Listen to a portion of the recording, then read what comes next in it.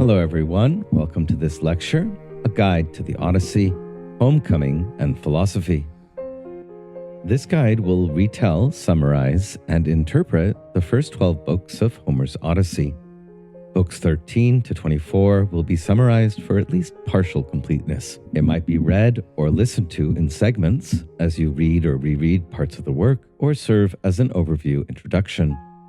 I'll be using the Peter Green translation with a lot of help from two books in particular, M.L. West's The Making of the Odyssey, 2014, and Robert Tyndall and Susanna Bustos' The Shamanic Odyssey. I'll also be drawing analyses from Emily Wilson's Norton Critical Edition, Hexter's 1993, A Guide to the Odyssey, a companion to the Fitzgerald translation, Edith Hall's The Return of Odysseus, and others. By the end, we'll look at philosophical responses, ranging from the ancient to the modern perception, Plato, Nietzsche, Adorno, Susan Neiman, and more. Every journey through the Odyssey must be selective, since there are dozens, if not hundreds, of approaches out there to every book, scene, and topic. Here, concerted attention will be given to the mythological backdrop, relevant if you are watching this in the context of my classical studies classes, and to aspects of the work's philosophical reception, relevant if you're taking this for Phil and Lit. Coverage must remain far from comprehensive, since few texts have been so frequently interpreted and overinterpreted, translated and retranslated. The classicist Bernard Knox once remarked that the subject of Homer is one upon which no two people can be expected to agree entirely. The undulating, mesmeric sea-like quality of the hexameter verse contributes to its vast and inexhaustible polysemy. With this in mind, let's dive in. As Peter Green remarks, the change of atmosphere that greets anyone turning from the Iliad to the Odyssey is total and immediate, like the sudden emergence of sunlight after a long gray winter. Grinding, unrelenting formulaic warfare in the Iliad is replaced by pastoral idyls and observations, individualism, cosmopolitanism, and adventure in the Odyssey. Fate, Moira, gives way to choice. Old myths are transformed by new discoveries. If the Iliad is the poem of force, as Simone Weil argued, it could be said that the Odyssey is the poem of human choice and freedom. Certainly, the Odyssey is more appealing than the Iliad for general readers, although Homerists tend to prefer the Iliad. Centuries of readers have taken on good authority that the Iliad and the Odyssey are the work of a single author named Homer, who lived in Greek Asia Minor between the 8th and the 7th centuries BCE. Since the 19th century, they have been read as the work of the oral tradition of poet-bards, or rhapsodes, song-stitchers, over generations, either with Homer as the last and the greatest of them, perhaps a literate rhapsode who committed it to papyrus, or versions in many dialects were in circulation until Alexandrian commentators harmonized them together into the text that survived.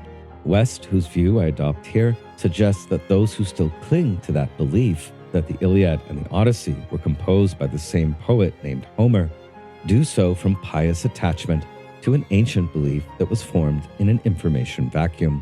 West also shows that unlike the Iliad, which contains a range of historical materials, the Odyssey is a later work of a single poet, who he names Q, a nod towards what has been known since antiquity as the Homeric question.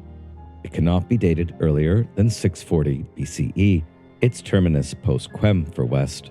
While many speak as if Homer wrote both works, the Iliad during youth and the Odyssey in maturity or old age, which was Longinus's view in antiquity, in fact for West, he, Q, was not the author of the Iliad. It is a different world that he portrays, and he sees it from a different perspective. The moral values are different. The gods appear as a much more unified body, supporting good conduct and punishing bad. Q himself was a very different kind of artist from the Iliad poet, with great virtues and many flaws. He is inventive and original, excellent at imaginative descriptions of landscape and everyday activities, for which he has a pronounced taste. Characterization, scenography, transition, diction, all argue for a different single author. According to West, while we cannot pinpoint Q's exact location, his geography is that of an Attic poet, and he is likely from Euboea, the largest island off mainland Greece.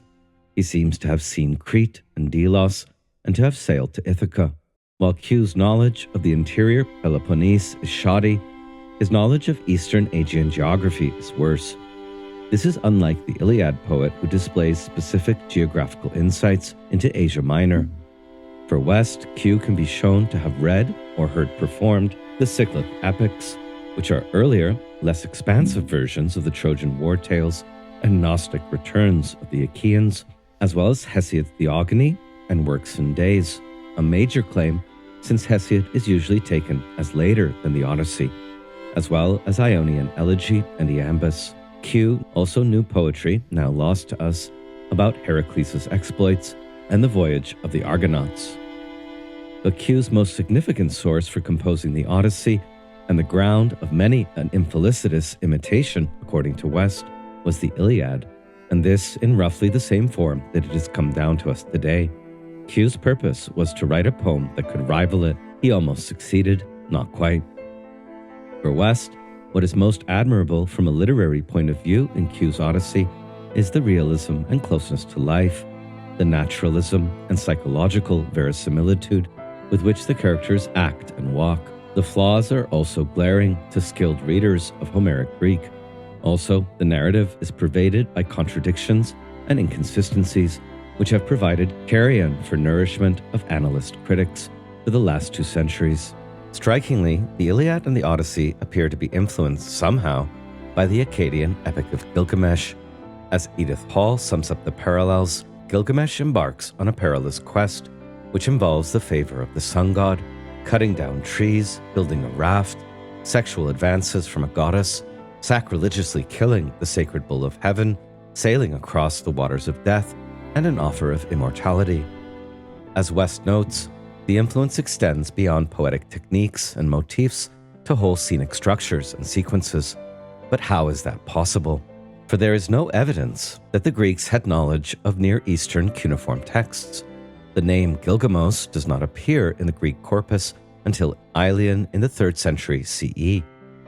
West toys with the idea that there was a Greek version of Gilgamesh in circulation by a bilingual poet, as there were Greek Gilgamesh versions in Hurrian and Hittite, but he rejects the hypothesis due to the absence of any Akkadian names or other forms of mythological influence on any other Greek poems.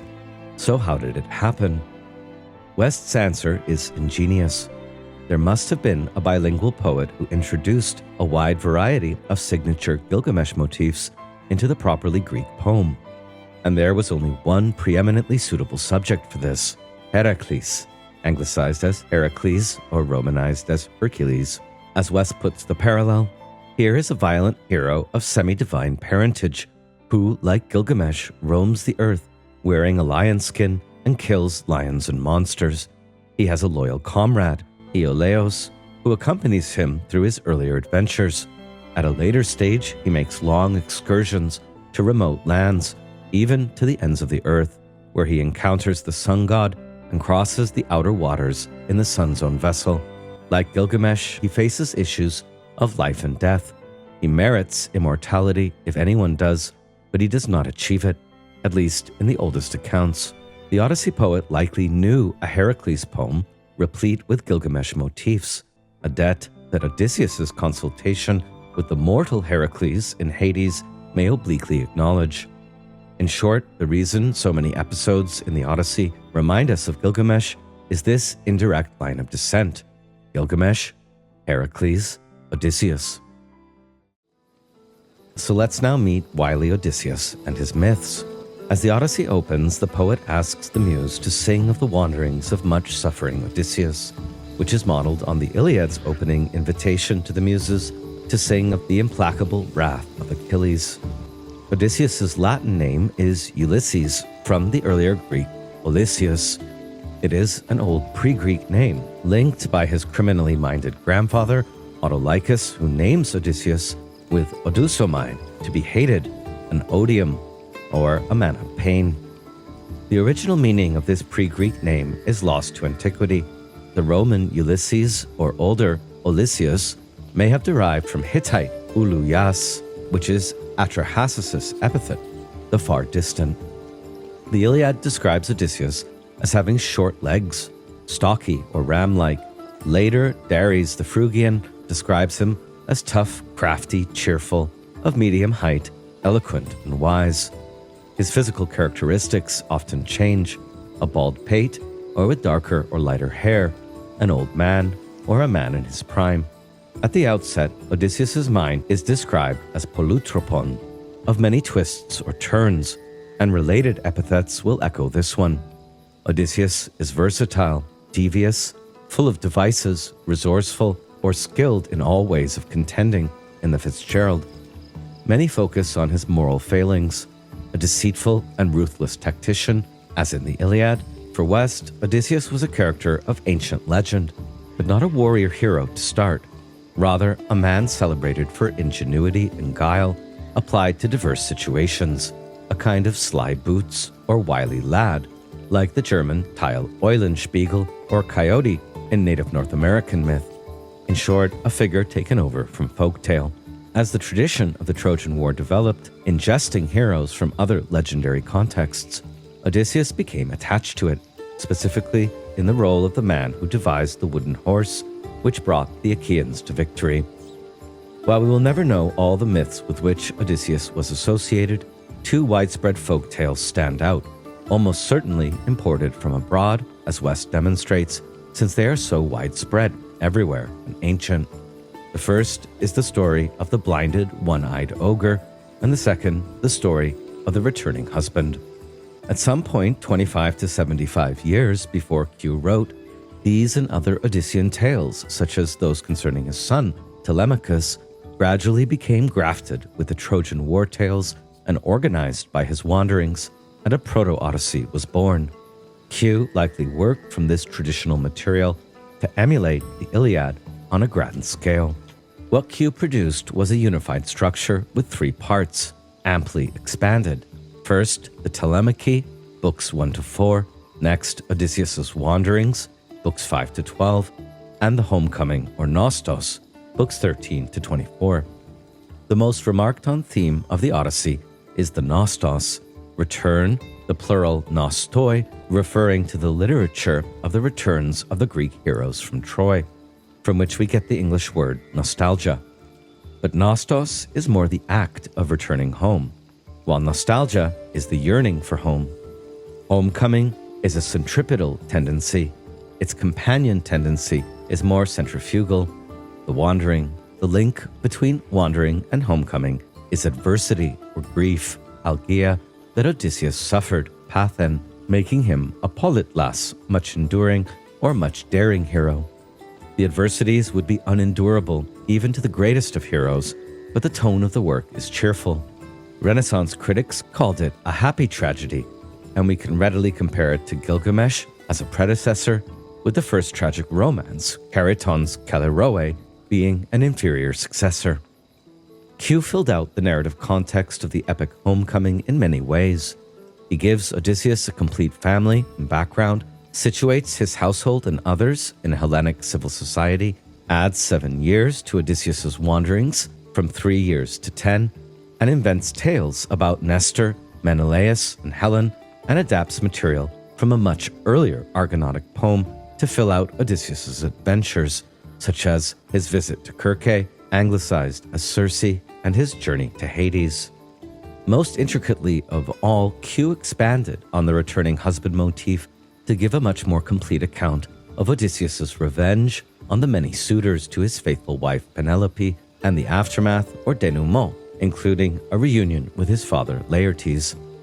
As to literary genres, the Odyssey is a kaleidoscopic work consisting of many subgenres: lament, dream, prayer, insult, invitation, praise, prophecy, description, anecdote, advice, and much more. The poem itself is even more versatile than its hero. Much of the Odyssey reads today as imaginative cinematography, which makes it surprising that other than the 1954 film Ulysses, starring Kirk Douglas, the 2024 The Return, starring Ralph Fiennes and Juliette Binoche, is yet to be released, and there are no big-budget productions on the scale of the disastrous film Troy, starring Brad Pitt and based on the Iliad. However, there have been 2 TV miniseries, Franco Rossi's Italian 1968 Adventures of Odysseus, which is quite close to the original, and a 1997 American miniseries, The Odyssey, starring Armand Descent. If you are studying this in Phil and Lit, you'll watch and analyze them. Since most of my students are somewhat familiar with the Iliad or the Odyssey, but not usually both, a few words on the differences of outlook and worldview across the two poems are needed. As Green puts it, the Odyssey describes a world that is different in moral, social, and religious terms from the formulaic, aristocratic society portrayed in the Iliad. With the notable exception of Poseidon, the gods are no longer the spiteful and quarreling family whose vices incurred the harsh criticism of thinkers like Xenophanes. Like their human counterparts, they are acquiring middle-class ethical habits. Few of the gods now have speaking roles. For the most part, they give tacit agreement to the generally acceptable decisions of Zeus and Athena, but the limits of their power remain uncertain. Inexorable fate and destiny are still lurking in the background. Furthermore, though the Odyssey sets out to depict the end of the heroic age, it is made clear throughout that the post-war horizons of the Mediterranean world have definitely opened up. Peaceful sea travel has developed. Destinations as far afield as Sicily, Sidon, Egypt, and the Black Sea are not uncommon. These are still remote areas, but measurably more is now known about them than can be deduced from the Iliad, and thus Green agrees with West in dating the Odyssey to no earlier than the 7th century BCE.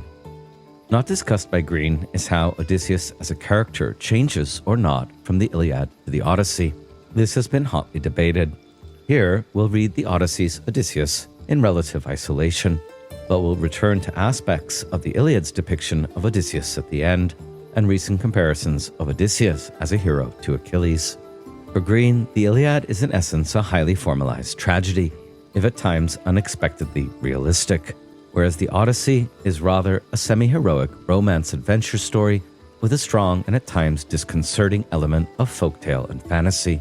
Both texts are written in a 6-beat rhythm, dactylic hexameter, in an elevated style and vocabulary that already sounded arcane by classical times. Matthew Arnold set the desideratum, or thing most needful for translators, to reproduce the rapid, direct syntax and ideas, and to render the language lofty, elevated, or noble. These qualities of the verse are undeniable.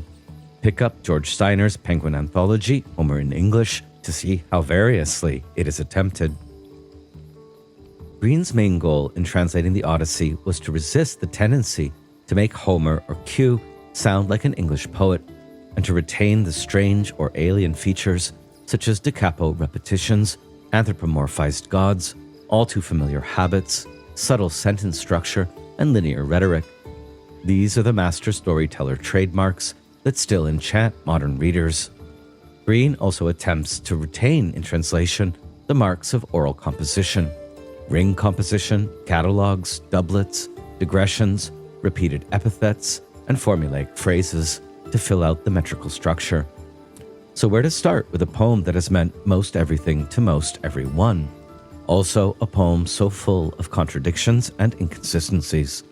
Well, it's best to read it for yourself. As Green underlines, what is bedeviling to translators and commentators should not impact the reader's first unforgettable exposure. First-time readers of the Odyssey should be allowed to establish their own personal impression of it before listening to the competing chorus of professionals who are all too ready to shape their opinions for them. Knowing that many students will not have the time, I've tried to balance basic coverage and interpretation. So just by reading or listening to this lecture, you'll get a fairly solid overview of most of the contents in the poem. My own first impression was formed in a gnarled willow protruding off a cliff on UBC's incomparable campus, as it was in 2001. In the summer of 2024, I enjoyed Green's translation during a week on Zakynthos and found it riveting. Excellent translations of the Odyssey abound. I am a fan of Fitzgerald's elegant poetry, which he wrote hunkered down in a Greek sea retreat, shaken by the impact of Mediterranean winter storms on the rocks below. I'm not as much a fan of Fagel's modernizing word choices. I agree with Green that the Lattimore translations, while most accurate, are too difficult of access to speak aloud. I have chosen to work from Green's translations due to their fidelity to Lattimore's accuracy, plus the key quality of declaimability or speakability for modern readers. Green also gives us a taste of the uncanniness of the original. However, Emily Wilson's iambic pentameter Odyssey might be more entertaining for some. Wilson also has the distinction of being the first woman translator of the Odyssey into English, something Anne Dacier did into French long ago, and the first to focus on gender and power relationships. Wilson sheds new light on elided female characters, servants and slaves. In a Vox interview, she remarks, "Earlier translators are not as uncomfortable with the text as I am, and I like that I'm uncomfortable." Wilson goes on with a real zinger in one of her public talks, quote, "I've seen from teaching it in other translations that there can be a tendency among students to think that the Odyssey goes kind of like this. It is an old-school comic book superhero story about an unproblematically heroic male Western hero, implicitly white, who is good because he crushes the bad guys, foreigners, and witchy women, all of whom are othered in an entirely uncritical way. And he understands the value of hospitality, which apparently was important for the Greeks. Write it down, you get an A. And the story has a happy ending because the good guy gets back with the objectified wife and regains all his wealth, all his slaves, a nice celebration of family values, consumerism, patriarchy, war, superiority of normal male people over foreigners and girls." If that was all the Odyssey was, Wilson would not like it, as she goes on to say. As the introduction to her text elaborates, the chief feature of the text is complexity, and the most distinctive feature of its hero is his multiplicity. A migrant, a pirate, a carpenter, a king, an athlete, a beggar, a husband, a lover, a father, a son, a fighter, a liar, a leader, and a thief.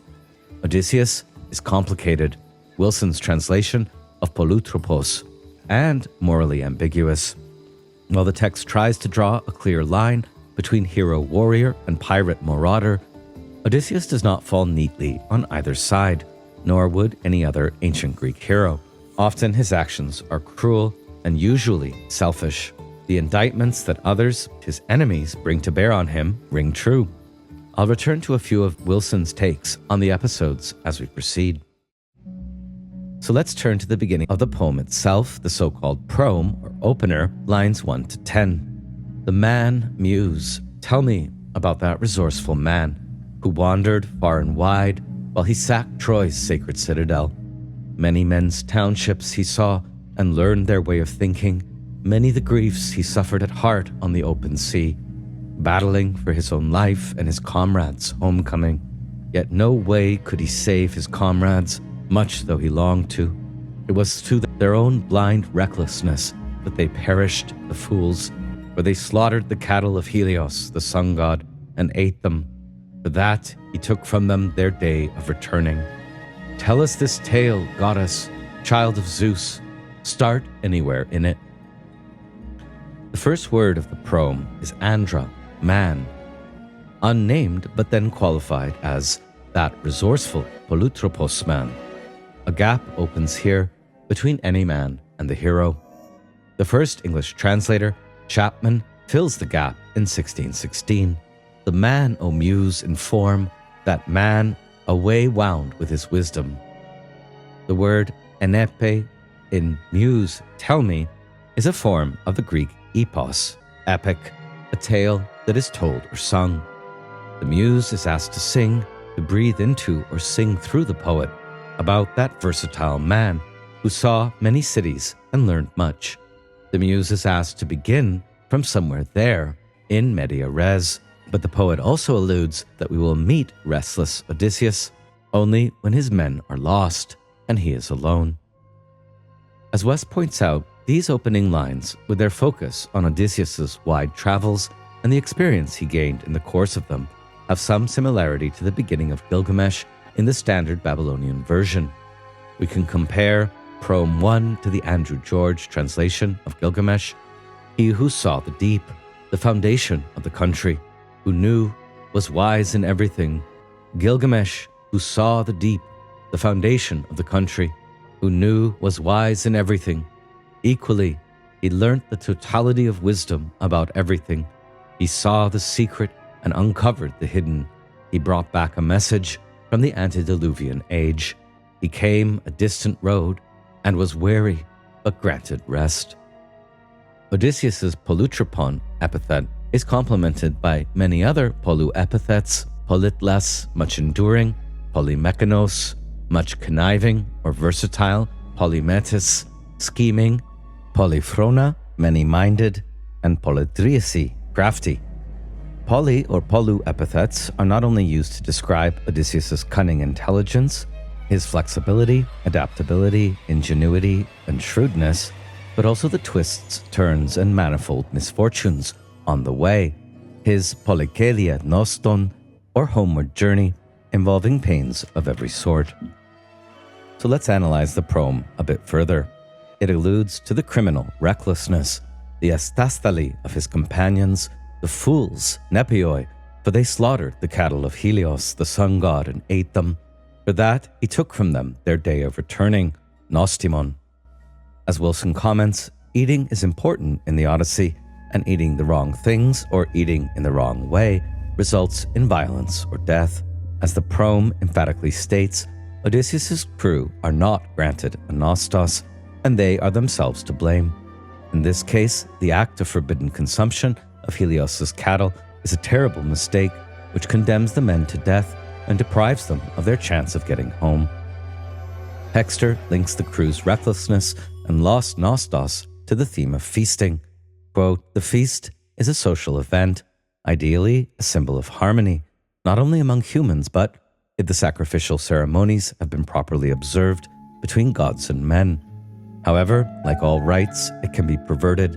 The theme of eating is remarkably prominent in the Odyssey, both good, the meal in Eumaeus' hut, and more frequently bad, monstrous cannibalism. Odysseus' crew eating of Helios' herd, and the suitors gorging themselves in Odysseus' home on his substance. The crew's criminal behavior is thematically related to the suitors' atastali.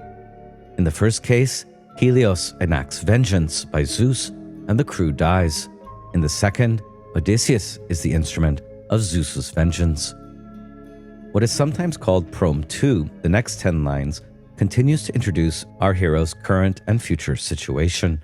Quote, "Now the rest, the Trojan heroes, all those who'd escaped from sheer destruction, were home by now, survivors of both warfare and sea. Him alone, though longing for his homecoming and his wife, the queenly nymph Kalypso, bright among goddesses, held back in her hollow cavern, desiring him for her husband. But when the year arrived and its circling seasons, in which the gods had ordained he should make his homeward journey to Ithaca, not even then would he be free of trials, even among his own people. Odysseus, being held back in Kalypso's cave, will prove to be another case study in Xenia, hospitality. He is given everything that Xenia demands and more for 7 years, except the possibility of leaving. As to the many wanderings, or being driven around, the word plankthe is etymologically related to our word for wandering planets, and English has several words that correspond here. The first is voyage, from Old French voyage, Latin viaticum, or provisions for the road, and it has a more spatial sense. The second is journey, from Old French journée, Latin diurnum, or the portion of the day, which has a more temporal sense. The third word is travel, from Middle English travail, and is more connected to arduousness than pleasure, as it is not today. As Daniel Mendelssohn puts it, the one word in the English language that combines all of the various resonances that belong severally to voyage and journey and travel, the distance, but also the time, but also the emotion, the arduousness, and the danger, comes not from Latin, but from Greek. That word is Odyssey. Since antiquity, there has been much discussion trying to reconcile the mythical with real-world geography. Herodotus and Strabo stand out in antiquity, Victor Berard and Robin Lane Fox in recent times. While linking the wanderings of Odysseus to real places may shed some vague historical light on ancient perceptions of the world, and the reaches of Greek colonization in the 7th to 6th centuries BCE, and of course such mapping is indispensable for those planning to retrace Odysseus' steps in their own Mediterranean voyage. For our purposes, I'll treat the geography as mythical. We might ask at the outset, what is more important, the wandering or the homecoming? The difficult travel and learning or the belonging to home? Odysseus wanders and returns. While readers have often been attracted to one or the other, they are well balanced in the poem.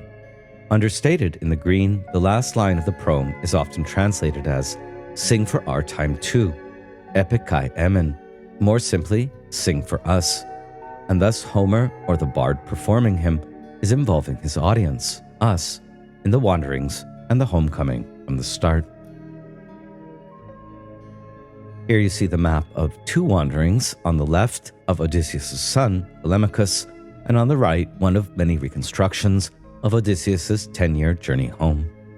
So let's turn now to the first 4 books of the Odyssey, the so-called Telemachy. Here's a cast of the main characters to help you keep some of the names straight. There's many members of the family household, several suitors and other Ithacans, nearby friends, and the main gods, who are most important for the action in the Telemachy. As M.L. West summarizes Book 1, quote, "In the first rhapsody, foundations are laid for the later narrative. We learn of Odysseus' situation and that prevailing in Ithaca. We are introduced to a number of significant characters, Telemachos, Penelope, the 2 leading suitors, and the nurse Eurykleia. We also have a sight of the bard Phemios, and we hear about old Laertes' situation. Athena establishes herself as an active mover of events on Odysseus' behalf. Now, in terms of narrative chronology, Odysseus' calendar, after 3 years of wandering and 7 years on the island of Ogygia with Kalypso, and Telemachos' calendar, home on Ithaca in early manhood and about 21 years old, are synchronized as the epic begins. In other words, within the expert use of time shifts, flashbacks, and backstories, events across the epic are taking place for father and son within the same overall length of time, around 39 days, and Q will attempt to preserve this synchronized chronology. However, as West notes, the synchronized chronology only works if Telemachos' calendar is suspended for 4 weeks during his stay on Sparta, then reset to Odysseus' Nostos in Book 13.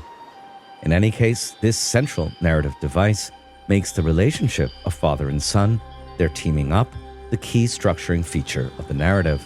Telemachos approaches manhood with Athena's help as Odysseus nears the end of his 10 years of war and 10 years of wandering, or 20 years total. In fact, Penelope will resign herself to remarriage, announcing the contest for her hand only at the last possible instant. At the start of Book 1, Telemachos is a vulnerable character, immature, weepy, moody, and snappy at his mother. Still, the narrative uses the epithet thoughtful, pepnumenos, to describe him. As the narrator shifts to the opening Counsel of the Gods, we get the point that Odysseus is in plight. Events are at an impasse, a state of frustration and paralysis, both for the hero and for his family back home. All the gods felt pity for him, except for Poseidon, who still nursed unabated wrath against godlike Odysseus until he reached his native land. In fact, the wrath of Poseidon will continue to haunt Odysseus after his arrival home. Poseidon's visit to the remote Ethiopians, not literal Ethiopia, but 2 mythical lands and groups, one where Hyperion rises and the other where he sets, giving the people sunburnt skin. Poseidon's absence gives the impetus for an assembly of the gods. However, the gods are not meeting on Odysseus' behalf. Rather, they are in casual conversation. All the Olympian gods, except Poseidon, are present, but only Zeus and Athena speak. First, Zeus speaks of the tragic homecoming from Troy of Agamemnon, king of kings among the Achaeans, who was murdered by the usurper Aegisthus and his unfaithful wife, Clytemnestra, and of the vengeance against them both by Orestes, Agamemnon's son. These are events related at length in the Nostoi literature and later in Aeschylus's Oresteia. This opening casual conversation of the gods on Olympus is far from the non sequitur it may at first seem. Q is establishing mythic prototypes in the Nostoi literature for the tale he will now relate. Virtuous Penelope is the opposite of vicious Clytemnestra, and Orestes is the mythic model for Telemachos in his battle with the suitors. Athena agrees that Aegisthus got his deserts, but changes the subject to Odysseus, of whose situation we now hear a fuller account. The goddess mentions that her heart is distressed on account of clever Odysseus. We hear of his being detained on Kalypso's island, her background and character, and of Odysseus's longing for home. Zeus assures Athena that he is aware of Odysseus's situation and in favor of getting him home. The only obstacle has been Poseidon's opposition, the reason for which we now learn is that Odysseus blinded his son Polyphemus. Now that Poseidon is away, a plan can be made. Zeus, in his bright Olympian halls, responds to Athena, "How could I ever forget the godlike Odysseus, who from mind surpasses all mortals, who sacrificed most to the deathless gods?" Athena proposes divine action on two fronts. Hermes should go to Kalypso and tell her to send Odysseus on his way, while she herself will go to Ithaca and energize Telemachos. Regarding the latter, which initiates the Telemachy, books 1 to 4, Athena will incite Telemachos first to call a public meeting and rebuke the suitors, and then to go abroad, seeking news of his father. And it is through this visit to Ithaca that a hitherto passive Telemachos is switched on and becomes aware that he is an adult, begins to assert his position in the house, and from now on maintains a hostile attitude towards the suitors. Zeus and the other Olympians' assent to Athena's plan is only implied.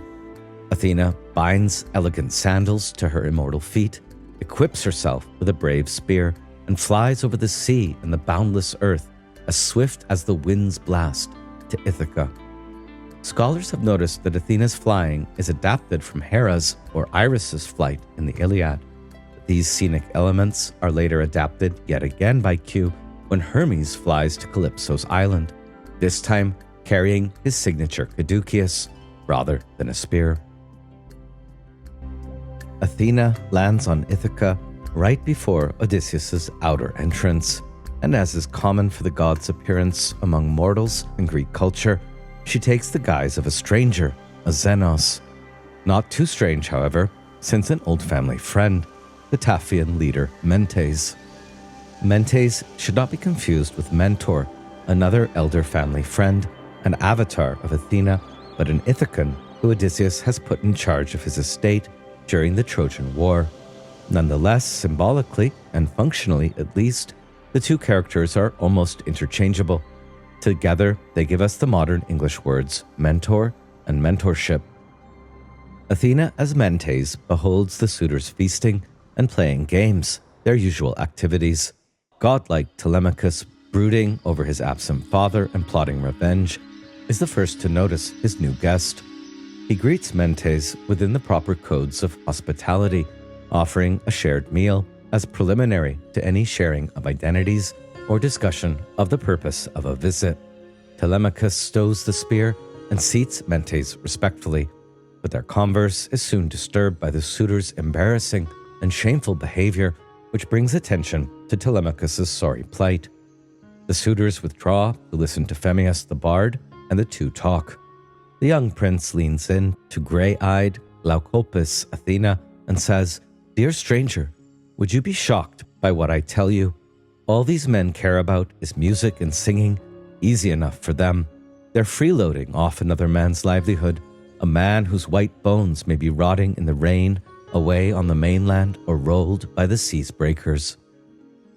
Announcing his identity and purpose in Ithaca and his guest friendship with Odysseus' house, going back to Laertes, Odysseus' father, who is still alive in the country, but miserable in wasting grief over the whole situation, Mentes then shares the rumor that Odysseus is alive as the reason for his visit, and predicts by divine inspiration a most dire retribution for the suitors. Asked to confirm his identity, Telemachos says he can't be wholly sure who his father is, but his mother tells him it's Odysseus, a standard complaint in those days.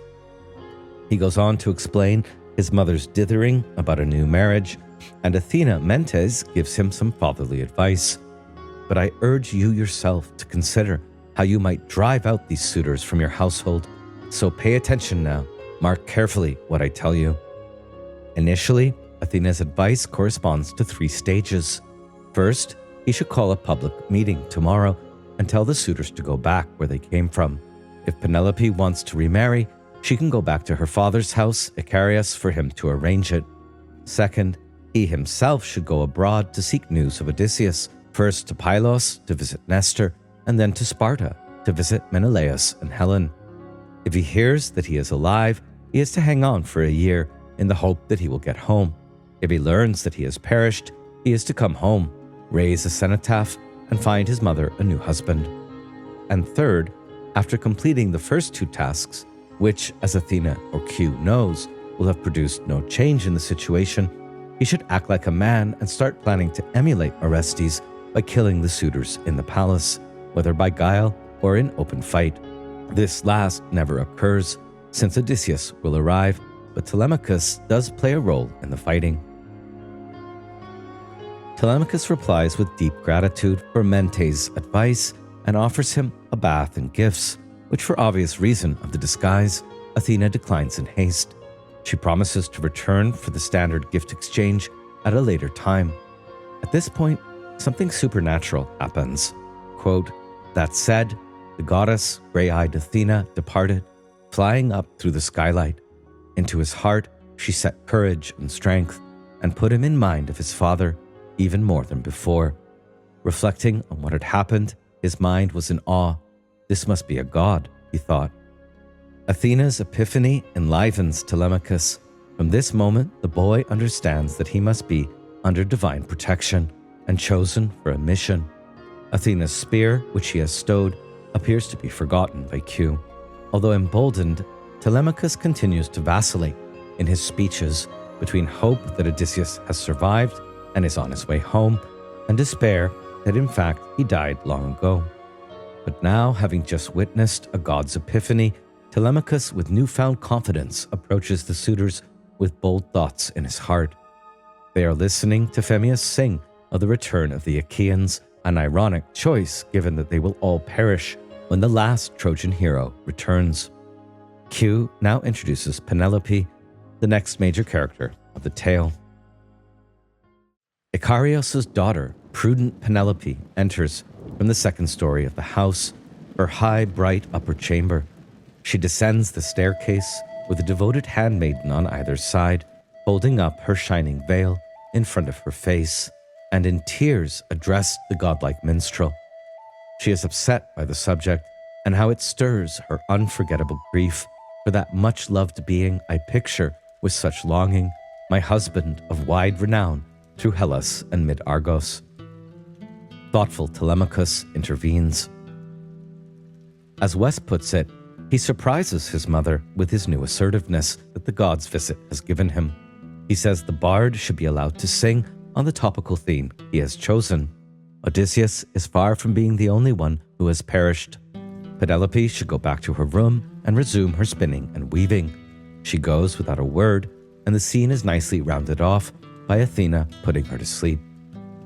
We can ask, a light remonstration on gender norms or what? As Wilson reads it, unable to stand up to the suitors by himself, Telemachus instead practices masculine self-assertion by putting down his mother, and this is a tactic he utilizes more than once. There is certainly a marked emotional distance between them. Perhaps Telemachus is aware that Penelope's remarriage may well result in his own disinheritance or death, making him a kind of proto-Hamlet figure. Meanwhile, the disrespectful suitors continue to feast, and Telemachus turns his attention to them, announcing his resolve, quote, "Get out of my house.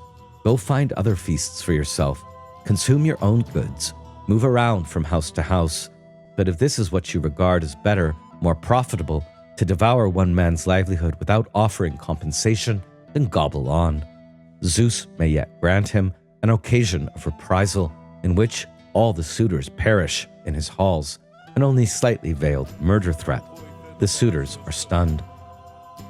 Penelope's entrance and mourning over her lost husband and his denied Nostos tells us a fair bit about her.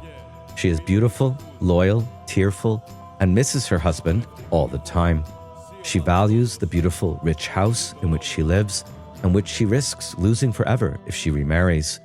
It's not clear if the suitors intend to divide up the property when Penelope departs with a new husband, or if one of them will become king of Ithaca by her side. Also, much courted Penelope resembles Helen. She's part of Helen's family in other myth, the woman to whom all Greek heroes came as suitors. And Penelope's house also echoes the besieged town of Troy when the Greeks were fighting to take Helen back home, as Wilson observes. Next, as Book 1 winds to a close and we transition to Book 2, we meet the wise old nurse, Eurykleia. Most famous for recognizing the scar on Odysseus' foot, which will happen much later on, she escorts Telemachos away from the suitors and to his well-appointed courtyard and chamber, somewhere at the corner of the family estate, for his nightly bedding down routine. Though herself of noble lineage, long ago she'd been bought by Laertes at a good price when she was still a young girl, 20 oxen no less.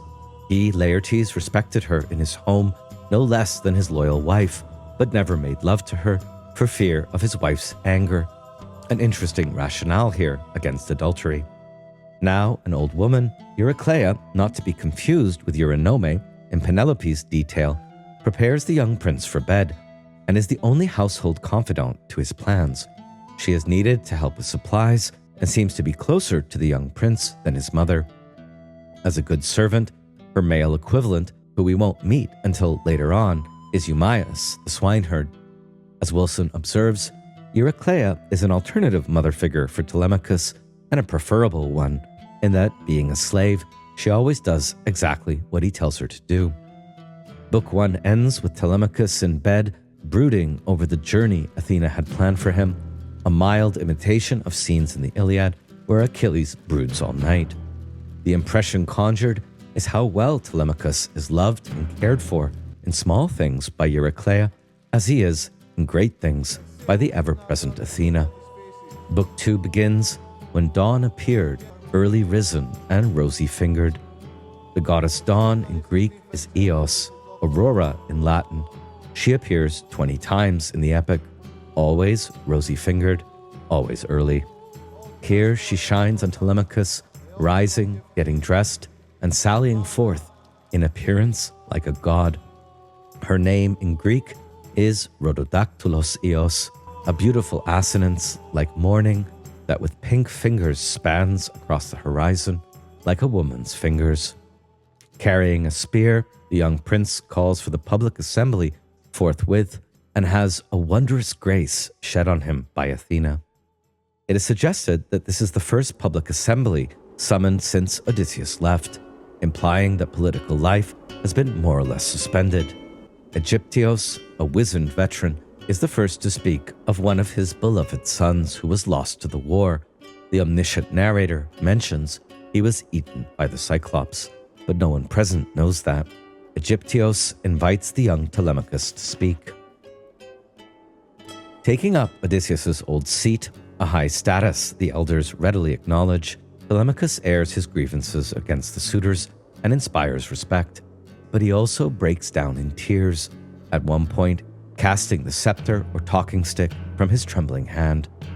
We are shown that Odysseus is well regarded, and that if his return were to happen, it would be greeted with joy. On the other hand, the suitors are able to make a fair case for themselves in view of promises or half-promises that Penelope has given them over several years. Antinous, the chief and nastiest of the suitors, reveals how Penelope has been weaving her shroud for Laertes for 3 years, promising to marry upon its completion. However, in the 3rd year, she was caught in the ruse of unweaving it at night. This is her metis, scheming or cunning. She has even sent encouraging messages to each suitor, they claim, but all the while her mind moves somewhere else. pillaging of the household estate in revelry will continue until Penelope agrees to marry a suitor of her own choosing. As West notes, we are not told how the people react on hearing these matters aired, but we have had at least a sight of the Ithacians and may now be ready to accept their remaining passive and out of the picture until the killing of the suitors arouses their kinsmen to action closer to the end. Dramatic, pathos-rousing back and forth between Telemachus and Antinous continues as Telemachus calling on Zeus, god of assemblies, and Xenia, and Themis, often personified as a goddess of customary law, Nomos. At last, Zeus valorizes the young prince's claim and shows his unequivocal support by sending an omen. So Telemachos spoke, and for him far-seeing Zeus sent 2 eagles flying down from a lofty mountain peak. For a while they glided, riding upon the wind stream, side by side, close together, wings wide outspread. When they arrived at the midpoint of the many-voiced assembly, then they circled over it. With but a whir of beating wings, they tore each other's cheeks and necks on both sides with their talons, looking down with death in their glance on the heads of the crowd, then sped off to the right above their homes and city. Halitherses, the reliable bird sign and omen interpreter, is quick to explain that this foreboding omen reveals with absolute certainty that Odysseus, now gone for over 20 years, 10 for war and 10 for wandering, is about to return, and that this will spell slaughter and death for all the suitors. Eurymachus, the sometimes conciliatory but two-faced suitor and second in command to Antinous, as it were, dismisses the seer's warning of disaster and repeats Antinous' call for Telemachus to make Penelope remarry, otherwise the suitors will stay put. At this point, the young prince abandons his appeal and announces his intention to travel to Pylos, Nestor, and Sparta, Menelaos, to seek news of his father. Mentor, in his own form here, rather than Athena's, as will occur later, speaks to reprove the Ithacians for sitting silent and failing to remonstrate with the suitors. The assembly disperses shortly after another suitor gets the last word. We might speculate that the assembly is hesitant to side with Odysseus' son against their own nobles, and that many present lost sons to the Trojan conscription. Whether they blame Odysseus, covet his estate, fear civil war, or simply desire to move on is unclear. What is clear is that Telemachus' legal recourse has fallen flat. No help will come from the Ithacians. Telemachus next withdraws to the seashore to pray to the deity who had earlier appeared to him, and the scholiast astutely notes that he prays to a deity he had not yet identified. Athena now appears in the form of Mentor, a supporter in the assembly and the ward of Odysseus. It is less likely that she takes over the body of the real Mentor and more that she takes on his appearance. Athena uses her power to rally the demoralized Telemachus and acquire a ship with a crew of volunteers, aligned with the young prince and sympathetic to his cause. Telemachus returns home to arrange the provisions. Upon returning home, the young prince is greeted by Antinous with bonhomie, as if nothing had happened. Telemachus rejects him and restates his hostile intentions to punish all suitors. The suitors begin to worry and hatch their assassination plot. There are a cacophony of suitor voices as to possible outcomes. The idea that Penelope will return to her father with her dowry upon remarriage, leaving Telemachus as the rightful heir of his own estate, is unappealing. Much preferred would be that the suitors divide the wealth of his estate among themselves. The suitor who marries Penelope would acquire the house, possibly the kingship. Here we see that Telemachus' situation is more vulnerable and precarious than he may have realized. For the suitors have now put 2 and 2 together and understood that his legal claim is the only thing standing in the way of their shared interest. Next, Telemachus goes directly to Eurykleia, the old nurse, who is dismayed, rightly fearing death for Telemachus on the unharvested sea and trouble from the suitors during his absence. Telemachus assures her that the plan is under the guiding protection of a god and swears her to silence and secrecy, even from his mother, for 10 days, who he says he does not want to worry with tears. Eurykleia arranges from the storehouses provisions of the best wine and barley meal. Meanwhile, Athena, in the form of Mentor, has borrowed a ship from Noemon, son of Phronius, or Thoughtful, son of Intelligence. Later, Noemon will wonder if it was Mentor or some god, and he'll mention that he just saw Mentor the other day, so how could he be away with Telemachos? The suitors are spirited to bed early by Athena, so that Telemachos can be brought into the dark night to board the ship. The expedition is launched with great attention to nautical details. Athena Mentor embarks as the divine sponsor of the enterprise and takes up her seat at the stern. Remarkably, Telemachos seems to know a thing or two about sailing and commands the men. And so Book 2 ends. All night and into the dawn, the vessel cut her course. Book 3 begins at dawn, when they came to Pylos, the well-built citadel of Menelaos, where they find Nestor, his sons, and company in the act of sacrificing all black bulls to the black-haired earthshaker, the god Poseidon. Here Athena advises Telemachos how to overcome his diffidence or shyness. Nestor has a reputation for piety and wisdom, but also long-windedness and moralizing. This will be Telemachos' first experience of elite hospitality, and most of Book 3 provides an intricate exposition of the social world and customs of royal households. Q devotes most of his attention here to the minutiae of sacrifice, ritual, and etiquette. Pisistratus, Nestor's young son, coeval with Telemachos, will soon replace Athena Mentor as Telemachos' companion when he goes to Sparta, and so he's introduced immediately. The visitors are hospitably received and join in the prayers to Poseidon and the feasting, after which Nestor inquires who they are and what their business is.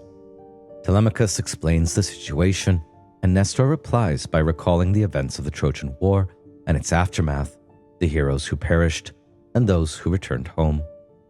Nestor was one of the few who returned home quickly without incident. He last saw Odysseus when they were separated near Cape Malea by a sea squall long, long ago. It is agreed, a bit redundantly since this was already the program set by Athena, that Telemachos will visit Menelaos since he returned from remote parts only in the last few years and might have more recent news of Odysseus. After much discussion of the means of transport, it is agreed that Nestor will provide a chariot and escort for a 2-day journey over land. By evening, Mentor Athena takes leave of the gathering to see to the ships, but then departs in sea eagle form at line 372, thereby allowing her divinity to be recognized. Nestor even identifies her as Athena, the goddess who used to show favor to Odysseus at Troy. At the start of Book 4, Telemachos arrives to Menelaos' palace to the scene of a double wedding. Menelaos' daughter, Hermione, is being married to Achilles' son, Neoptolemus, and concurrently, his illegitimate son, Megapenthes, is being married to an unnamed local girl, a daughter of Elector. The class structure of this double wedding is interesting. Menelaos is asked whether to receive the new guests, despite the double wedding ceremonies taking place, which are soon forgotten by Q in any case, and King Menelaos answers that the question is beyond foolish. Of course, noble youngsters will be entertained in his palace. How else to behave, you dolt? Menelaos' palace is clearly in a different league than Nestor's, since he has more recently returned with fabulous amounts of wealth from his Egyptian enterprises. The rich palaces of Nestor and Menelaos are likely intended to reflect folk ideas of Mycenaean grandeur. While Menelaos proves to be an ideal host, some readers have found him to be a bit pompous, self-pitying, narcissistic, and even uxorious, that is, having an excessive fondness or deference for his wayward wife. After bathing and eating, dialogue is introduced naturalistically, with Telemachos whispering to Pisistratus, "Just look, son of Nestor, friend dear to my heart, at all the bright shine of bronze throughout these echoing halls, the gleam of gold and amber, of silver and ivory. The court of Olympian Zeus must be like this inside. There's such limitless wealth here. I'm awed by the sight of it." Fair-haired Menelaos overhears this and corrects Telemachos that while with Zeus no mortal may ever contend, it may be that he is the wealthiest man on earth. He goes on to relate his 7 years of wandering after Troy and how he came to acquire his wealth. Meanwhile, during his absence, Aegisthus slayed his brother and lorded it over Mycenae. His present holdings do not compare to what was taken, not just Helen, but his possessions, the ultimate offense to Xenia. Next, Menelaos' grief over the loss of his royal retainers is mentioned, and he says, "But all of them I do not lament as much as I lament one."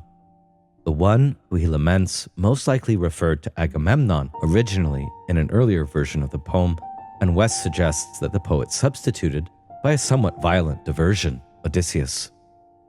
Listening to Menelaos' grief over his own father, Telemachus breaks into tears but conceals his weeping. This might be the poetic model for Odysseus doing much the same on Phaiakia. Telemachus' weeping goes unnoticed except by his host Menelaos.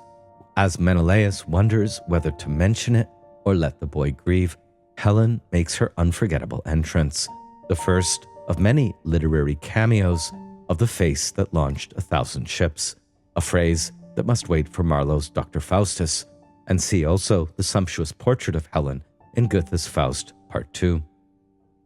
Conveying opulence and charm, quote, Helen came in from her fragrant high-roofed boudoir like Artemis of the golden distaff, and with her Adreste, who brought out for her a finely made recliner, while Alcippe fetched her a rug of the softest wool, and Philo a silver basket on wheels, fashioned of silver, its rims all finished with gold. It was this that her handmaiden Philo brought in and placed beside her, full of yarn already spun, and across it was laid the distaff, loaded with darkly violet wool.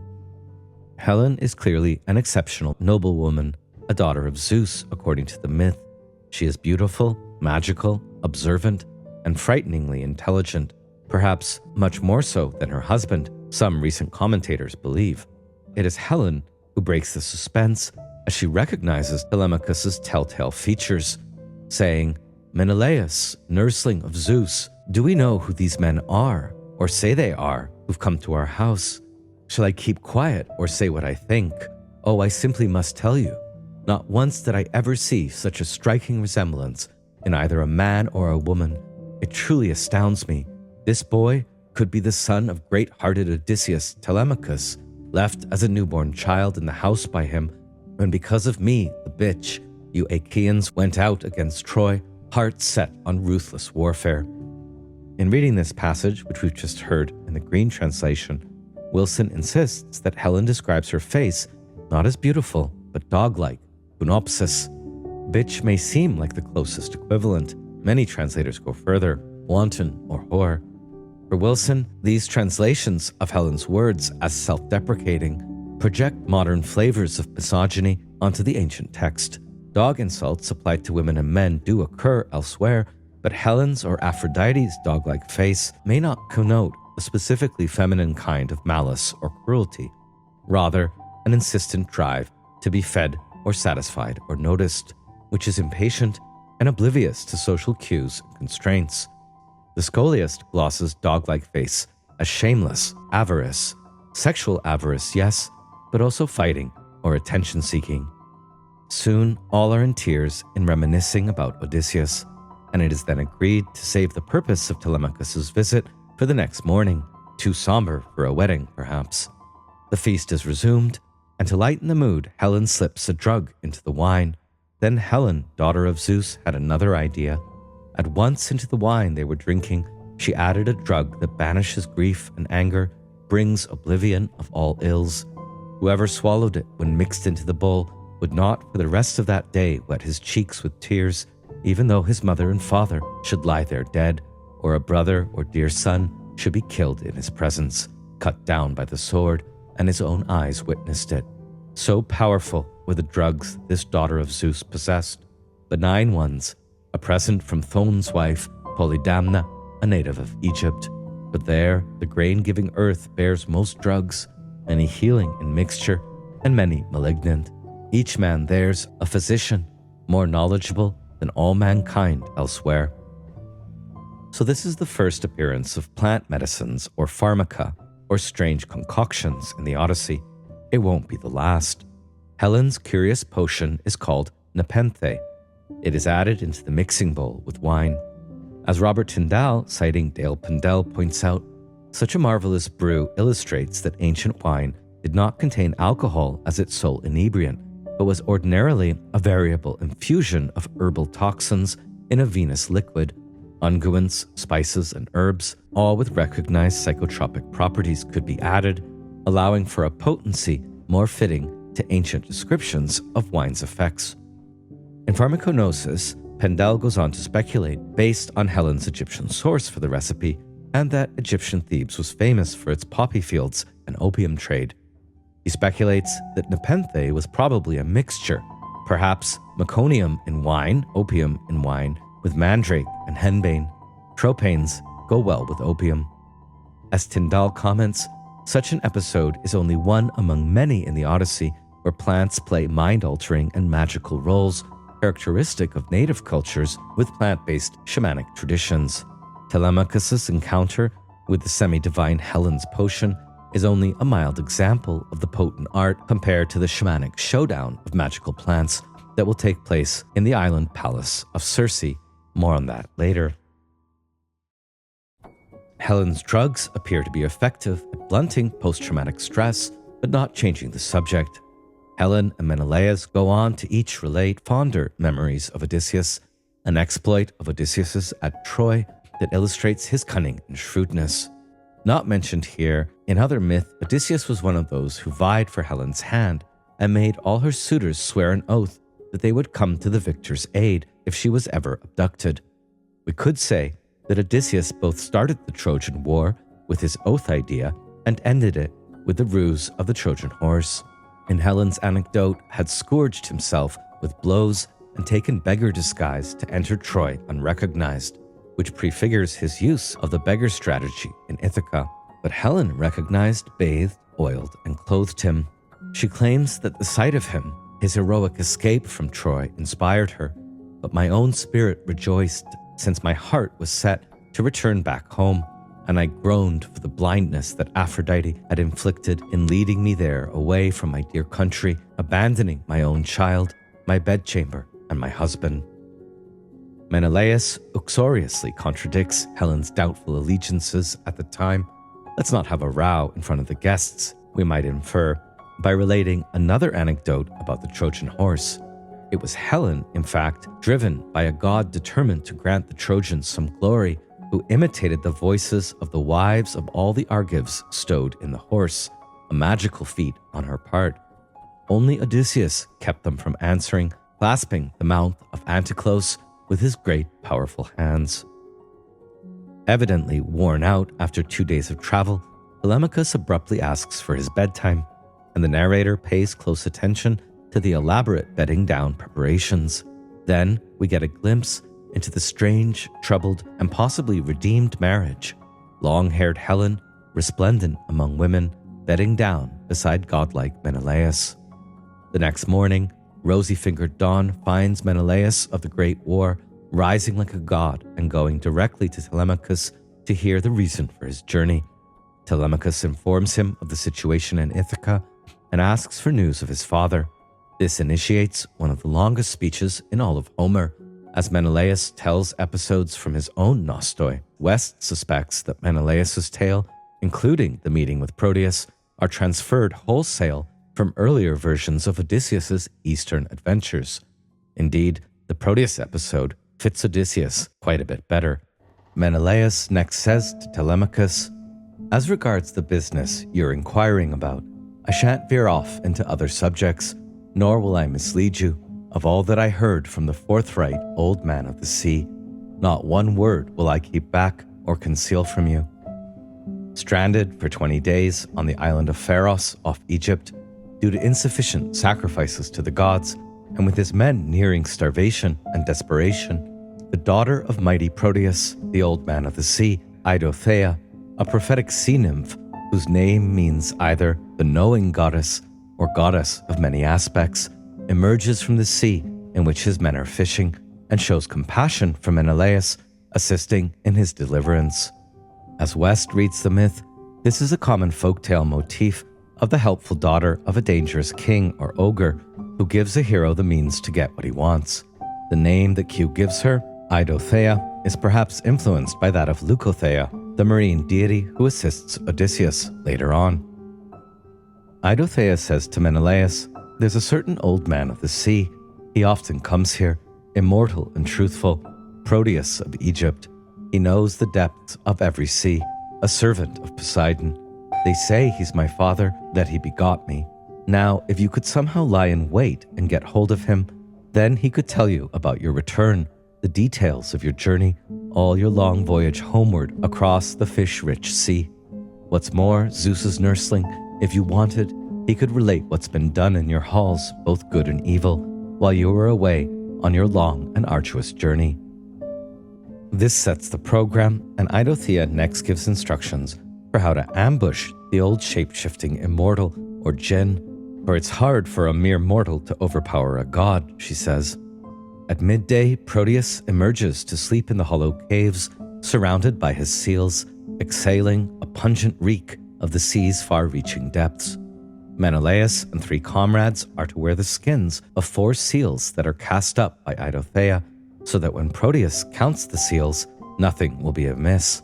She also dabs their noses with divine ambrosia, so that the fetid stench of the flayed seals will not be too overwhelming. Eidothea says to Menelaos, "Then muster up every last drop of your strength and vigor and hold him firm, though he'll struggle mightily to escape. He'll test you by turning into every creature that comes forth and moves on the earth, into water, into devouring fire. Yet keep him pinned down, hold on to him all the harder. And when at last he questions you in his own person, in that shape he had when you watched him settling down, then, hero, cease your violence and set the old man free.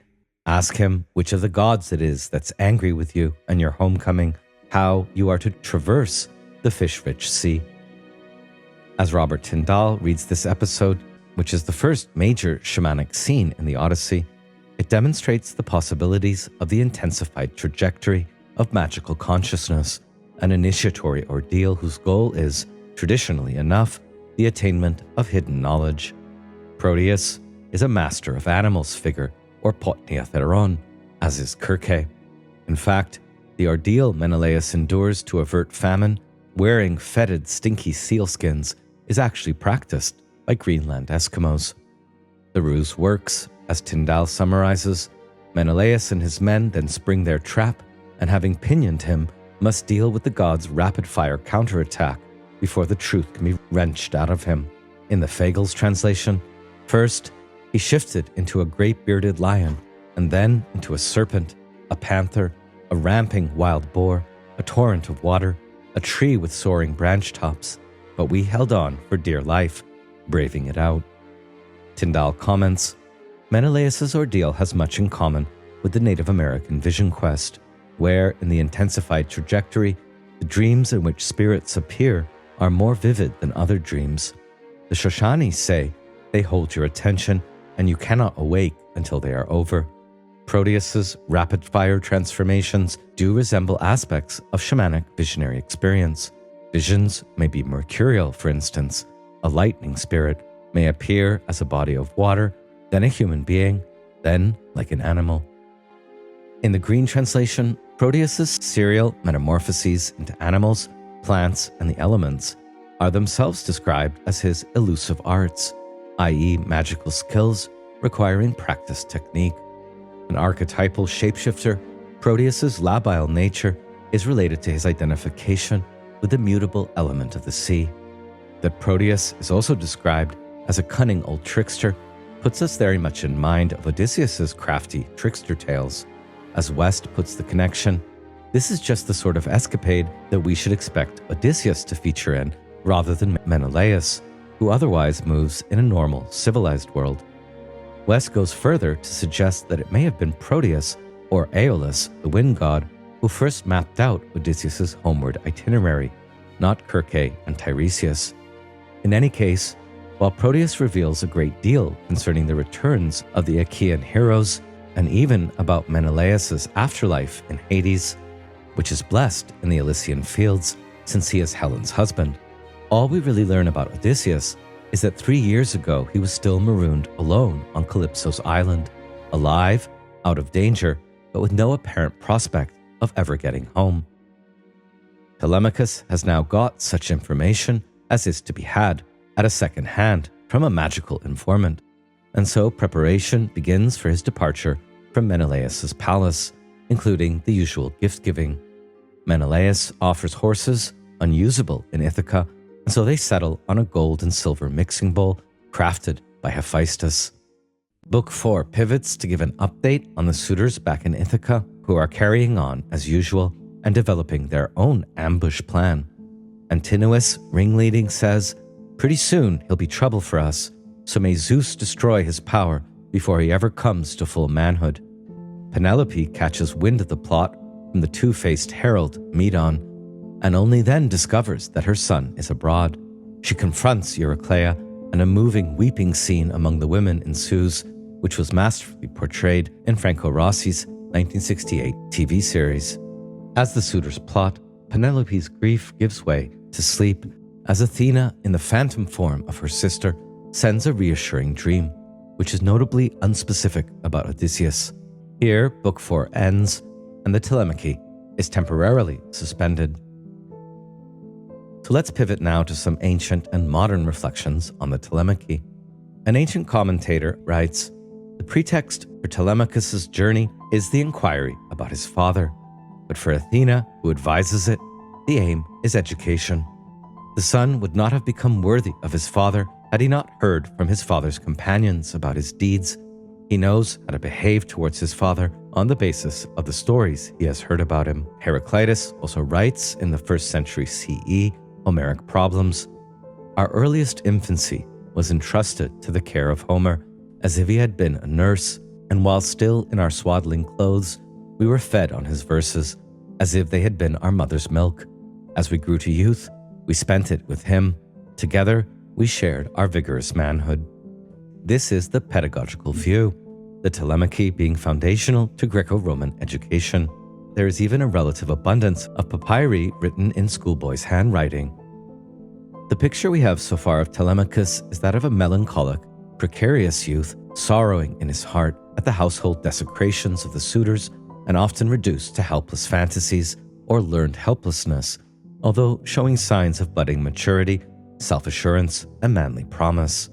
That Telemachus is an only child without brothers is unusual and suggests arrested development. Many have read the Telemachy and the scenes where father and son work together in the Nostos, books 15 to 24, as a pattern for male initiation or rites of passage. As Edith Hall points out, Telemachus fits the pattern of the initiation hero better than his father, as ancient admirers of Homer were also aware. Plutarch relates a later myth that Telemachus fell into the sea, ordeal, and symbolic death, and was saved by a dolphin, miraculous rebirth, so his father had dolphins engraved in his ring and shield. Interestingly, the end of his wanderings are later described as his suspension on the verge of sexual initiation. The gorgeous Helen provides him with a robe that he can bestow on a future bride. As to the modern reception of the Telemachy, the young prince's suitability for novelistic initiation explains why he became a star of the Bildungsroman novel, especially after Fenelon's 1699 Adventures of Telemachus. He has also inspired children's books. It's debatable whether or not he becomes a man, or if that's a good thing in his context, but Telemachus does mature within the social mores of the times. He starts out as a tearful adolescent and gradually becomes a confident public speaker, eventually a warrior. We also learn much about Penelope's character from the Telemachy: her fidelity, not beyond reproach due to leading the suitors on, her cunning or metis, a 3-year ruse of weaving Laertes' shroud, and her emotional instabilities and desperation now that all her tricks are used up. Alongside the ancient educational view, Freudian psychoanalysis might tend to view the setup of the Telemachy as vaguely Oedipal: a shadowy, absent father, a fatherless son, too much enmeshed in the world of women, and an all-too-beautiful protective mother from whom, like in most all hero tales, the effeminate young hero must free himself to enter the world of the fathers. It may also be significant that, in the end, he almost strings his father's bow himself. From a Jungian perspective, the Telemachy is replete with archetypes. If Penelope or Eurykleia represent the stifling or nurturing mother, Orestes or Odysseus is the unconscious self, and the suitors are the shadow. And the goddess Athena, as mentor or mentees, is the wise old man who goads the young hero into his individuation process, which unfolds as he enters the social world of his father, Nestor, Menelaos, and Helen. He even makes an age-appropriate friend in Pisistratus, and naturally, Telemachos' range of archetypal encounter is much more limited than his father's. For an engrossing contemporary autobiographical retelling of the Telemachy and the whole Odyssey really, check out Daniel Mendelssohn's 2017 An Odyssey, a Father, a Son, and an Epic.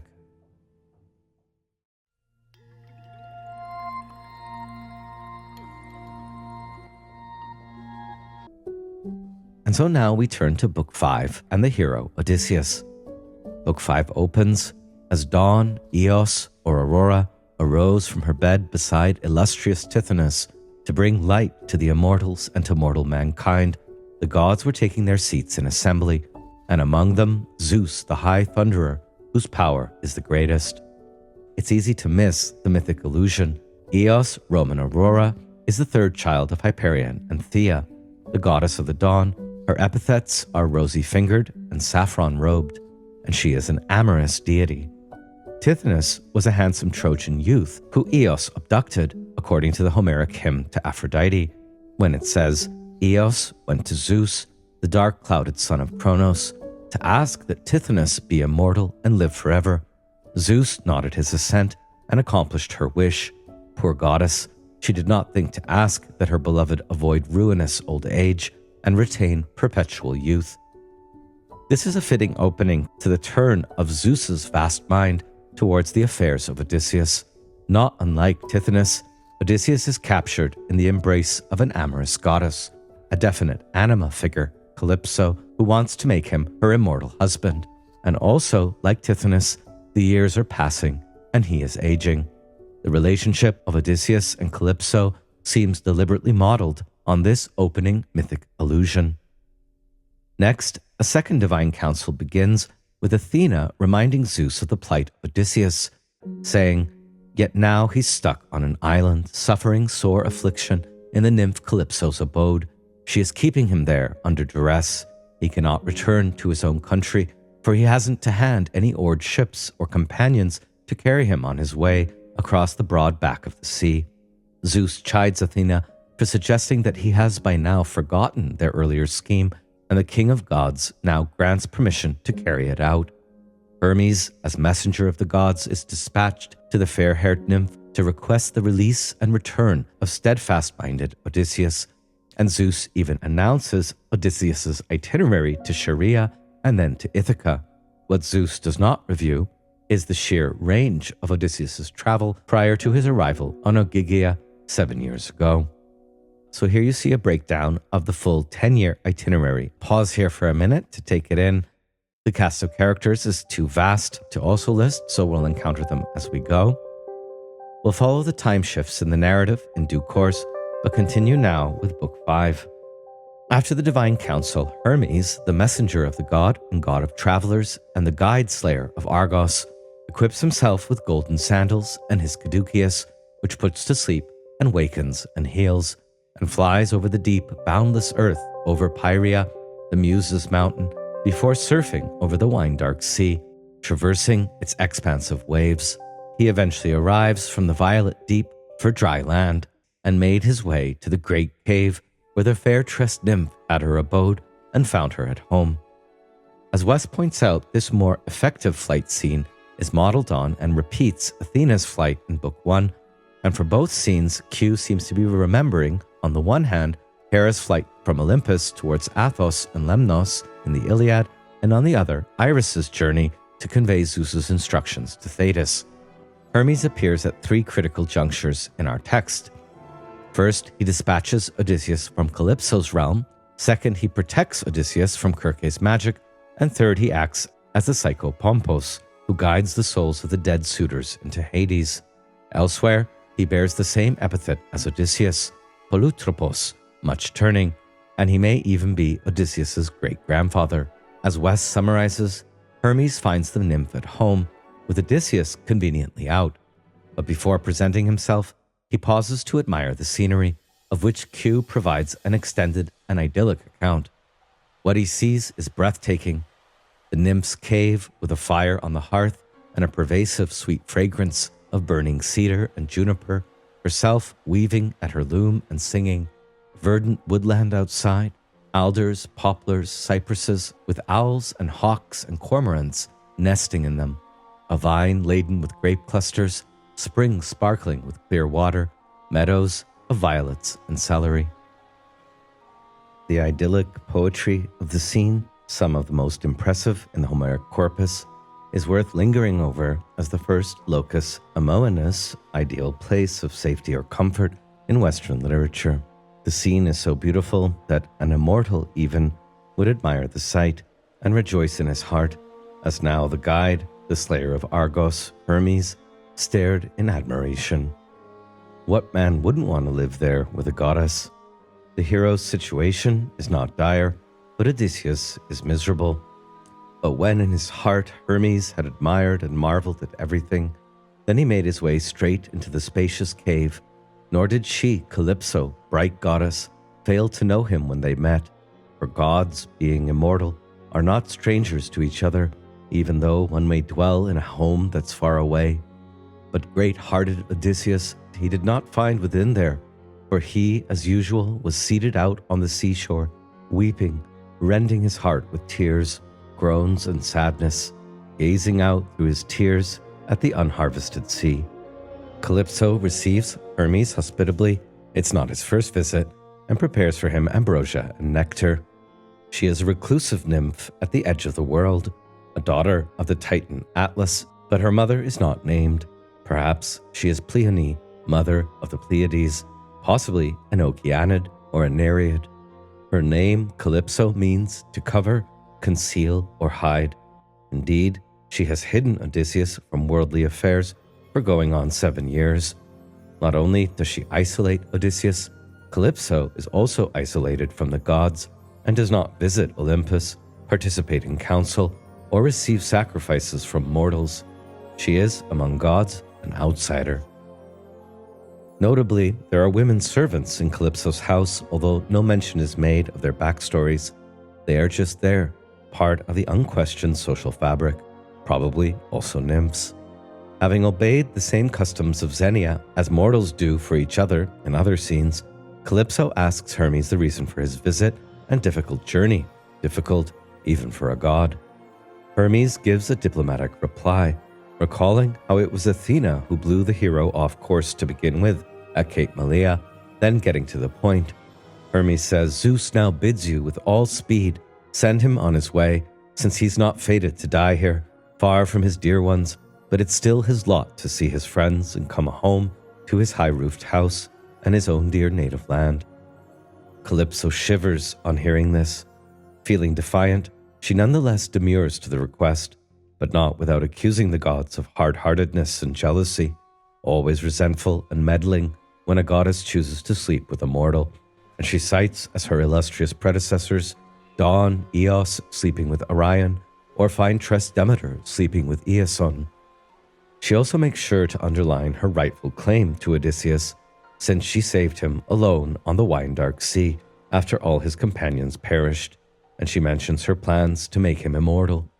Lastly, the nymph upbraids the arbitrariness of Zeus's command, but without mentioning the obvious double standard in comparison to Zeus's mortal liaisons. In fact, Hermes got his famous epithet Argeiphontes, slayer of Argos, precisely while assisting Zeus to sate his desire for a mortal, Io, who Hera had turned into a cow with Argos as guard. In any case, Kalypso has no means of sending Odysseus on his way, her island being without ships, and so she concludes deftly, without defying Zeus directly, quote, "Still, I'll be glad to advise him. I'll hold nothing back to help him get back unharmed to his own country." Hermes departs with a warning that she better play along. Remember, it's Zeus who asks. She, the queenly nymph, went to great-hearted Odysseus after hearing the message Zeus had sent her. Him she found on the seashore sitting, nor were his eyes ever wiped dry of tears. Sweet life was draining from him as he yearned to be home, since the nymph no longer pleased him. Nights indeed he would sleep beside her perforce in the hollow caverns, the reluctant by the eager, but all day he'd stay seated there on the stony beach, rending his heart with tears and sighs and sorrows, and wept as he gazed out over the unharvested deep. Notice that the reason the narrator gives for Odysseus' homesickness has little to do with desire for Penelope. Rather, the nymph no longer pleased him. Kalypso does not gripe in her speech to Odysseus, but shows care for his well-being and her resignation to the dictate of Zeus. She will release him from his wasting life, and she will help him build a raft, actually a small boat, and provision it and send a tailwind, and do all she can to help him arrive. As Kalypso shivered upon hearing the news from Hermes, now Odysseus shivers, a sea-traumatized response, since he fears a deceptive plot. Not even the great ships are assured of making the voyage intact. You suggest a raft? He makes the nymph swear a mighty oath by Styx that her change of intent is honest. She calls him a rogue, rascal, but by no means feeble-minded, swearing her intentions are good, her heart compassionate. This satisfies Odysseus, and they return to Kalypso's cave. Interestingly, Odysseus is seated on the same seat that Hermes occupied. In fact, Hermes is his great-grandfather on his mother's side in some accounts, since Eurykleia is the son of Autolycus, Hermes' mortal son in myth. There's even a story in Aeschylus that he is not Laertes' son, but Sisyphus's. Kalypso feeds him mortal food. Presumably, if he decided to marry her and become immortal, not only a mortal consort or a coiton, he would be eating ambrosia and nectar instead. In their conversation, she restates her well wishes and good intentions, but inquires if his resolve is firm. She also warns him of the ordeals ahead and how Penelope cannot compete in figure or stature, form or beauty to the goddess who sits before him, offering him eternity. Odysseus' reply is strategic, since for any mortal to compete or contend with a god in anything would be dangerous to maintain. He repeats her point in a general way. Naturally, divine beauty cannot be compared to his mortal Penelope. Nonetheless, all that Odysseus yearns for with all his heart is native country, the day of my returning. Any extra trouble can be added to the rest. While we should take the depictions of Odysseus' sobbing and groaning with a grain of salt, Q intends them sincerely. Kalypso accepts his resolve without resentment, at most a hint of scorn. Relations between them are affectionate and intimate. As the sun sets, they repaired to the inmost recess of the hollow cavern and made love with pleasure, clasping each other close. Readers have been much puzzled why Odysseus would choose death and an aging wife over Kalypso's fine offer of immortality, her superior body, and luxurious abode. In fact, Kalypso's mind and understanding of Odysseus, a playful rogue she calls him, are also superior to Penelope's. His preference to see the smoke that rises from his own homeland has been much borrowed, but his motivation may be less nostalgic than it seems. Remember, the nymph no longer pleased him. But why? For Wilson, Book 5 marks the moment of Odysseus' momentous and defining existential choice. Quote, Odysseus longs to recover his own identity, not as a victim of shipwreck or a coddled plaything of a powerful goddess, but as a master of his home and household, as a father and as a husband. His decision is likely more about power and honor than romance. If Odysseus had stayed with Kalypso, he would have been alive forever and never grown old, but he would have been forever subservient to a being more powerful than himself. He would have lost forever the possibility of being king of Ithaca, owner of the richest and most dominant household on his island. In terms of the logic of hospitality, Kalypso gives her guest more than enough of everything a visitor could ask for, except the final crucial ingredient. Pompeii, the ability to get away. The next day, dressed in a long white robe, exquisite golden sash, and delicate veil, the gorgeous goddess equips Odysseus with an axe and adze, bringing him to the forest where the tall trees grow, and she helps to oversee the work of raft or boat building by bringing augurs. The description of how the small boat or raft is built is detailed and realistic, just like in the very similar scene in Gilgamesh Tablet 10. Odysseus again shows his skill in construction or design work. See also his olive tree bed and the ruse of the Trojan horse. Odysseus's independence from Kalypso is also underlined. He constructs his own means of transport, an unorthodox sending off in terms of Xenia. By the fourth day, the meticulous work is complete, and on the fifth day, without much ceremony or farewell, there is no indication they make love one last time or weep. She bathes and adorns him and equips his small craft with water, wine, and meat, and raises a warm and propitious following wind. Odysseus sets sail, guided by the always above the ocean constellations, the Pleiades, Boetes, the Bear or Wagon, and Orion, and Kalypso's instructions, which demonstrates astronomical knowledge of circumpolar stars and has been much commented on. He sails for 17 days, and by the 18th day sights the Phaiakians land in the distance. This is when Poseidon, Earthshaker, also catches sight of him from Solenoi's distant mountain peak. Determined now to take his revenge, within the limits of Zeus's new verdict for Odysseus, the god sends more trouble his way. So saying, he, Poseidon, gathered the clouds and roiled up the deep. Wielding his trident, he urged onto gale force every last wind in existence. He used the clouds to blot out the land and sea. Nightfall dropped down from heaven. The east, the south, and the fierce west winds now drove together, while the sky-born north wind rolled a huge wave before it, and Odysseus's knees and heart gave way, and deeply shaken, he now addressed his own great-hearted spirit. Odysseus, in despair, wishes he had died with other heroes on Troy's broad fields, and thereby earned honor, proper burial, and renown. Kudos, Kleos, and Time. Gale force winds and waves bear down on him, cracking his mast and long submerging him, although he manages to keep sight of his raft, swim over to it, just barely hanging on. Often saved by a friendly female figure, Kalypso, Nausikaa, Circe, the nymphs. Now Ino-Leukothea comes. Cadmus's daughter caught sight of him, neat-ankled Ino, white goddess, who once was immortal and so spoke, but now in the sea's depths had found honor from the gods. She pitied Odysseus, so sea-tossed, so racked with troubles, and made her way up like a sheer water from the depths, then perched on the strongly corded raft. The affairs of Dionysus and the house of Cadmos are not central to Homeric mythology, but here we have a rare Dionysian backstory.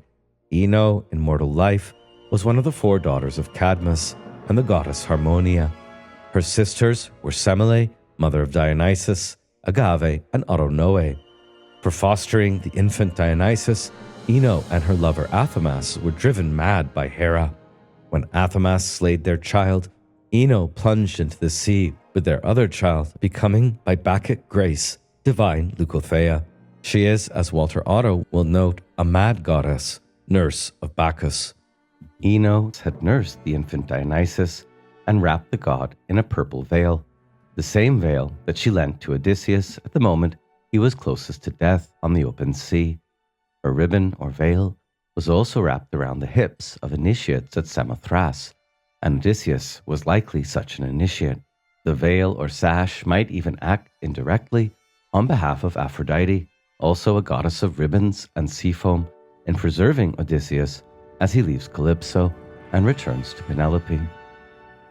Despite the obscurity of this mythic backstory, the saving of Odysseus by Ino-Leukothea, the maritime white goddess who ever comes to the aid of sailors in distress, is one of the most beloved and pondered over interludes in the epic. William Blake did a visionary painting based on it, the sea of space and time. Commentators have pointed out how Odysseus, having rejected the immortality offer, must symbolically die at sea to be reborn into the world of mortals, first on Scheria among the Phaeacians, then in Ithaca at home. Acknowledging the malign and verging on irrational wrath of Poseidon against Odysseus, Leukothea promises his evasion of sheer destruction, advising Odysseus to abandon raft and wear her buoyant protective shawl instead.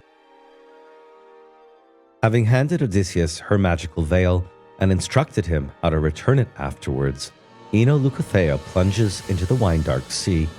For a second time, Odysseus addresses himself and his own great-hearted spirit, and predictably, he again suspects a scheme. Some immortal is once more weaving a snare and decides to cling to the raft for as long as it holds. A futile resolution, since before he can blink, Poseidon conjures up a gigantic wave that shatters his boat, leaving him riding only a beam, as if it were a horse. He strips off the soaked, weighty garments Kalypso gave him, ties Ino's veil around his body, and dives into the sea. Seeing this, Poseidon, thinking he has done his worst within the limits Zeus decreed, departs, but not before whipping up the waves one last time to visit further hardships on Odysseus. Once Poseidon is gone, Athena is free to somewhat calm the sea and protect the hero, although he is still adrift for 2 days and nights and not out of danger. Making his approach to the island, he is almost impaled by huge waves against sharp rocks. In a memorable simile, the flesh from his hands is ripped off like an octopus's suckers might cleave to wave-washed rocks. Finding no safe harbor, he is pulled to and fro, eventually making his way around, with Athena's tutelary guidance, to the mouth of a flowing river, free of stones and sheltered from the wind. He prays to the river god and all the gods, declaring himself a suppliant, and makes it to shore. The salt deep had crushed his spirit. All his flesh was swollen. Seawater oozed in streams through his mouth and nostrils. Breathless, speechless, he lay, barely stirring. This is the archetypal model for shipwreck scenes such as Defoe's Robinson Crusoe or Robert Louis Stevenson's gloss on human existence. To be born is to be wrecked on an island. He wakes up enough to unwind Leukothea's veil from his body, return it to the seaward flowing river without looking, per the taboo, kiss the earth in thanks, and scramble naked into a thicket for cover. Arriving on the shore of Scheria, beyond battered and exhausted, Odysseus' thoughtfulness is undiminished. He ponders on his suffering and fate, Moira Theon, but retains enough cognizance to know he might perish from exposure then and there, hard frost and the chilly dew, or prey animals if he passes out on the spot. This leads him up to a Machy ecosystem on the slope above the river, where he slumbers in the undergrowth of 2 bushes, evergreen thorn and wild olive, that grew from the same spot. Fagles translates evergreen thorn as a wild species of olive. In a grove not far from the shore, he finds 2 entwined olive trees, sprung from the same root, one olive wild and the other well-bred stock. No sodden gusty winds could ever pierce them, nor could the sun's sharp rays invade their depth, nor could a downpour drench them through and through, so dense they grew together. The gentle olive tree is sacred to Athena, but not the wild olive of Olympia, whose uncultivated condition the German philologist and scholar of Greek religion, Walter Burkert, associates with the realm of Poseidon. Beneath this frontier marker between the wild and the civilized, between the realm of Poseidon and Athena, Odysseus can bed down safe from wild beasts and allow Athena to shower sleep on his eyes. This is pushing the text a bit, but it's charming to consider in this scene a symbiosis of Odyssean intelligence with the natural world, the wild olive of Poseidon working in harmony with the cultivated olive of Athena at the critical moment of Odysseus' re-entry into the civilized world. Moving on to the meeting with Nausikaa, as West points out, the symbolism of the river becomes more practical. The river is essential for the meeting with Nausikaa, as that is where the palace washing is done. Odysseus returns Leukothea's mantilla to the waters as instructed and looks for somewhere to rest where he will not die of exposure and falls into an exhausted sleep. At the start of Book 6, he will wake up to a much more agreeable day, naked and destitute, salt-caked and starving, wild-eyed, his hands torn by sharp rocks, stranded on an unknown shore. He is not in an ostensibly promising position.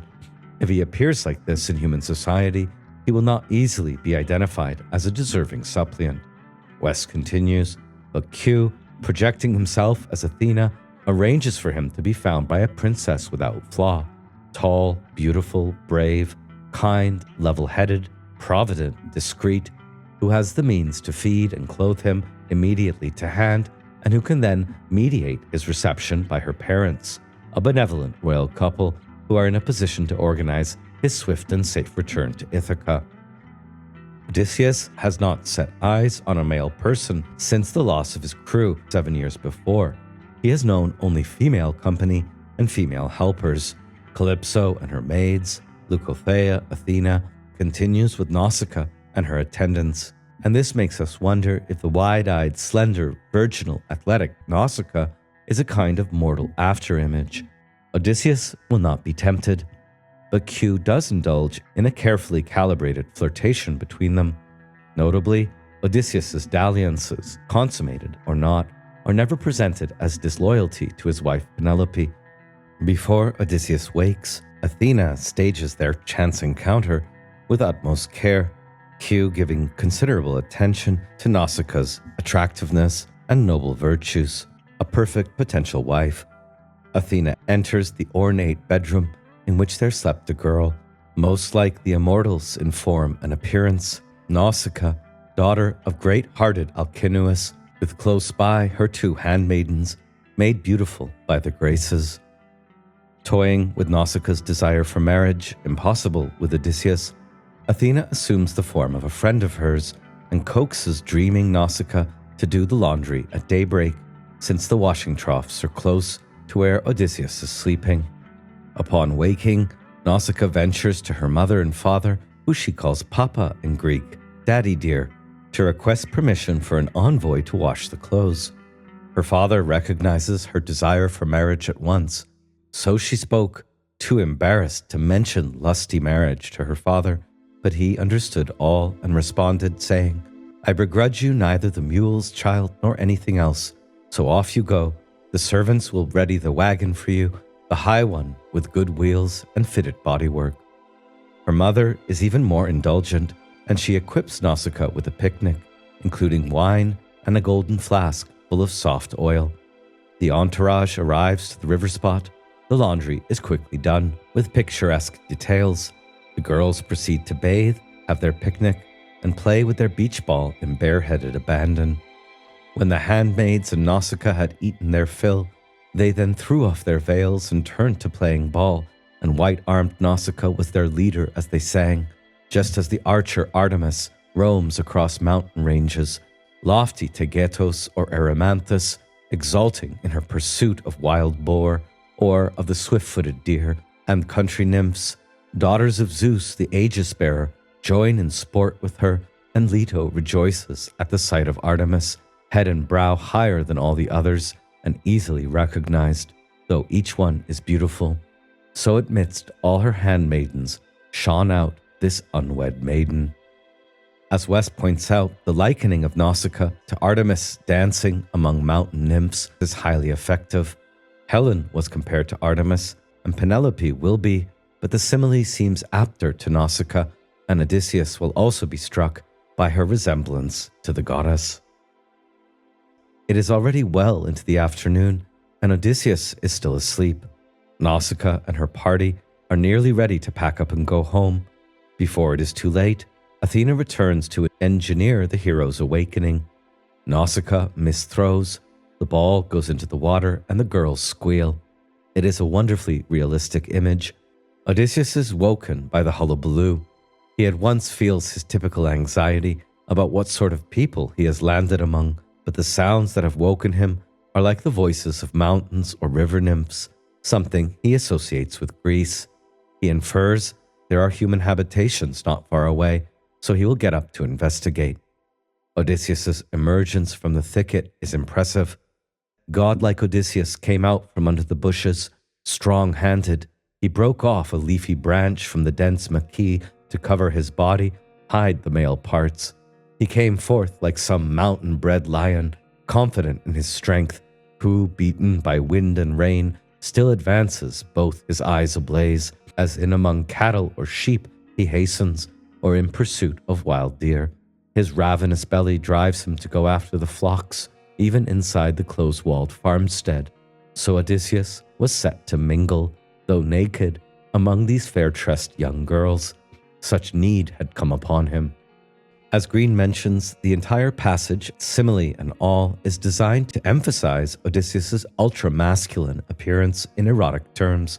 A direct signifier is provided by the verb used here for mingle, mixesthai, and is also the regular verb in Homer for having sexual intercourse. What follows is comical. A terrifying sight they found him, all crusted with dried brine, and they scattered in panic around the jutting sand spits. Only Nausikaa stands her ground. Possibly, she notices the attempt to conceal the male parts indicates a lack of hostile intent or nobility. Odysseus ponders how to address her, clasp her knees, or stay put while cajoling her with honey-sweet phrases. He rules out the former. Odysseus addresses Nausikaa with fulsome compliments, which we have no reason to think insincere. He compares her to dancing Artemis and a radiant palm sapling on the island of Delos, sacred to Apollo, a comparison intended to suggest that he is a religious pilgrim, not a tramp.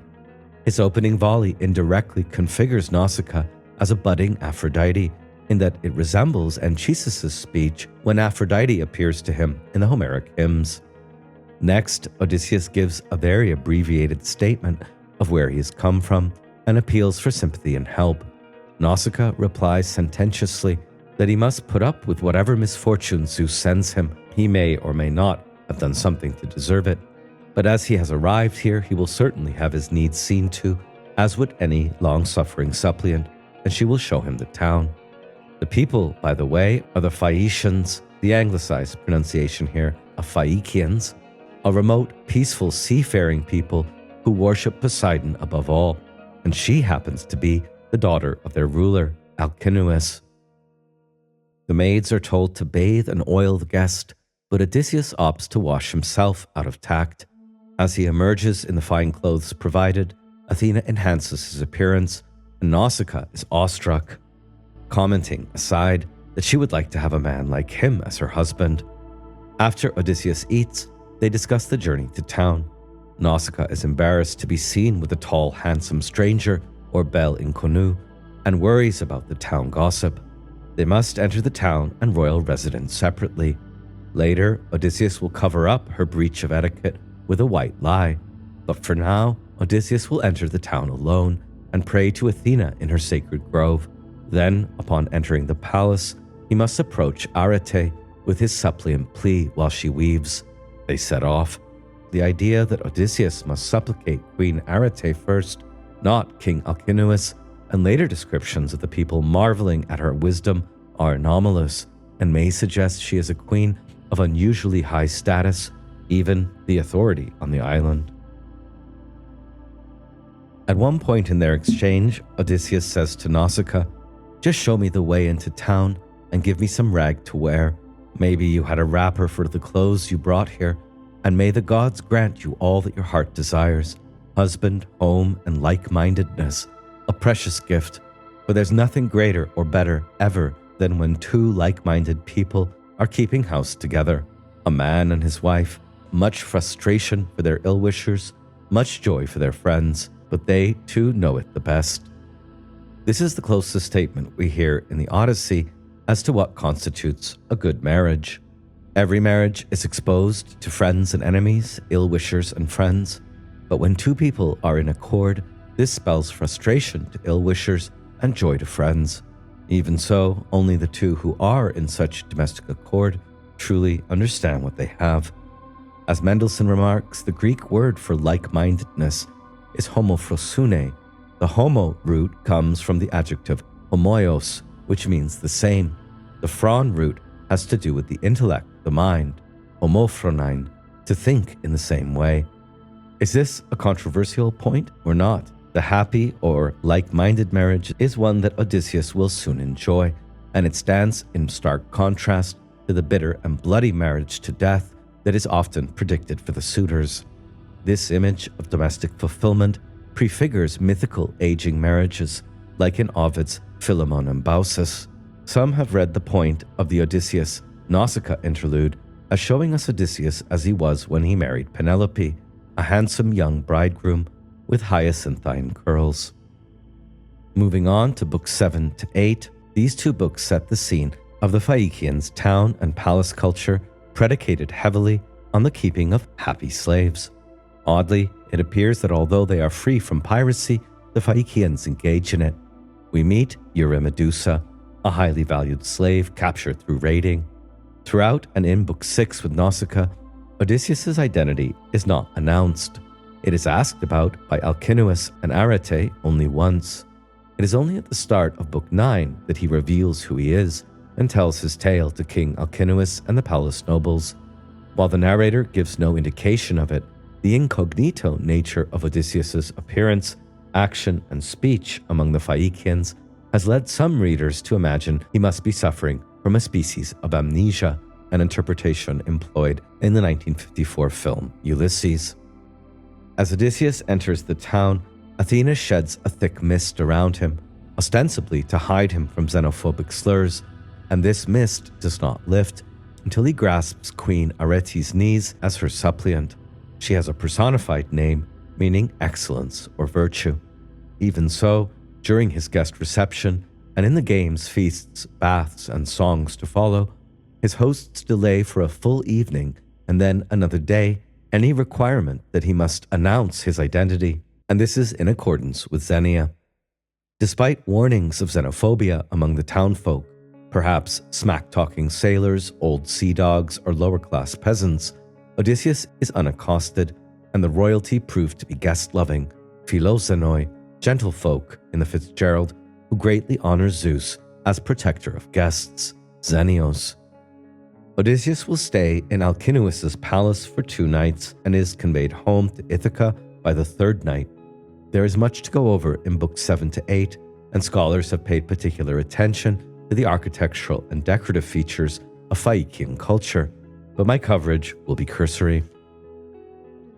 Guided and informed by Athena in the disguise of a young girl, Odysseus admires and Q describes in detail the Phaiakians' impressive city economy and the threshold and interior of King Alkinoos' palace. It is more radiant than Menelaos' palace in Sparta and more interesting, since crafted by Hephaestus in cobalt, gold, silver, and bronze. It is guarded by 2 apotropaic dogs who keep watch over the house of great-hearted Alkinoos. On the inside, youths sculpted of gold are carrying torches on solid pedestals. Also, there are 50 industrious women house slaves grinding grain or weaving, an enormous courtyard, and a 4-acre orchard, vineyard, and vegetable garden that produce year-round due to the favorable climate and natural irrigation from 2 springs. Such were the gods' fine gifts in Alkinoos' domain. As to the family's backstory, we learn from Athena, in the form of a teenager, that both king and queen are descendants of Nausithous, a mortal son of Poseidon. Alkinoos is Nausithous' grandson, making him 1/4 divine, and Arete is his niece, the daughter of his Apollo-stricken brother, Rhexenor. The Phaiakians fled the Cyclopes land long ago.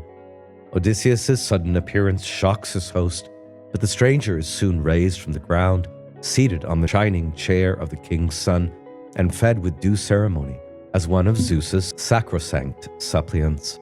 Dinner is adjourned when Alkinoos promises to convene the city's elders in order to ponder the stranger's conveyance. Interestingly, Alkinoos wonders whether the stranger is mortal, determined by the weighty spinners or klothes, or immortal, which would be unusual on Phaiakia, a new gambit of the gods contriving for them, since always until now they've appeared to us plainly manifest whenever we offer them our most lavish sacrifices, and they feast among us, sitting where we sit ourselves. This underlines the manifest relation of the gods to the Phaiakians, an absence of disguises and ruses, which was characteristic of an earlier golden age and which is still enjoyed on the far distant island of Scheria. Odysseus wisely insists that he is immortal, but reveals nothing about his identity and speaks only of his loathsome belly, which has led to readings of avarice, and his need for a suppliant solace and yearning for home, all to general approval. Again, the codes of Xenia: meal first, talk later. When Odysseus, king and queen, are alone, Arete recognizes the clothes he is wearing as from the palace, and they push further for him to give an account of himself, which Odysseus provides, but without revealing his identity. He recounts only the events that took place since his sojourn with Kalypso, the last 20 days, but not the last 20 years. When the king upbraids his daughter for not bringing him to the palace sooner and directly, crafty Odysseus concocts his tactful, white, or noble lie to protect her reputation, falsely claiming the plan to enter town separately was his own. Oddly, since they still have no idea who the stranger is, Alkinoos is so impressed that he wishes by Zeus, Apollo, and Athena that his daughter might marry a man like him, an ideal husband with a mind so like my own.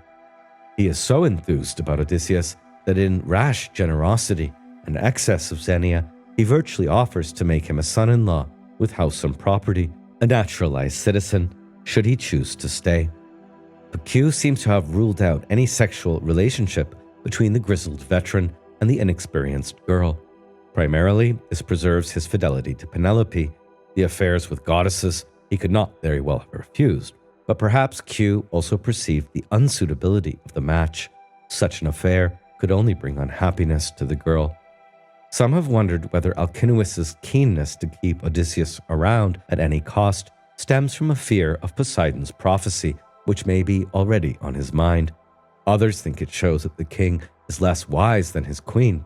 Book 7 closes with Alkinoos reaffirming the promise to convey the stranger home, however far home is. Odysseus utters a prayer for his prosperity, and Arete oversees bedtime preparations in the portico. In the morning, at the start of Book 8, Alkinoos and Odysseus get up and go straight to the assembly. Alkinoos addresses the gathering. He admits that he does not yet know who the stranger is or where in the world he comes from, only that he wants to be sent home. He urges that this be undertaken, as is the Phaeacian custom, and that a ship be straightway launched and made ready for sailing. A crew is to be assembled and come to the palace for a meal. The nobles too are to come and help entertain the visitor, and the bard Demodokos is to be summoned to sing for them. The assembly marvels at the sight of Laertes' sagacious son, and Athena again sheds wondrous grace over him, inspiring awe and respect, and also foreshadowing his impressive participation in the feasts and games through which the Phaiakians will make trial of him. A feast is prepared, and Demodokos is introduced with some personal information. He is a blind bard, but a gifted one. Q, who clearly knows from experience or observation how blind singers are treated, gives a realistic description of how he was settled in place, ready to perform. Note how the bard is well supplied with food and wine, as Q or Homer must have been. Bards, iodoi, from iodo to sing, like prophets, priests, or diviners, are often blind, as Homer was also said to be. The idea here being that in blindness, a misfortune, they are also granted insight, good fortune, or second sight. Bards are equipped with a pharynx, lyre, or harp. They sing of the paths, oime, of men's fame, clia andron. As we read, now the herald returned, bringing the trusty minstrel, whom the muse loved dearly, but gave him both good and ill. She robbed him of eyesight, yet made him a sweet singer. The herald Pontinuus set him a silver-studded chair amid the feasters, leaned it against a tall pillar, hung the clear-toned lyre from a peg over his head, and instructed him how to find it with his hands. So far the herald. Beside him he placed a basket and fine table, along with a cup of wine to drink from when so minded. If Homer did write the Iliad or cue the Odyssey, he could not have been blind. To solve this conundrum, classical scholars have proposed various types of interaction of the poets or minstrels with literate scribes. Presently, Demodokos sings on the theme of a quarrel between Odysseus and Achilles. The story is said to have been celebrated at that time, but it is obscure to us and only elliptically summarized. The choice of theme certainly showcases the Iliad hero versus the Odyssey hero, perhaps how the Trojan War was won, brain or brawn. In any case, this theme the most famous minstrel chose, but Odysseus took his great purple mantle in his powerful hands and pulled it over his head to hide his handsome face, ashamed to be shedding tears before the Phaiakians. Every time the divine minstrel had a pause in his singing, Odysseus would wipe off the tears, lift the mantle from his head, and take the two-handled cup and pour a libation to the gods. But when he began again, the Phaiakian nobles would urge him to sing more, for they took pleasure in his lays. Then Odysseus would once more cover his head and sigh. His weeping escaped the notice of all the others. Only Alkinoos was aware of it and took notice, since he sat beside him and could hear his heavy sighing.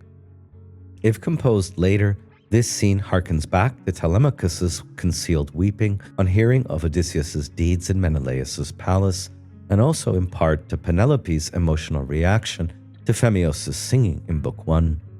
The philosopher Martin Heidegger was fascinated by this scene of Odysseus' weeping, finding in it the basic opposition that structures the unveiling of truth in the concealment that shelters truth.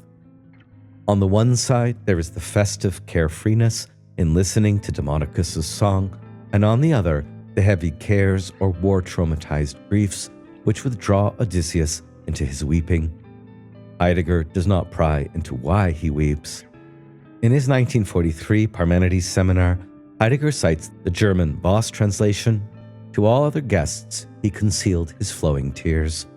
Taking issue even with Voss's Greek and translation of elanthane as he concealed, Heidegger points to the passive verb construction, not he concealed, but he was concealed, suggesting that the literal meaning in Greek is more like, but then, in relation to the other, he was concealed as the one shedding tears. For Heidegger, Odysseus is not actively concealing his weeping, rather, he is passively concealed by it. His grieving cuts him off from the others present. As in the Epicurean admonition, Odysseus lives in concealment, and yet his grieving indirectly discloses the truth, or aletheia, of who he is and what that means. Only his host Alkinoos notices Odysseus' weeping. This recognition is important enough for Q to repeat the scene of Demodokos singing of Troy and Odysseus weeping that very evening, at which time it now leads to the firmer request that Odysseus finally disclose his identity. Notice, he is not forced to lie or spin tall tales about who he is on civilized Phaiakia. That will come later on Ithaca. In the first instance, as a good host, Alkinoos does not draw attention to Odysseus' weeping, a private matter appearing in public, but turns attention to the uplifting athletic contests planned for the day, ostensibly in order to demonstrate the Phaiakians' skill at boxing and wrestling, jumping and running, and so that the stranger will give good report of the hardiness and athletic ability of Phaiakians on his return home. More of a crowd pleaser than the scene of the hero weeping, all the athletes have onomastic names that indicate seaborne physical attributes, or in some translations, the sport in which they excel.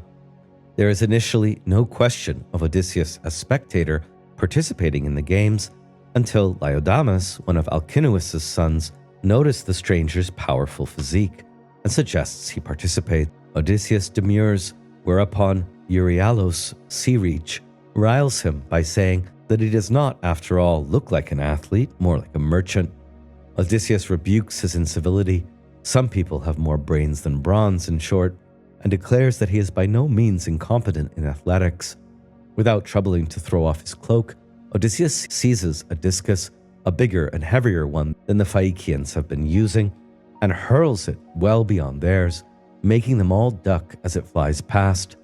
Athena, taking the form of a Phaeacian official, hails him as the winner.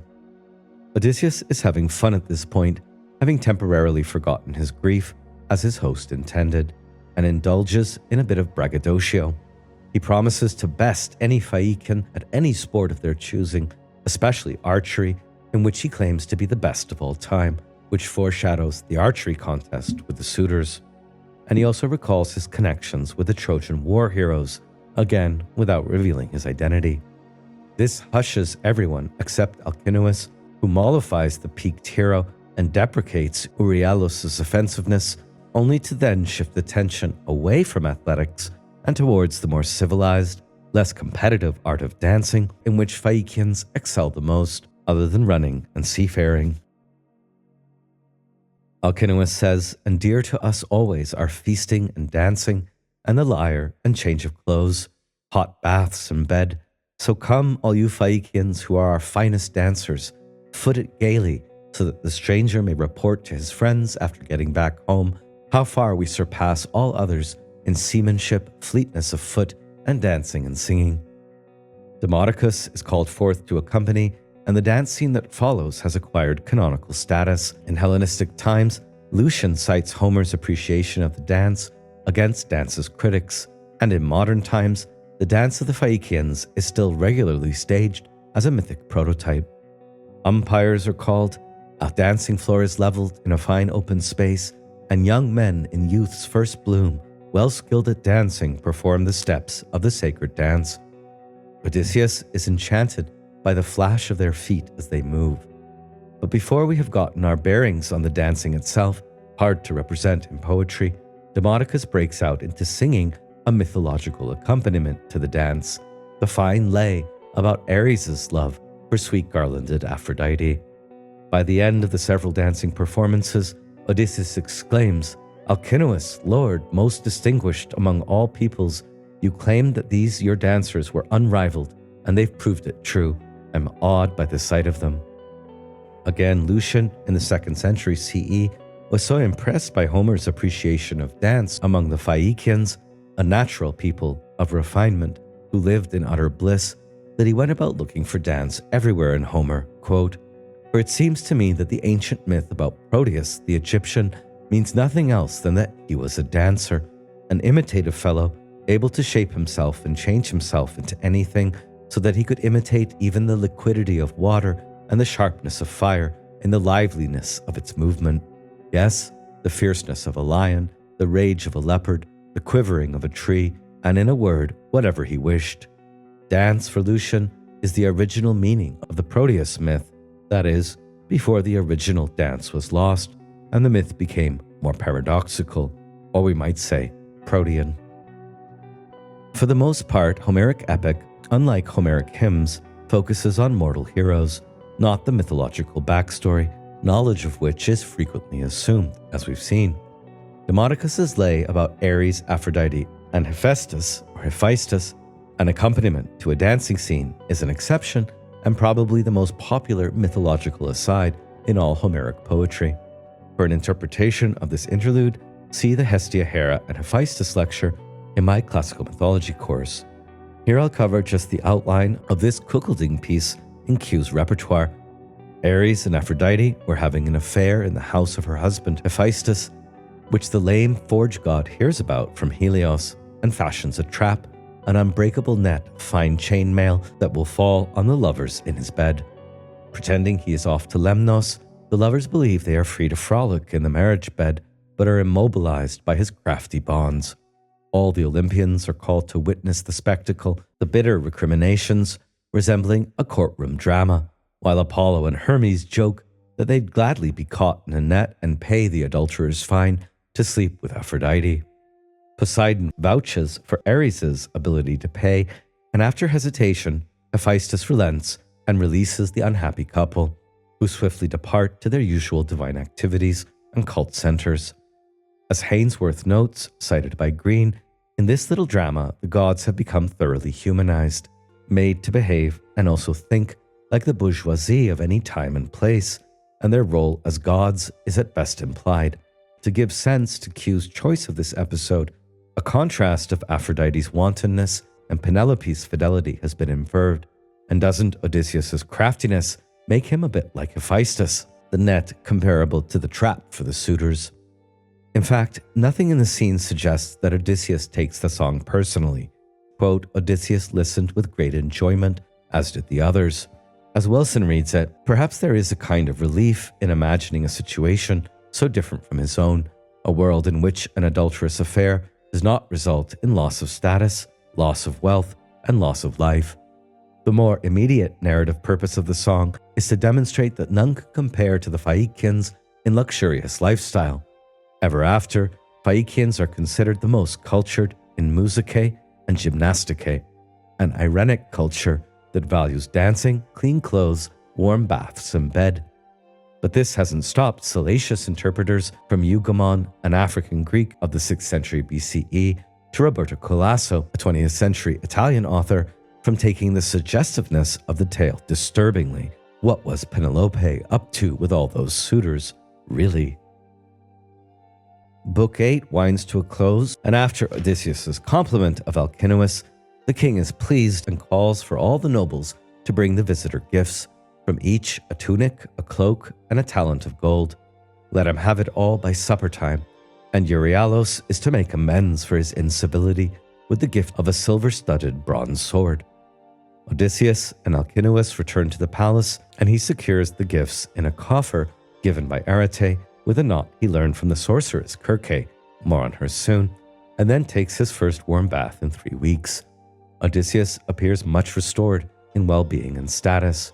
Was the artistic purpose of these scenes to rehabilitate his heroic spirit, or more simply, to postpone the moment when his identity is revealed? Next, the royal household settles down for dinner, all spruced up, to hear more from the bard Demodokos. Nausikaa, whose beauty was from the gods, makes her farewell appearance to marvel at Odysseus and remind him, I was the first to whom you owed your life. He responds by praying to Zeus and Hera, gods of the sacred marriage, for his own coming and for godlike Nausikaa too, presumably that she will be wed soon enough. Sitting down to listen to Demodokos, Odysseus himself ensures the bard receives a worthy portion of the feast and utters a homily. I salute him despite my grief, for among all men worldwide, minstrels receive their share of honor and reverence, since the muse has taught them the ways of singing, and has love for the whole tribe of singers. Perhaps readier now to hear of his past and relate that past himself, Odysseus praises Demodokos higher than all mortal men, and asks him to sing by the muse and Apollo of the Achaeans' fate and of the wooden horse. But before long into the song, once again, Odysseus melted, tears from under his eyelids wet his cheek. This time, Alkinoos announces the guest's sorrow publicly, reminding all present of the favors bestowed on this dear as a brother, the stranger and suppliant. And he finally asks Odysseus, at length and tactfully, to give a true account of himself. Ominously enough, Alkinoos also mentions the prophecy he heard from Nausithous that Poseidon will smite the Phaiakians if they convey the wrong stranger home. Book 7 closes, Odysseus' adventures begin. Book 9 begins with preliminaries, with Odysseus praising Alkinoos and the treatment he received as Xenos, and why he has withheld giving an account of himself and his numberless sorrows. Odysseus at last declares, I am Odysseus, Laertes' son, well known to all mankind for my crafty devices. My fame goes up to heaven. My home is in sunny Ithaca. Next, he describes Ithaca at some length, expatiating on his love of his native land, a love that neither Kalypso nor Kirke could overcome. He goes on, but come, let me tell you now of the grief-laden homecoming that Zeus inflicted me with on my way back home from Troy. As West notes, Odysseus' reply will occupy the whole of the next 4 rhapsodies, interrupted only by the intermission scene. He will relate all of his peregrinations from his leaving Troy to his arrival on Kalypso's island. He has already told how he came from there to Scheria. Remarkably, Odysseus' backstory, from the fall of Troy to washing up on Kalypso's shores, is told in the first person, and is the densest part, spanning 4 books. It goes on so long that even in Q's narrative world, provision must be made for Odysseus to stay an extra night to finish the tale. Readers remark that after the apologoi, it feels like books 13 to 24 proceed more expeditiously. It's only now that we hear of the adventures for which Odysseus is most famed: the sacking of the Kikones to augment his plunder, the escape from the narcotic land of the Lotus-Eaters, his capture and escape from the Cyclops, Polyphemus, and Poseidon's subsequent wrath, the misadventure after receiving the pouch of wind from King Iolaus, almost reaching home, but back where he started and accursed, the loss of most of his ships to cannibalistic Lystrygonians, the 1-year sojourn on the witch Kirkes island, the visit to Hades, the ordeals of the Sirens, Scylla, Charybdis, and the slaughter of the rest of Odysseus' men on Thrinacia, the island of Helios, for eating the gods' cattle, which leaves Odysseus finally alone and drifting to Kalypso's shores. Here you see again the 10-year journey of Odysseus. We've covered so far only these two areas here, and now we're going to go back to the beginning here as he departs from Troy all the way up to his marooning on Kalypso's island. As Hexter points out, scholars are in general agreement that Odysseus' travels are arranged in a ring structure, with the Nakuia descent to the underworld at the epicenter of the ring. The compositional device must have helped singers and listeners keep both the details and the whole clearly in their minds, and to lace scenes together with corresponding motifs while also keeping them distinct. For example, Lotus-Eaters, Sirens, Kirke, and Kalypso are all seductive and at least temporarily pleasant detours from the homeward trip. The Cyclopes, Lystrygonians, Scylla, and Charybdis are all man-eaters. The episodes of Iolaus and Helios both involves first too little and then excess wind. According to Glenn Most, cited by Hexter, the most significant subtending theme for all rings or episodes is that of hospitality. Quote, Odysseus relates exemplary accounts of hospitality, both positive and negative, monstrous and divine, as parts of one sustained attempt to persuade the Phaiakians to receive him well and return him home. We have to be brief, so let's again avail of West's overviews. Odysseus' first adventure is at Ismaros in Thrace. The summarily narrated episode shows him as a typical hero marauder in the real-world Aegean. It serves a particular purpose in relation to the later narrative, for it is from Ismaros, as we shall learn presently, that he obtains the supplies of powerful wine that he will use to overcome Polyphemus. Odysseus relates that among the Kikones, a Thracian tribe that sided with the Trojans, although this is unmentioned here, he and his men sacked, slaughtered the men, and plundered the wives and goods.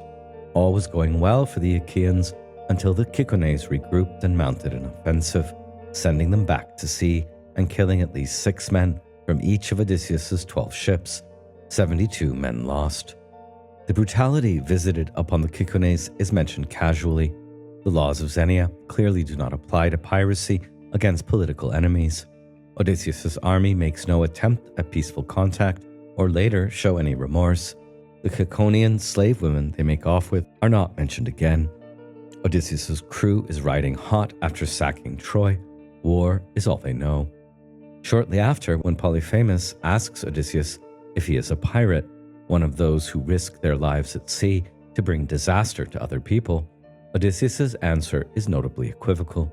In fact, in his persona of nobody in that scene, Odysseus admits to being a pirate, and in this case, a lie can tell the truth. This is how Greek heroes behave, but we don't have to like it. Unrelated to the war crimes by modern standards visited on the Kikones, his fleet is blown off course after rounding Cape Malea, past Kythira, Aphrodite's Isle, and on for 10 days to somewhere in northern Egypt, the land of the Lotus-Eaters, who feed off of flowery food. West notes that this episode is probably based on some rumor about a North African people who eat a certain flower, made fabulous by combining it with the folktale motif of the food that binds one to a place and makes one forget one's past. Like the episode of the Kikones, it is very briefly treated. There is no mention of the country's scenery. Odysseus simply relates that some men sent to explore were given lotus to eat, lost all will to return, and had to be fetched back under duress. They went straight off and soon found the Lotus-Eaters, and these Lotus-Eaters, far from wanting to kill our comrades, offered them lotus to eat. Now none who consumed the honey-sweet fruit of the lotus any longer had the urge to bring news back or continue the voyage, but were set upon staying right there with the Lotus-Eaters, munching lotus, their homecoming all forgotten. As Tyndall points out, drugs that bring forgetting, in contrast to Helen's opiate admixture to wine, a kind of anesthetized memory, shows up again with Circe's potion, which also causes a temporary loss of memory and near-complete suggestibility. Nymphea colurea, Egyptian blue lotus, a water lily, is a possible identification, but often rejected due to its lack of fruit. Blue lotus is also associated with Papaver somniferum, opium, and mandragoras admixtures in ancient Egyptian texts. It produces happy, euphoric feelings and is used today to treat anxiety or insomnia. Whatever the identification, Q appears to have had no experience of lotus except by hearsay. He simply associates the mythical loton with the verb to forget, lathesthai. Tyndall sees in the seductive lotus the motif of initiatory rebirth in a narcotic womb, very close to drug addiction. In this case, an island people who seduce Odysseus's war-weary men by giving them the narcotic lotus to taste, which brings merciful oblivion under the lotus's soothing effects. All memory dissolved forever. As Tyndall reads the end of this episode, harsh as a New England Puritan, Odysseus brought them back to the hollow ships and streaming tears. I forced them, hauled them under the rowing benches, lashed them fast. Which brings Odysseus and his men to the Cyclops country. From there we sailed on further, grieving at heart, until we reached the Cyclops country, an arrogant, lawless people who, relying upon the immortal gods, with their own hands plant nothing, nor do they plow, but everything flourishes for them, unplowed, unsown, wheat and barley and vines that bear rich clusters of grape, and the rain of Zeus makes them grow. They have neither assemblies, nor councils, nor established customs, but make their homes near the summits of high mountains, in hollow caves. And each man lays down the law to his children and wives. They care nothing for one another. This is one of the oldest episodes grafted into the Odyssey, and arguably its best exemplar of migratory oral narrative. The tale of the one-eyed ogre was internationally told far before the construction of Q's Odyssey, and it may have been incorporated into Odysseus's narrative centuries earlier. In Greek mythology, we meet the Cyclops, or Kyklopes, in Hesiod, as three Orbite giants who forge Zeus's lightning bolt and are children of Gaia and Uranos. In Q, there is not just one or three Cyclops, but a whole community, and at least one, Polyphemus, is a son of Poseidon. The opening of this episode in Q reads a bit like political theory from Plato to Rousseau or Locke. It also bears resemblance to New World encounter narratives. First, the notably human, the text is clear that the Cyclops, for all their monstrousness, are human, is described as other, arrogant, lawless, lacking agricultural technology. Nonetheless, their habitat is bizarrely Edenic, due to the gods' blessing, even without cultivation, and hence ripe for a colony. And finally, social and religious differences. No council, customs, or shared laws. Rather, isolated family units, nothing shared in common, savage, apolitical. And later in the text, industrial differences. The Cyclops have no vessels or maritime tech. As West summarizes the narrative design here, the original story was appropriate to a hero roaming on his own. It is less suited to a whole shipload of men, let alone 12 shiploads. And as Q has not yet seen fit to reduce Odysseus's fleet to a single vessel, he parks 11 of the ships at an offshore island, while Odysseus takes his own ship over to investigate the mainland. After resting, Odysseus and his men spend a day enjoying the neighboring island, feasting on goats sent by the nymphs, and drinking the wine they took from the Kikones.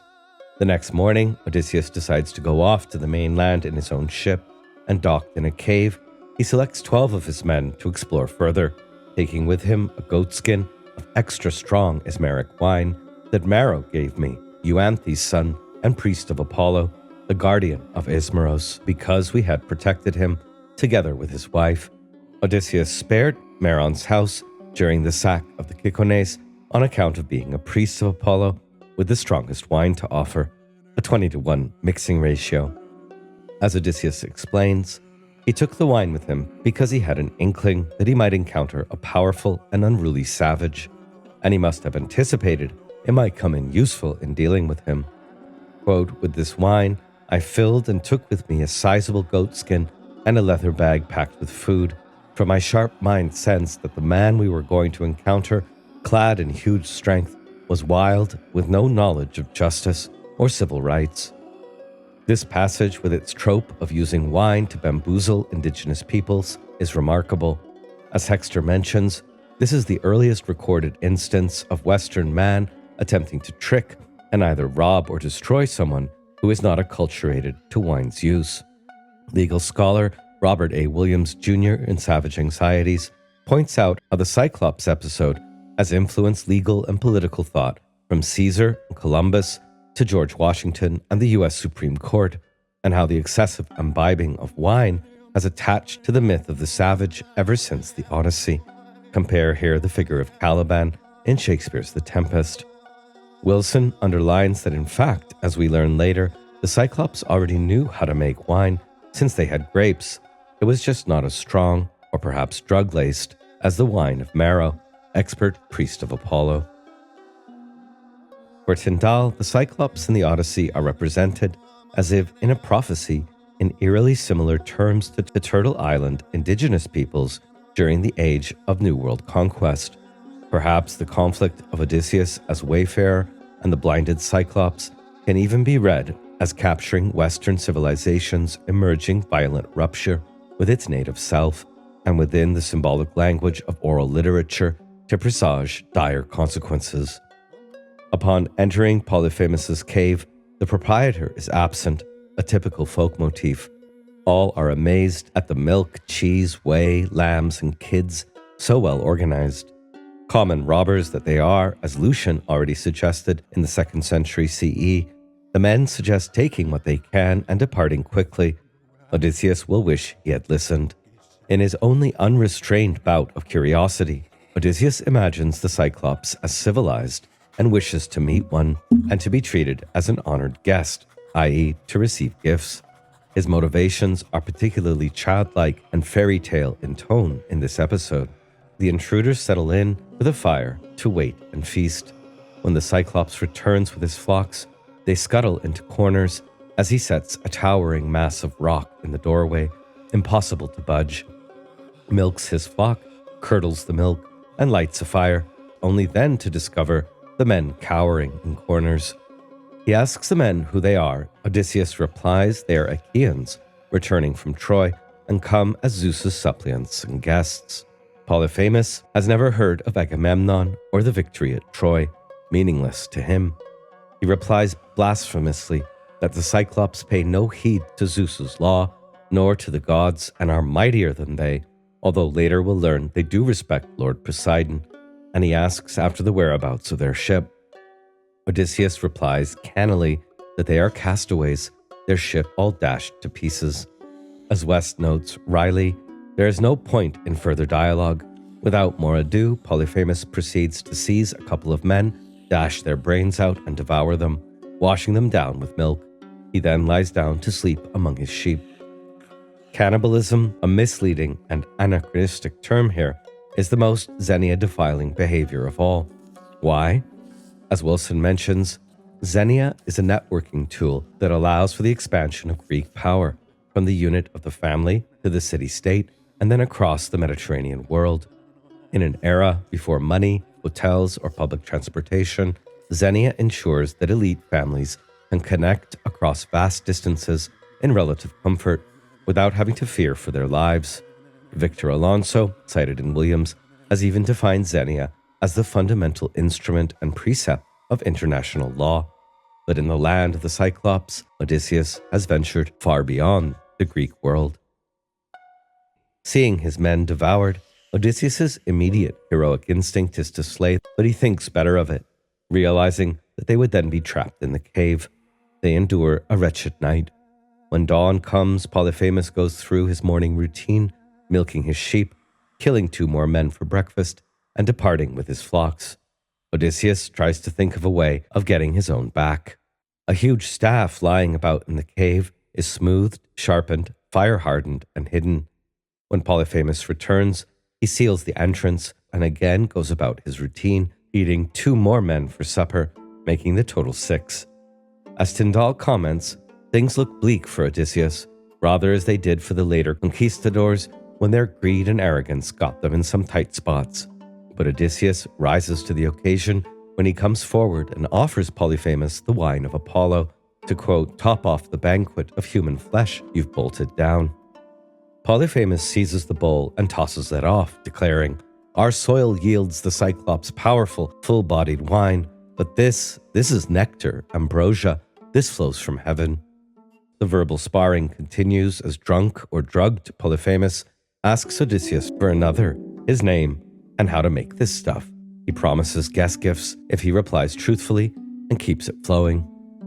Odysseus is portrayed as the cleverer and declares that his name is nobody. It turns out the Cyclops' generous guest gift is only that he promises to eat nobody last. With that, he sinks into a belchy slumber, his neck twisted sideways so that his eye is accessible.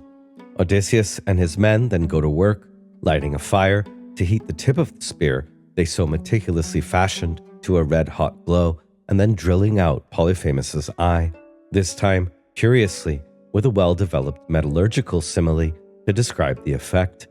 As a blacksmith plunges a glowing axe or adze into an ice-cold bath and the metal screeches steam and its temper hardens, that's the iron's strength. So the eye of the Cyclops sizzled round that stake. Tyndall interprets, "It's easy for an audience to feel sympathy for Odysseus's plight and applaud his heroism here, yet one's sympathy diminishes upon recognizing a fundamental pattern in the Homeric encounter that was to repeat itself over and over again in the spreading clash between indigenous cultures, whether hierarchical and urban, like the Inca and Aztec empires, or egalitarian hunter-gatherer cultures, like the North American tribes, and the civilized Europeans, armed with liquor, steel weaponry, deadly diseases, and abstract forms of information gathering and storage. As with the conquistadors, Odysseus and his crew had a blend of advanced magic and technology up their sleeves that Polyphemus could not imagine. Thus, we have the image of puny Odysseus with his cunning or metis heroically overcoming wildness. Yet, while technology allows even the dullest conquistador or corporate executive to remain safe while ravaging the natural world and its inhabitants, a terrible worm in an iron cocoon, Odysseus, for all his Machiavellian cunning, is still in the main indigenous himself. This is what makes his capacity to use the emerging new technologies in his desperate scramble for an edge over raw nature all the more engaging and heroic. As Auerbach put it, Odysseus is here a prefigure, or umbra, even, of Columbus's voyages of exploration. Responding to Polyphemus's distress, the neighboring Cyclops come to investigate, but leave when Polyphemus cries out, "Utis, friends, nobody's killing me now by fraud and not by force." The trick here relies on wordplay, since what Polyphemus says is not anyone, metis, a double play on Odysseus's cunning, metis. The native Polyphemus is portrayed not only as blinded, but also stupid, a booby, as are the Cyclops. Why they speak Greek is not explored, although one etymology of the name Polyphemus is speaking many languages, or, more plausibly perhaps, spoken of in many languages. As Tyndall comments, such a narrative, while quaint and entertaining for us, would have had a much stronger resonance for the cultures of ancient Greece, who could celebrate Odysseus as a culture hero, a bringer of the fire of technique and linguistic agility to their inheritance. But for us moderns, Odysseus comes to represent something different: achieved individuality, separation from nature, and the drive to control nature like an object or a monster to be subdued. During the night, Odysseus and his 6 remaining men devise a stratagem to escape by tying themselves underneath rams. When Polyphemus opens the exit by day, he speaks tenderly to his animals, inspecting each one carefully, but not underneath. Safely away from the cave, Odysseus now frees himself and his men, and they head back to their ship. After curbed jubilation, they sail away at once. When he judges he is at a safe distance, he shouts a taunting message to Polyphemus. The enraged Cyclops breaks off an enormous rock and hurls it in the direction of Odysseus' voice. Such is his mighty strength that it overshoots the ship, creating a wave that washes it back towards the shore. They row out again, twice as far as before, and despite his crew's attempt to dissuade him, Odysseus again shouts to Polyphemus, finally revealing his name. This allows the Cyclops to realize that an old prophecy that he was to lose his sight at the hands of Odysseus has been fulfilled. Polyphemus calls Odysseus back to receive a guest gift. We know from his earlier offering what sort of guest gifts are to be expected from him. He adds, "And so I can ask Poseidon to see to your homecoming," explaining that Poseidon is his father. Odysseus replies that he only wishes he could kill him. Not even Poseidon will be able to restore his eyesight. Polyphemus then prays to his father, calling upon him to see to it that Odysseus does not get home, or, if he is destined to, that he gets there belated, in poor condition, all his comrades lost, on a ship not his own, to find trouble in his own house. These will be the definitive terms for Odysseus' Nostos. So we might ask, if Odysseus had curbed his boastful desire to announce his identity, whether out of disgust, pride, or glory-seeking, but sailed away anonymously, would Polyphemus, no rocket scientist here, have remembered his name from the prophecy? It is Odysseus' outrage that brings about Polyphemus' prayer to Poseidon, and hence his own curse. At this point in his character arc, Odysseus has not learned self-control over curiosity or anger. He even violates Xenia, but he will learn more self-control later on. Polyphemus hurls another huge rock, much bigger than before, but the ship is now out of range. The rock, nonetheless, creates an eddy that helps Odysseus' ship arrive on the island where the rest of the ships are beached. The fleet spends the rest of the day feasting on Polyphemus' sheep and then set sail the next day after praying to Zeus.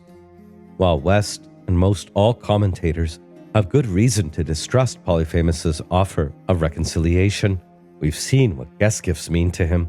Tyndall explores a fanciful and original alternative take. What if Polyphemus, having realized this is the same Odysseus from prophecy, in fact had a change of heart?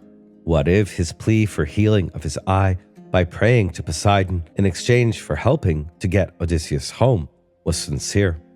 As Tyndall comments, Polyphemus then reveals that Poseidon can heal his eye.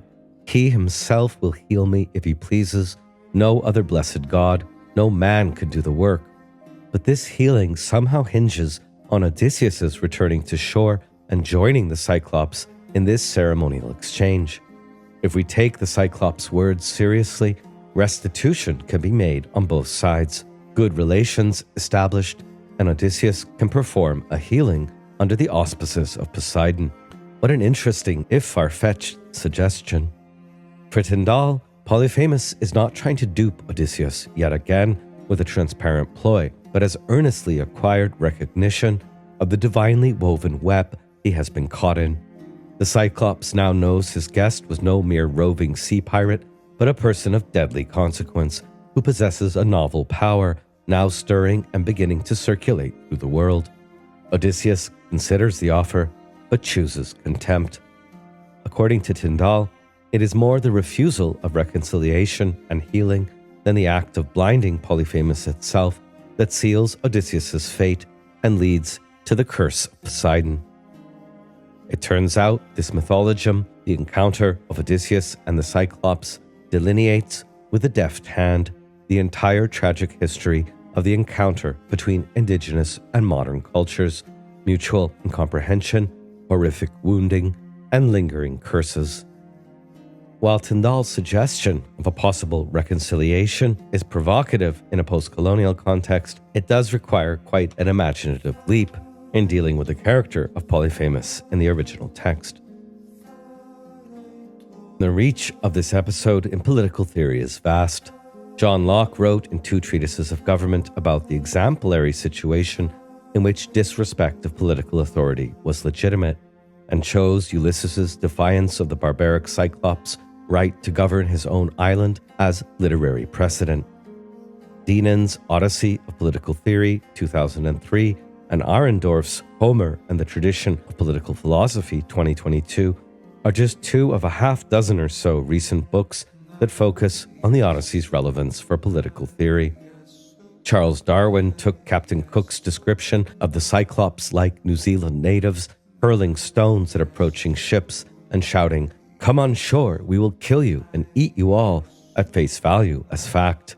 Calling one's political opponents cyclopic, i.e. barbarous or victims of narrow-mindedness, as Kant used the term, is ubiquitous.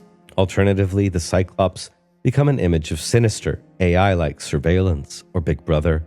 As Hall comments in post-colonial commentary, the stupid monster who became Big Brother has now been turned into a victim of racist oppression. In philosophy, as critical theory, Adorno and Horkheimer deployed the episode as an allegorical case study for the dark underbelly of Western reason. Odyssean rationality and cunning, bound to identity and home, Heimat, represses singularity and difference, abuses its power while trespassing in the Cyclops' domain with the arrogance of a colonial master, and leads to the domination of nature. Sylvia Wynter takes the inversion further, proposing that Black readers should practice what she calls a Cyclopean poetics of reading, or counter-mythology, that turns the magical realism in this episode against itself. For Wynter, if you identify with Odysseus, you might well be conspiring in racist projection and suppression of otherness. Importantly, the Greek says that Polyphemus is a huge man, aner pelorios, which certainly supports readings which cast the Cyclops as a racialized other. Nonetheless, Paul notices that according to the Texas Penal Code, Article 942, deadly force to protect property, in a Texan court at least, the Cyclops likely has a watertight defense. Paul also wonders if too much has been made of what is a fairy tale or children's story like the Brothers Grimm. 2 men-boys slugging it out to the point of death over a few dairy products does suggest infantile sibling rivalry. Ultimately, the myth of the Cyclops is global. Its ancient core may have less to do with racial difference and more genetic abnormality. Next, to the Isle of Aeolia then we came, where was dwelling Iolaus, Hippotas' son, much loved by the deathless gods, on a floating island. Encircling it was a rampart of unbreakable bronze. The rock ran up sheer and smooth. A mythical topos, the idea of the floating island fascinated the Greeks. Delos, an island sacred to Apollo, was once a floating island also, according to the myth. On Aeolia lives King Iolaus, a fantasy image of the father, with his wife, 6 daughters, and 6 sons, a fairy tale scenario. His children are married to each other. The picture painted is one of domestic harmony, sharing meals in common, daily feasting. Odysseus stays here for a month and tells Iolaus his whole story so far, presumably in order to receive from the king, a shaman-like controller of the winds, the boon of a magic wind pouch, not unlike Pandora's box, since once opened, it visits evil on Odysseus and his crew. Like the Kikones or Lotus-Eaters, this episode is treated summarily, without dialogue. The pleasant sojourn is over in less than 30 lines, at which point Iolaus gives Odysseus the flayed hide of a 9-year-old ox, in which he'd imprisoned the paths of the blustering winds. Kronos' son had made him their steward, empowered to calm or arouse them, as he might choose. This story is probably influenced by real-life transactions in which magicians sold knotted cloths and the like to sailors and others to control the winds with. Iolaus conjures the westerly wind, Zephyr, to carry the fleet home. However, it is not explained that the wind's efficacy is tied to the pouch remaining sealed. On the 10th day of sailing, Ithaca comes into sight, close enough indeed to see men tending their watchfires. but sleep finally overwhelms Odysseus, who had obstinately decided to try and stay awake during the entirety of the journey. Meanwhile, the men begin to argue over the booty and plunder. Through folly and evil advice, they decide to open the wind pouch in search of treasure, silver or gold. All the winds rushed out. A storm wind instantly seized them and bore them seaward, weeping, away from their native land, and I, waking, debated in my own blameless spirit whether to plunge overboard and perish in the deep, or to endure in silence, remain among the living. Notice that despite his protestation of being blameless in the incident, Odysseus may be culpable twice, for falling asleep and for cultivating mistrust. Odysseus is so despondent at the escape of the winds that for the only time in his Homeric career, he contemplated what amounted to suicide. I held on and stayed, head covered, lying there in my ship. By this evil gale, our vessels were carried right back to Iolus' island, my comrades lamenting. Odysseus supplicates Iolus and speaks of our folly, but Iolus now rejects him as accursed by the gods, marked by divine hostility, most abject of living creatures who the blessed gods abominate.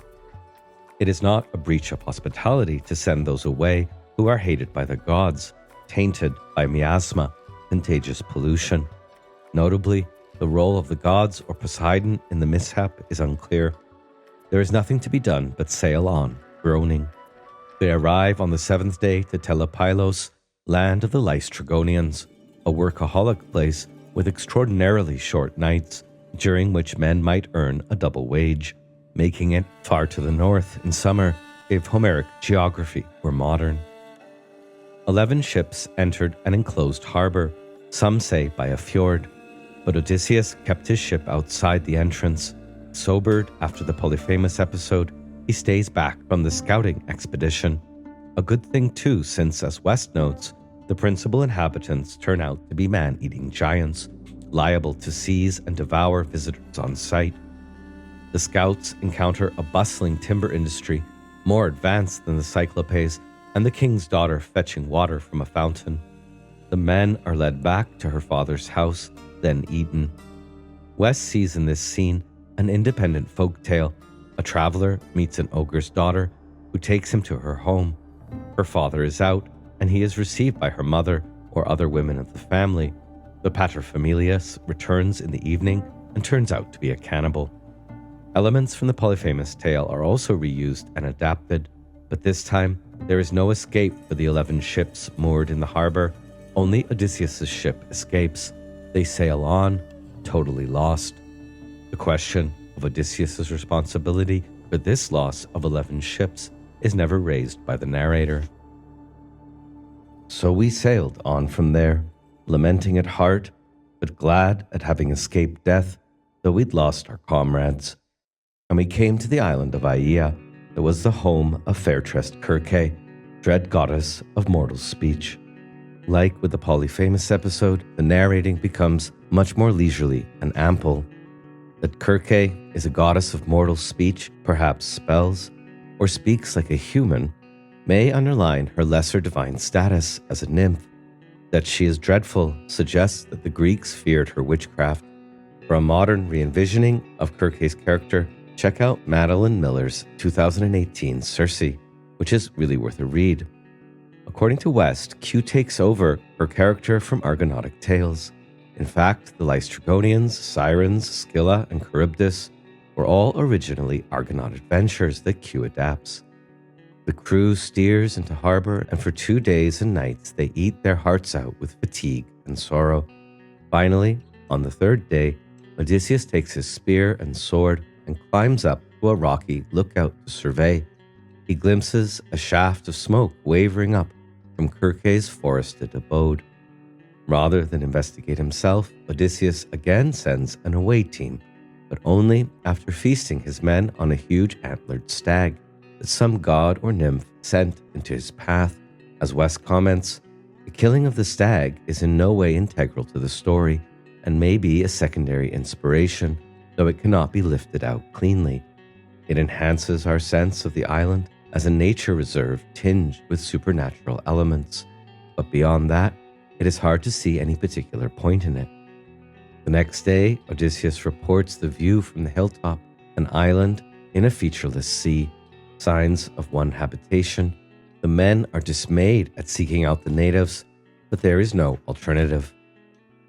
He divides the men into two groups, putting Eurykleia in charge of one, and casts lots to decide which party is to go. The lot casting procedure absolves him from the charge of shirking possible danger. Eurykleia, who will soon become a big problem, sets out into the forest with 22 followers, making the number of men left 46. They find Circe's house, and its immediate surroundings are described. The tame wolves and lions characterize Circe as a mistress of animals, or potnia theron. By hearing how she has tamed them, we are notified in advance of her expertise with magic pharmaca. They hear a lady singing inside the house as she plies her loom, and they feel it is safe to make their presence known. Polites takes the initiative, but Eurykleia hangs back. She at once threw open the shining doors, came out herself, and invited them in. They all, in their innocence, followed, except for Eurykleia. He, suspecting a trap, hung back. She escorted them in, sat them down on chairs and benches, offered them barley meal, cheese, and pale yellow honey mixed with Pramnian wine. But she added to this mixture baneful drugs, pharmaca, to destroy their memory of their homeland. When she'd given it them and they'd swallowed it, then at once she struck them with her wand, shut them away in sties. They now all had pigs' heads, pigs' voices, and pigs' bristles, pigs' bodies too, but their minds remained unchanged, so they were penned in, weeping, and Circe threw them oak nuts to eat, acorns, the fruit of the cornel tree, such food as swine that sleep on the ground will feed on. Notice that pigs would have been the most affordable and common meat source. By transforming the men into porcine form, the narrative implies they will be served as food. It is not a straightforward contradiction that Circe's baneful drugs destroy their memory while leaving their minds or human consciousness unchanged. They know who they are and think like a human, but have no idea where they come from. When the men fail to reappear, Eurykleia does not actually see them in a piggy state. He goes back to report. Odysseus arms himself with sword and bow and leaves Eurykleia and his men behind, too terrified to be of any use. Odysseus feels driven, something fierce. But in the circumstance, as West notes, he cannot succeed without divine help. It comes not from Athena, but from Hermes, the only god, apparently, who ever visits Kalypso's and Circe's remote islands. So saying, I went my way up from the ship and sea.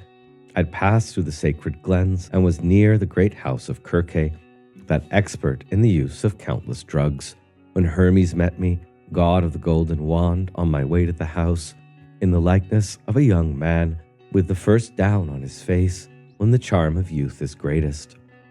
He took my hand and said, Where are you off to again, you hapless man, in the highlands, all alone, and ignorant of the country?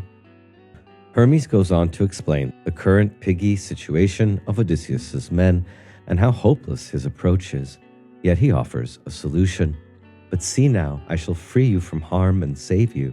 Here, take this potent herb. Have it with you when you go to Circe's house. It'll keep the evil day from your head.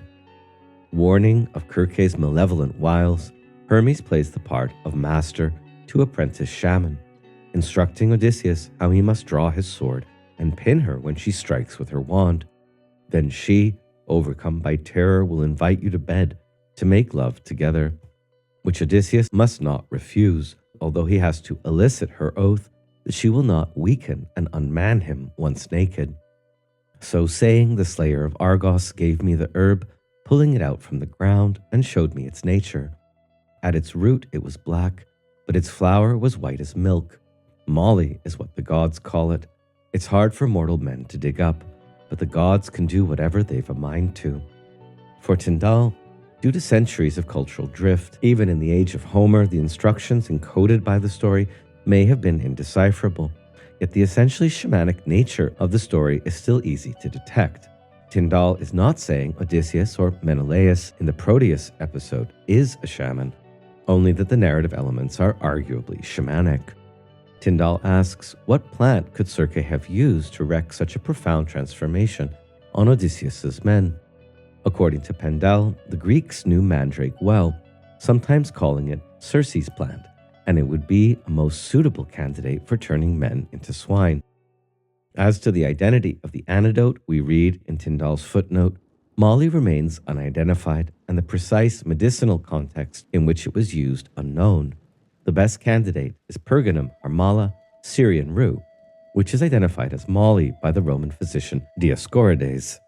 Ethnobotanist Dale Pendel also comments that its long and venerable reputation as an apotropaic certainly fits well with a plant that Homer might have known as a spellbreaker. In effect, Hermes has added the sacred Molly plant to Odysseus's magical pharmacopoeia, which here leads to a shamanic showdown of magical plants. Circe's pharmaca versus Odysseus's or Hermes' Molly. For Tyndall, we can even interpret Circe's dramatic wooing of Odysseus as shamanic, bearing as it does the deep archetypal stamp of the symbiotic relationship between plant, spirit ally, and shaman. Hermes departs to Olympus without waiting for a response from Odysseus, who proceeds to Circe's door. She invites him in, sits him down, and prepares one of her life-changing cocktails. He drinks it, but when she touches him with her wand, expecting him to turn into a pig, he remains in human form. No mention of Molly here. What follows is certainly the sexiest scene in the work. Quote, I drew the sharp sword from beside my thigh and charged at her as if I intended to kill her. Screaming loudly, she slipped underneath the sword, grabbed me by the knees, and wailed as she addressed her words to me. Come on, put your sword back in its sheath, then let us go to bed together, and through sexual intercourse, learn to trust each other. As Edith Hall points out, here we have a phallic symbol, physical contact, a beautiful woman being humiliated, and a sadomasochistic undercurrent. In the hero's unsheathing of his sword, the scene enacts the overlapping of sexual control and violence in the patriarchal world of the Odyssey. For Odysseus, Hermes' instructions have well provided for everything. After making her swear that she will do him no harm, he lets her take him to bed. Meanwhile, her servants, also nymphs, are preparing an elegant meal. Odysseus is then bathed, oiled, dressed in fine clothes, before being comfortably seated and served with food. But he will not eat until Circe releases his men from their piggy plight. Accommodating as ever, she fetches them in and restores them to their proper form.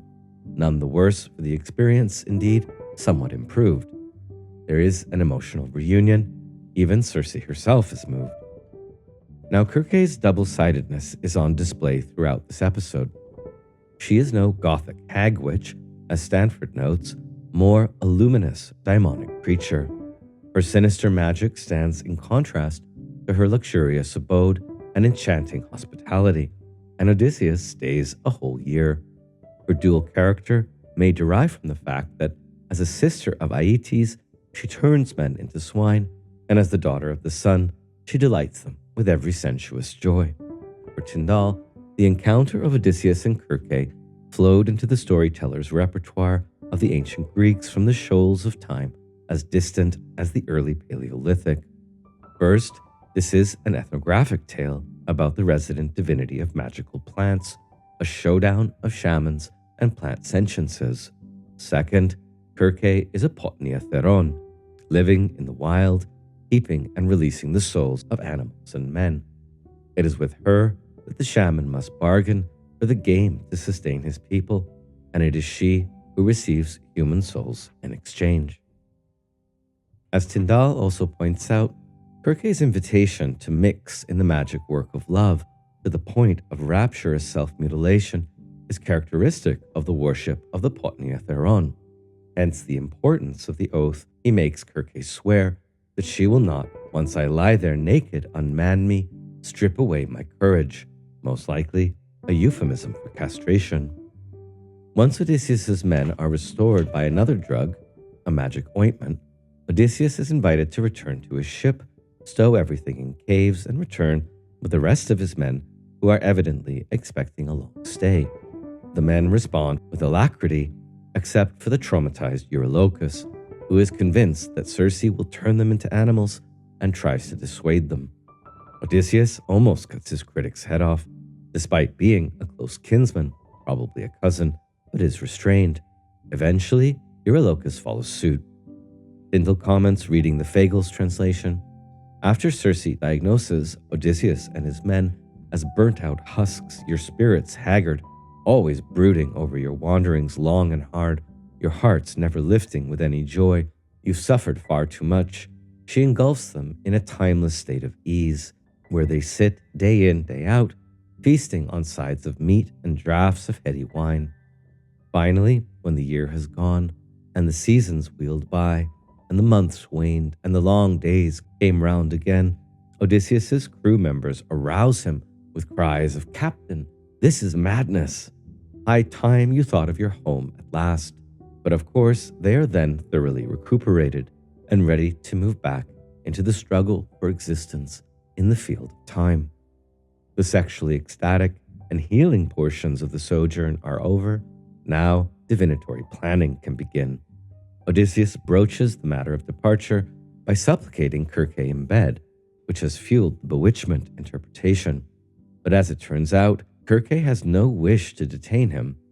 Weirdly, as Wilson notes, ancient storytellers such as the African Greek Eugamon of Cyrene, 6th century BCE, reacted to Odysseus's habit of committing adultery.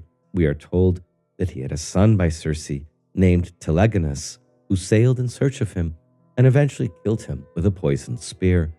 In this version, sorceress triumphs over hero in the end. As Edith Hall points out, Circe's ability to shapeshift human victims expresses wide-ranging ontological and metaphysical anxiety about the instability of the self, the universe, matter and mind, empirical reality, and the world beyond. It is one among many precursors for Ovid's Metamorphosis, Lucian's transformation into a donkey in The Golden Ass, and Kafka's character Gregor Samsa, who turns into a beetle. It is Odysseus who now approaches in supplication and clasps Circe's knees in her sumptuous bed, requesting to leave, and she, bright among goddesses, replies, "Son of Laertes, scion of Zeus, resourceful Odysseus, you all need stay in my house no longer against your will, but there is another journey you must accomplish first. You must go to the realm of Hades and dread Persephone to consult the ghostly spirit of Theban Tiresias, blind seer, whose reasoning mind remains intact, since on him alone, when dead, Persephone bestowed full mental powers. The rest are only flitting shadows." So she spoke, but the spirit within Odysseus was shattered. "I wept as I sat on the bed, and my heart no longer had any desire to live, to behold the sunlight. And when I'd had my fill of weeping and agonizing, I found the words to reply with and addressed her, saying, 'Circe, who will serve as our guide upon this journey? No one yet in a black ship has ever voyaged to Hades.' Circe gives him instructions both on how to get to Hades and what to do when he gets there, so as to engage with Tiresias. No rowing will be required. The wind, which Circe herself sends, will carry the ship on the right course. To find Hades, they must enter a mouth of Oceanus and sail up it. Circe describes the scene that will identify the landing place and specifies the rituals that Odysseus must perform there to propitiate the dead and Tiresias. The next morning, Odysseus gets his men moving without noticing Elpenor's fatal accident. Drunk, he fell from the roof and broke his neck, and wisely, Odysseus does not disclose their present destination. Without leaving home, Circe supernaturally provides the animals needed for sacrifice in Hades. It's interesting to explore the contrast of Circe's nonchalance at Odysseus' departure versus Kalypso's attempt to do anything she can to keep him. Although we hear nothing of the 7 years he spent with her, Kalypso is the more languorous, relaxing goddess. Circe, a more dangerous femme fatale. Odysseus' visit to sunless Hades, staying more on the outskirts than descending, is a long book and could be the basis of its own lecture. My treatment here will be cursory. For more on Greek underworlds, Homeric and otherwise, see the lecture in my classical mythology course. For a more complete treatment of Homeric eschatology, check out Lars Albinus's The House of Hades. Also worthwhile to compare are earlier mythic visits to Hades, for example, Orpheus, Heracles, Theseus, or Sisyphus, although the descents in the Nostoi literature are lost. Also, for important parallels, see the Mesopotamian descents, especially Gilgamesh, Tablet 12. The journey carried by Kirke's winds takes only one day. By sundown, they have reached the mouth of Okeanos, a gloomy, sunless land that the poet associates with the Cimmerians. The men beach the ship and walk up the river, actually the confluence of two rivers, the Acheron, Periphlegathon, and the Cocytus, beyond the river Styx, and to the groves of Persephone. Odysseus is assisted in the sacrifice by two men. After the pit is dug, they must first pour libations of milk and honey, then sweet wine, and finally water and barley sprinkles to all of the dead, entreating the weak heads of the dead with many vows. Odysseus must also offer to them better sacrifice in Ithaca, especially for Tiresias. Then comes the sacrifice of sheep. The blood flowing into the pit attracts a horde of ghosts out of Erebus. They are listed in categories: young married women, young men, old men, tender girls, warriors slain in battle, reflecting the eschatological motif that different categories of the dead are separately situated in the other world. Odysseus, seized with pale fear, guards the blood pit to prevent any of the ghosts from drinking it before Tiresias. But first Elpenor appears. He is able to speak without drinking blood, and the idea will be that he is loitering on the fringes of Hades, not yet a proper resident, since he has not yet received burial. Wilamowitz, stealing from Nietzsche, observes, "We know that ghosts cannot speak, and the spirits which we evoke demand the blood of our hearts." Elpenor's fatal mishap went unnoticed in the bustle of departure, but his ghost, a kind of advanced scout, elicits the promise that Odysseus will return to Aea to give him burial, a tumulus overlooking the sea. The return to Kirkes is also necessary, since Odysseus will require further instruction. The ghosts or wraiths in Hades are called Sukai, Psyche, or Idola, images, the same word used alongside thumos, spirit, to describe Odysseus' life and self in the Proem. The dead are shadowy phantoms of their former selves, dressed as they were at the moment of death. And other than Elpenor, they need to drink the sacrificial blood in the pit to restore speech and emotional intelligence, their phrenes and thumos. Next, there is an advanced sighting of Odysseus' mother, Eurycleia. He did not know that she was dead, and he weeps to see her. But his dialogue with her must take second place to that with Tiresias, and he does not let her approach the blood. Now comes Theban Tiresias, golden staff in hand, the archetype of a seer. He recognizes Odysseus presumably because he is a seer, not because they had ever met. He asks him why he has come to this unlovely place, but after being allowed a drink of the blood, he is able to answer his own question. You are in search of a sweet homecoming. His speech is mainly concerned with Poseidon's wrath over the blinding of Polyphemus, which will make Odysseus' homecoming difficult, and how that wrath will eventually be allayed.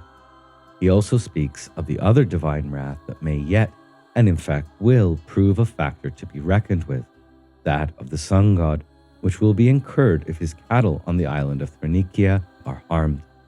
Odysseus must avoid this at all costs, otherwise he will lose his ship and his comrades and be lucky to escape with his own life.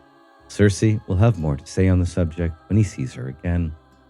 In Wilson's translation, Tiresias even says that Odysseus is responsible for this loss of men, or that he destroyed them.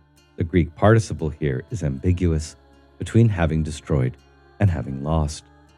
Next, Tiresias relates how if and when Odysseus succeeds in reaching Ithaca, he will find arrogant men in his house, consuming his property and wooing his wife, but he will overcome and kill them, either by trickery or in open combat. The prophet then passes on to what is to happen later, up to the end of Odysseus' life, and there is an analogy here with Proteus' foretelling of Menelaos' end in Book 4. It is from Tiresias that we first learn about how Poseidon's wrath against Odysseus will not even abate by the end of the Odyssey.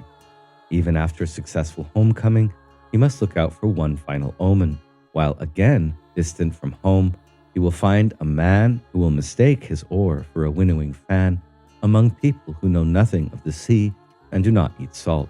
Only then will he be able to appease Poseidon's wrath with a sacrifice and a temple. It could be in this prophecy the Odyssey harkens back to a much earlier time when Poseidon was still a landlocked fertility god.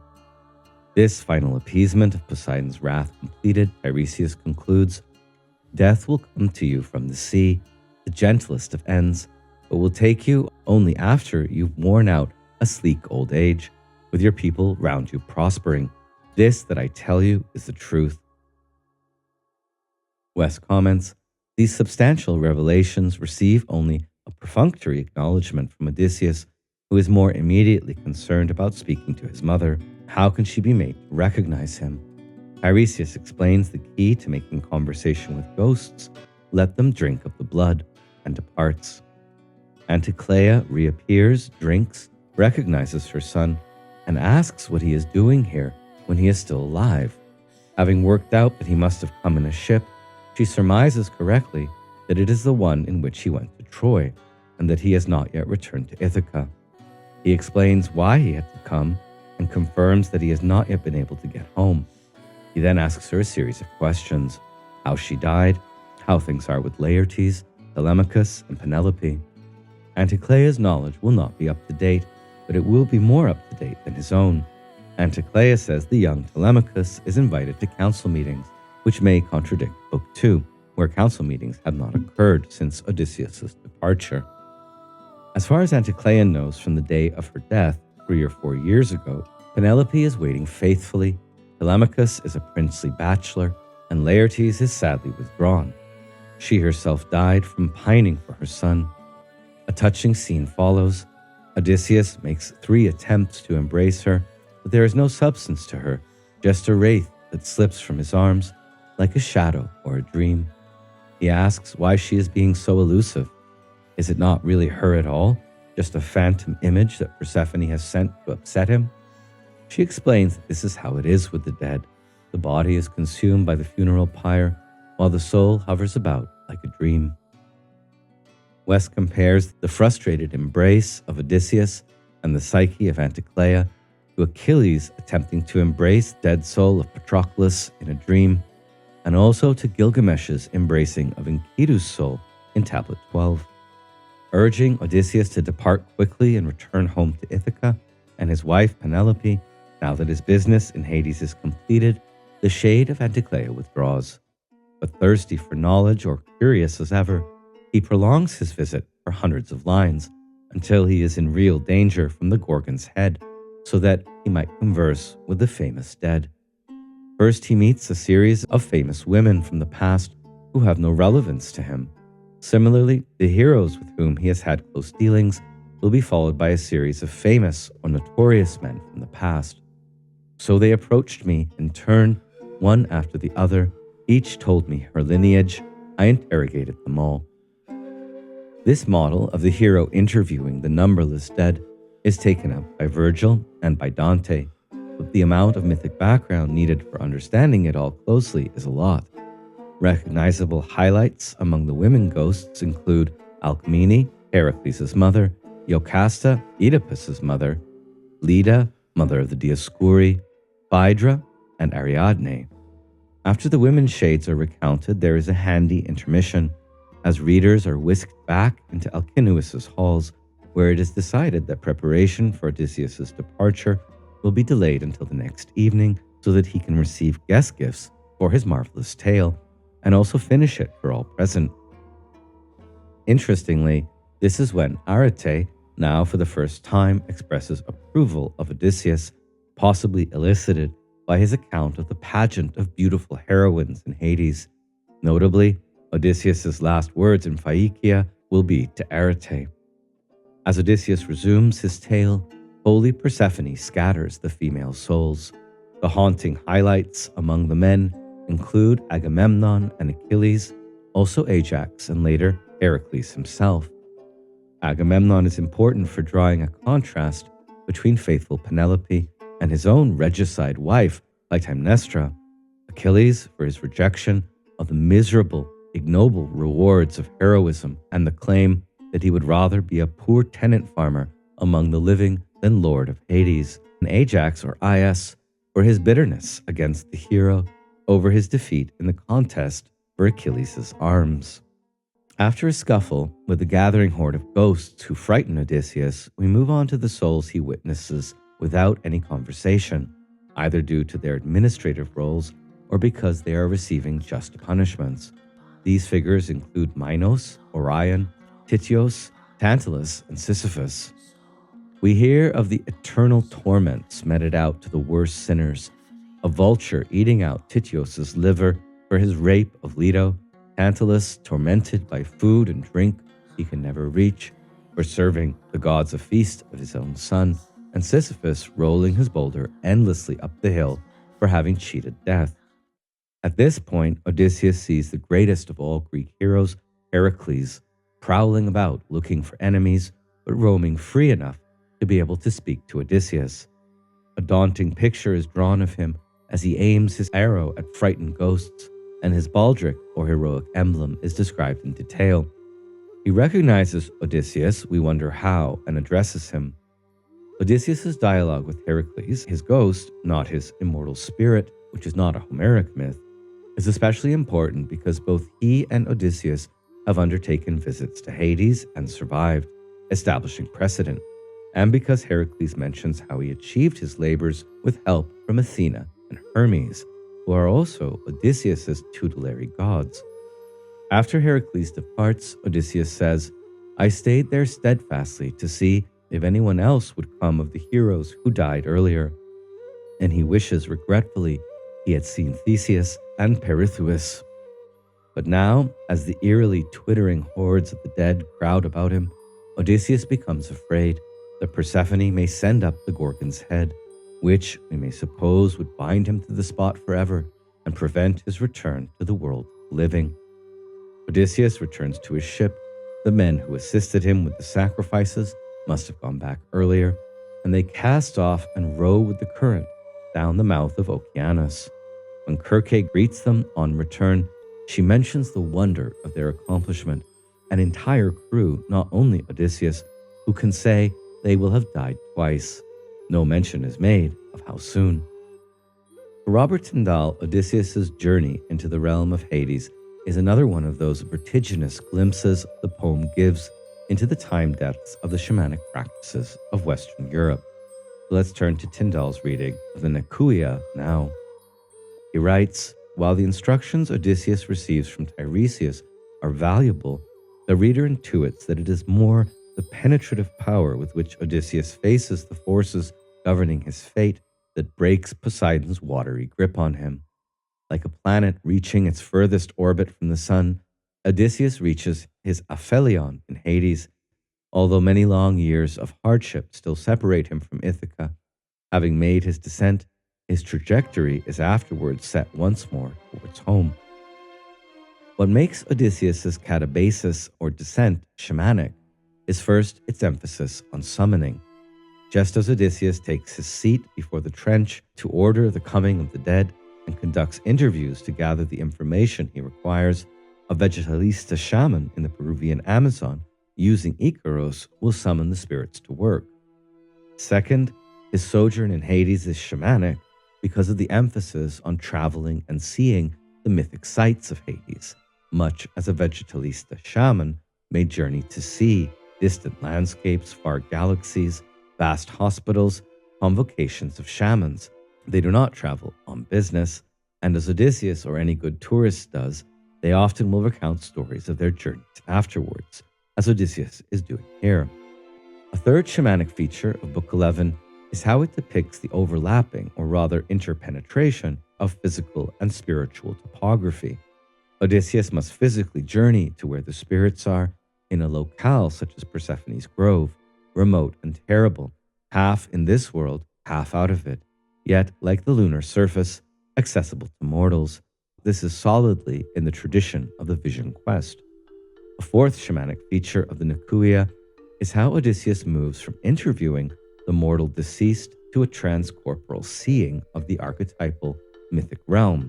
This is a visionary transition during altered states that is widely attested in Amazonian shamanism and the shamanic literature in general. Not to mention the double shamanic apprenticeship in which the Leukothea is contextualized. Odysseus first receives instructions from the witch Kirke, then from the master Greek seer shaman of all time, Eurystheus. Dahl concludes this insightful reading by observing how Odysseus's account seems to combine both Paleolithic and Neolithic elements.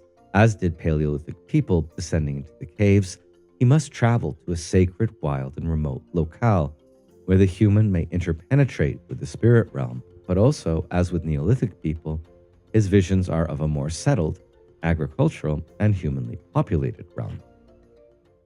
Moving on to Book 12, it's the last book of Odysseus' self-narration of his wanderings, and in it we encounter many of his most famous adventures. The Sirens, the Wandering Rocks, avoided, so we'll skip it here. Scylla, another man-eating monster. The Cattle of Helios on the island of Thrinakia, where Odysseus finally loses all his remaining men, mentioned at the start of the poem. Charybdis, a whirlpool he escapes by hanging onto a fig tree. And finally, his first arrival on Kalypso's island of Ogygia 7 years earlier. Having departed from Hades, they arrive back at Circe's island, which is now stated to lie where are the house and the dancing places of dawn and the risings of the sun. Men are sent to fetch Elpenor's body from beside Circe's house, which they do without contacting her. Odysseus apparently has no intention of revisiting her.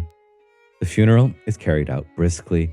Circe, however, is aware of their return from Hades and comes down to the ship bringing plenty of food and wine. She proposes that they spend the rest of the day eating and drinking and set sail the next morning. She will provide the necessary information to keep them safe. West comments that the return to Aea is also necessary in narrative terms. Odysseus must receive instructions from Circe for the rest of the voyage, which include prophylactic measures against the Sirens, advice for the following dangers, avoid the Wandering Rocks, and accept the loss of 6 men to Scylla, rather than all perishing to Charybdis, and a second warning about not touching Helios's cattle, already heard from Tiresias and not heeded. The first episode of Book 12 is the encounter with the Sirens. Sirens or Sirenes means binder or tangler from rope or cord. They are often depicted as immortal mermaids by the medieval period, but bird women for the Greeks, at least since Apollonius. They are succubi-like goddesses of temptation and death. In Homer, only their song is described as beautiful, but their physical appearance is left undescribed. Genealogies differ, but usually they are daughters of the river Achelous and one of the Muses. Circe says about the Sirens, they bewitch and beguile all mortals who come within earshot of them. Any man who unwittingly gets close enough to hear the Sirens' voices will never again be surrounded by wife and children greeting him on his return home. The Sirens will enchant him with their high, clear singing as they sit in a flowery meadow among great heaps of bones from men's rotted bodies, the skin on them all shriveled. The shriveling here suggests exsanguination as the mode of death, making the Sirens a bit like vampires. Other than this, they are undescribed and unnamed in Q, leaving much to the imagination. The Sirens, like the Wandering Rocks and Scylla and Charybdis, are adapted from the Argonautic saga, but in that case, what saved the Argonauts was their possession of a rival singer, Orpheus. Accordingly, Q requires a different means of escaping their enchantment without foregoing the pleasure of hearing them. Thus, Circe provides the double means of beeswax from the men's ears, and Odysseus tying himself to the mast. Notice that Circe does not advise Odysseus to listen to the Sirens, as he later lies to his men, but instead, knowing him well, Circe anticipates his determination to hear their song and provides a safe means to do so. When the ship arrives in the vicinity of the Sirens, abruptly and eerily, the breezes drop, replaced by a windless calm, as if some god lulled the waves to sleep. perfect conditions for hearing sirens. The wax grew warm under the great pressure of Odysseus' hands, and the rays of the sun god Hyperion Helios, an odd foreshadowing given Helios' wrath later on. The plans are carried out, ears stopped, and Odysseus is tied to the mast. The sirens begin their shrill song. "Look in here on your way, famed Odysseus, the Achaeans' pride, but in your ship hear the song we two sing. Never yet has any man rowed on past us in his black ship till he's heard the honey-sweet music that issues from our mouths, and he voyages on rejoicing, his knowledge increased, for we know all the toil and the suffering that in the wide land of Troy Argives and Trojans endured through the will of the gods. Indeed, we know all things that happen on the nurturing earth." As Jane Harrison comments on the mantic omniscience of the sirens, it is strange and beautiful that Homer should make the sirens appeal to the spirit, not the flesh. The siren's song is a promise to Odysseus of mantic truth, with the false promise implied that he will live to tell it all. Harrison goes on, "They are mantic creatures like the Sphinx, with whom they have much in common, knowing both the past and the future. Their song takes effect at midday in a windless calm. The end of that song is death." Upon hearing the beautiful voices of the sirens, with their lure of self-understanding, for the sirens, like the muses, know all men's doings everywhere, Odysseus begs to be released, just as Circe had predicted, and his men bind him yet tighter, as she also instructed. The ship sails past, and the singing recedes. The paradox of the sirens' offer is mysterious. They are said to possess omniscient recollection like the muses, and they offer it freely. But the offer is deceptive. Lethic enchantment and death's amnesia await the mortals they feast on. The double threat has led Tyndall to a provocative original interpretation. The episode of Sirens might be read as a metaphor for the promise of initiation versus the reality of drug addiction. Wilson reads Odysseus' desire for the Sirens' song as the ultimate ego boost or Freudian wish fulfillment fantasy. What they promise is an endless retelling of Odysseus' own finest hours, the real meaning and glory of all that took place in the Trojan War. By resisting the sirens, Odysseus acknowledges that he will have to go on acting out the consequences of the war without ever being able to fully know what it was all about. More often than these interpretations as wish fulfillment fantasy or drug addiction, the siren episode has been read as announcing the priorities of Greek culture in general. Odysseus' passionate intellectual curiosity, will to truth, and drive to total knowledge in this episode and others has proved attractive to philosophers. The fact that he figured out a way to learn from the sirens without being destroyed by them qualified him as the philosopher's hero. As Edith Hall put the appeal of the sirens episode to philosophers, Odysseus negotiates a compromise between curiosity, travel for the sake of it, and applied intelligence, geared to the achievement of identified goals. This tension is expressed in the Sirens episode, where Odysseus both acquires knowledge for its own sake, there is no actual need for him to hear their song, and protects his own safety and his men's. The solution is technological: wax, earstoppers, and bonds attached to the mast. Here, Odysseus becomes a model even for scientific inventiveness. Before Plato, the Pythagoreans argued that the sirens' music represented the unearthly bliss that the soul seeks after death, and that even during mortal existence, a few souls who have overcome carnal appetites can hear it, however faintly. By the time of Plato, the sirens had become assistants in ordering the divine movements of astral bodies, each siren plucking a note in the celestial harmony or music of the spheres. This is worlds away from the sirens of the unconscious who lure wayfarers away through false epistemic promises or erotic landscapes. It's certainly this Homeric representation of sirens which also pervades indigenous cosmologies and world mythologies. For example, Tyndall explores the sirens of Amazonian cosmovision, those anaconda-like mer women, Yakumama, who often abduct ayahuasca shamans or the forlorn. His teacher and informant, Juan Flores, once described to him their enchanting, yet malevolent melody. Among the Eurykleia of central and western Mexico, the god of the Kyrie flower ingested via hallucinogenic honey is no less dangerous and siren-like. In Eurykleia mythology, this god is Kyrie, associated with the enchanting music of his violin, which lures the unwary.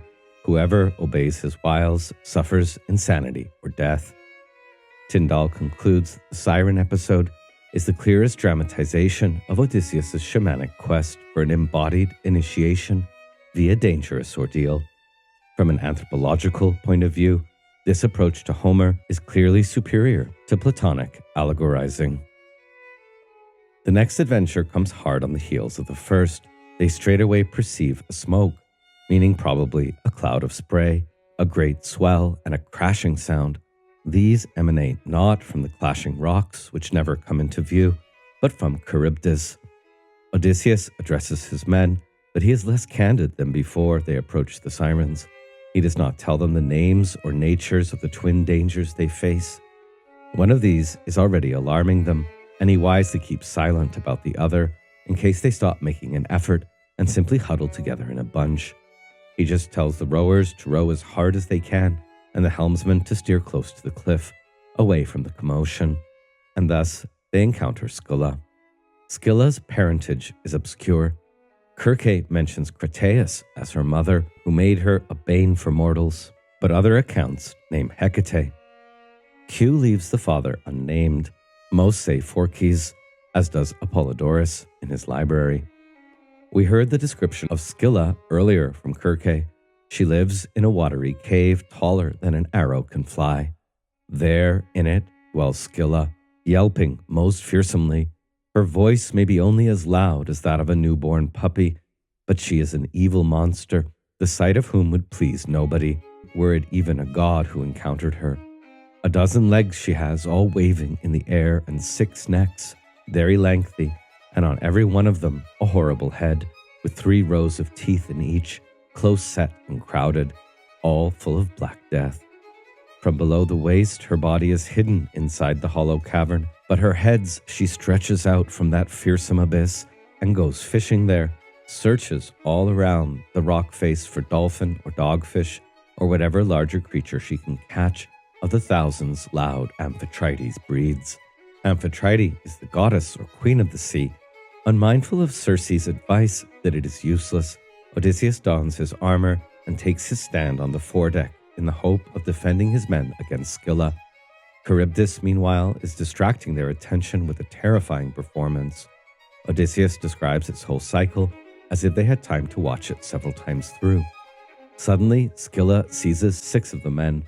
The description of Scylla seizing the men is graphic and horrific. Odysseus says it is the worst thing he witnessed, worse even than Polyphemus. There, at her entrance, she devoured them, as they screamed and stretched out hands to me in their dire death struggle. That was the most piteous sight of all that ever I endured throughout my whole exploration of the paths of the deep. By the time he glances back, it is too late.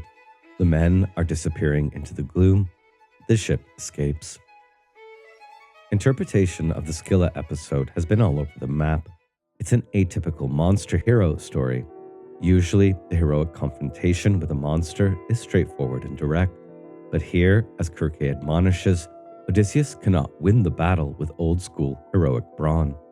Scylla is probably intended by Q as an image of ancient fate, intractable and unavoidable. The poem's depiction of Odysseus' cunning, not informing his men of the danger, but also his lapse of self-control, arming himself anyway, underlined the hero's closeness to the Iliad context and his difference from it. This is a hero who behaves like and unlike traditional heroes. Hilariously, as Edith Hall explores in her Return of Ulysses, in the classic touch, Lessons in Leadership from Homer to Hemingway, 2 North American professors of business management have applauded and recommended Odysseus' action in the Scylla episode as the archetypal example of MBO, or management by objectives. As Hall summarizes, in the tale of Scylla and Charybdis, he is faced with a classic management decision, the choice between 2 no-win situations in which his only rational course of action was to cut his losses. In general, the dwindling state of his household economy back on Ithaca aside, Odysseus is a model for business entrepreneurs because he knew how to augment his rapidly dwindling resources by forming informal linkages across organizational lines, whether the goal is returning home after 10 years, achieving a sales objective, increasing earnings per share, or bringing about a productivity improvement. It is the Odyssean focus that gets results. The idea that Odysseus displays managerial competence should make us uneasy, as Hall quips perceptively. Star businessmen are usually ruthless with employees, and so perhaps Odysseus is an illuminating model for moguls because where he performs worst is in the personnel department. Which brings us to the episode on Thrinakia and the cattle of Helios. The sojourn on Thrinakia is dwelt on in detail because it is pivotal to the plot. Ominously, the crew can hear the lowing and bleating of Helios's cattle as they approach, and Odysseus urges his men to pass the island by. Eurykleia, his rabble-rousing cousin, now becomes positively insubordinate, and all the men insist on going ashore. Odysseus realizes that he cannot prevail, so he makes them swear a mighty oath that they will content themselves with the supplies that Circe has provided and not kill any cow or sheep that they may find on the island. All goes well that evening, but during the night, a powerful southerly wind begins to blow, preventing their departure in the morning. Again, Odysseus impresses on the men that they are well provisioned and that they should not touch the island's livestock, which, he now explains, belongs to the sun, a formidable god. Scholars have pondered whether the prohibition against eating Helios's cattle goes back to Indo-Aryan prehistory and the sacredness of cattle in Hindu culture to this day. The men are at first agreeable, but when a month goes by with no shift of the winds, they are starving and start foraging, while Odysseus goes off to pray to the gods. Rather than assist Odysseus by changing the winds, the gods envelop him in sleep. This is an instance where Odysseus is a dreaming hero to his peril. It also reminds of when Moses returned from Mount Sinai to find his chosen people worshipping a golden calf. In an aside, Odysseus relates to the Phaiakians a key detail he later heard from Kalypso, who heard it from Hermes, thereby establishing reliability. No sooner were the cattle dispatched than Lampetie, one of the Heliades or chariot-drawing daughters of Helios, went to tell her father, who went to Zeus to protest. Zeus promised to destroy the vessel. As to why the crime of eating the sun's cattle is heinous, a clue is provided. These are 350 immortal cattle. They never reproduce or die. As such, each one is irreplaceably sacred. Eurykleia's insurrectionary rationale is relatable. He'd prefer to drown quickly at sea than starve slowly on land. Equally memorable is Helios' spooky threat that if he does not receive justice, he will go down to Hades and shine among the dead. Zeus pleads with him to keep shining for immortals and mortals. In Mesopotamian myth, Ishtar makes a similar threat to the sky god Anu as she demands vengeance against Gilgamesh for slaying the bull of heaven. Ishtar threatens to unleash the dead on the living, Helios to leave the living in darkness. We can now understand how the Proem was designed to absolve Odysseus of responsibility for the death of his men on Thrinakia. The stress on the men's sacrilege is designed to preempt any charges of negligence. As we heard in the Proem, it is the men's maleficent or blind recklessness or lack of restraint, atasthali, which results in Odysseus spending 7 more years marooned on Kalypso's island. His own share of responsibility for these deaths due to falling asleep or not objecting strenuously enough when the men wanted to land on the island is not reflected upon. Arriving back at his ship, Odysseus finds the men, led by Eurykleia, locked in recriminations. Alarming portents are seen and heard. Beyond eerie, the chunks of immortal meat still moo as they are roasted on spits. They feed on the cursed meat for 6 days, until the storm abates. At last, they can set sail. Zeus waits only until they are out of sight of land and then sends a mighty tempest without delay. The ship is utterly destroyed. The men fall into the sea, and are poetized as bobbing about on the waves like birds. This is the last anyone sees of them. Only Odysseus manages to survive. He grabs hold of the floating mast and keel, ties them together, and rides out the remaining storm. All through the night, he is carried onward, and at sunrise he finds himself back at Scylla and Charybdis. He avoided Charybdis before, and now he must contend with her. The fig tree, mentioned by Kirke, is his only salvation, the only thing he can hold on to as his mast and keel are sucked down into the abyss. Odysseus says, "So there I clung persistently, waiting for her to spew back the mast and keel again. To my delight, back they came, though late, at the hour a man leaves assembly for supper. Then it was that those timbers resurfaced out of Charybdis. When the timbers reappear, he is able to clamber back onto them and paddle away. For 9 days more he is carried across the sea, but he fetches up a very long way from Ithaca at Kalypso's isle. He says nothing of his first meeting with her, simply that she gave him tender loving care from then on. The apologoi of Odysseus' skillfully narrated tale ends on a satisfying note, as he says to the Phaiakians, "But why tell you this story? I've told it already just yesterday, here in your house to you and your comely wife. I really dislike repeating a tale that's been clearly narrated on a previous occasion." So we're nearing the end of our main coverage, books 1 to 12, but before shifting to the reception, a summary of the Nostos is needed. Book 13 begins with the Phaiakians amazed at Odysseus' tale. Alkinoos compares him to other liars, but affirms there is too much grace and good sense in his story, told with the skill of a bard, to consider him a fraud. This passage suggests that the Greeks celebrated untrue tales for their own sake. Theorists read it as the very birthplace of literary fiction and the novel. Next, Alkinoos arranges to provide Odysseus with yet more guest gifts before his departure, more than he would have made off with from Troy, to be paid for by public taxation, which demonstrates how Xenia operates here. All retire to rest, and the next day, the gifts are provided and the ship loaded. But now there is an extra day to fill out, since they sail at night. On this extra day, there's more feasting and singing by Demodokos, but the atmosphere is that of the lingering of empty time, a mood of anticipation, impatience, or boredom, or as West puts it, Odysseus keeps checking the position of the sun, longing for it to set. Here the poet himself feels the awkwardness of the empty day. The departure scene is full of warm wishes, last libations, and farewells. The hero's last words are to Arete, but Nausikaa does not reappear.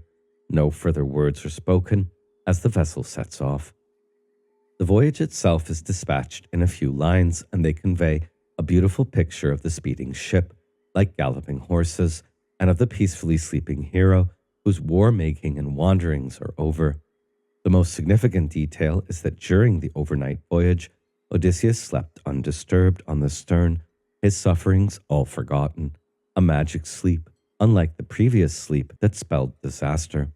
Odysseus' peaceful sleep continues as the Phaiakians unload him and all his treasure on Ithaca's shores.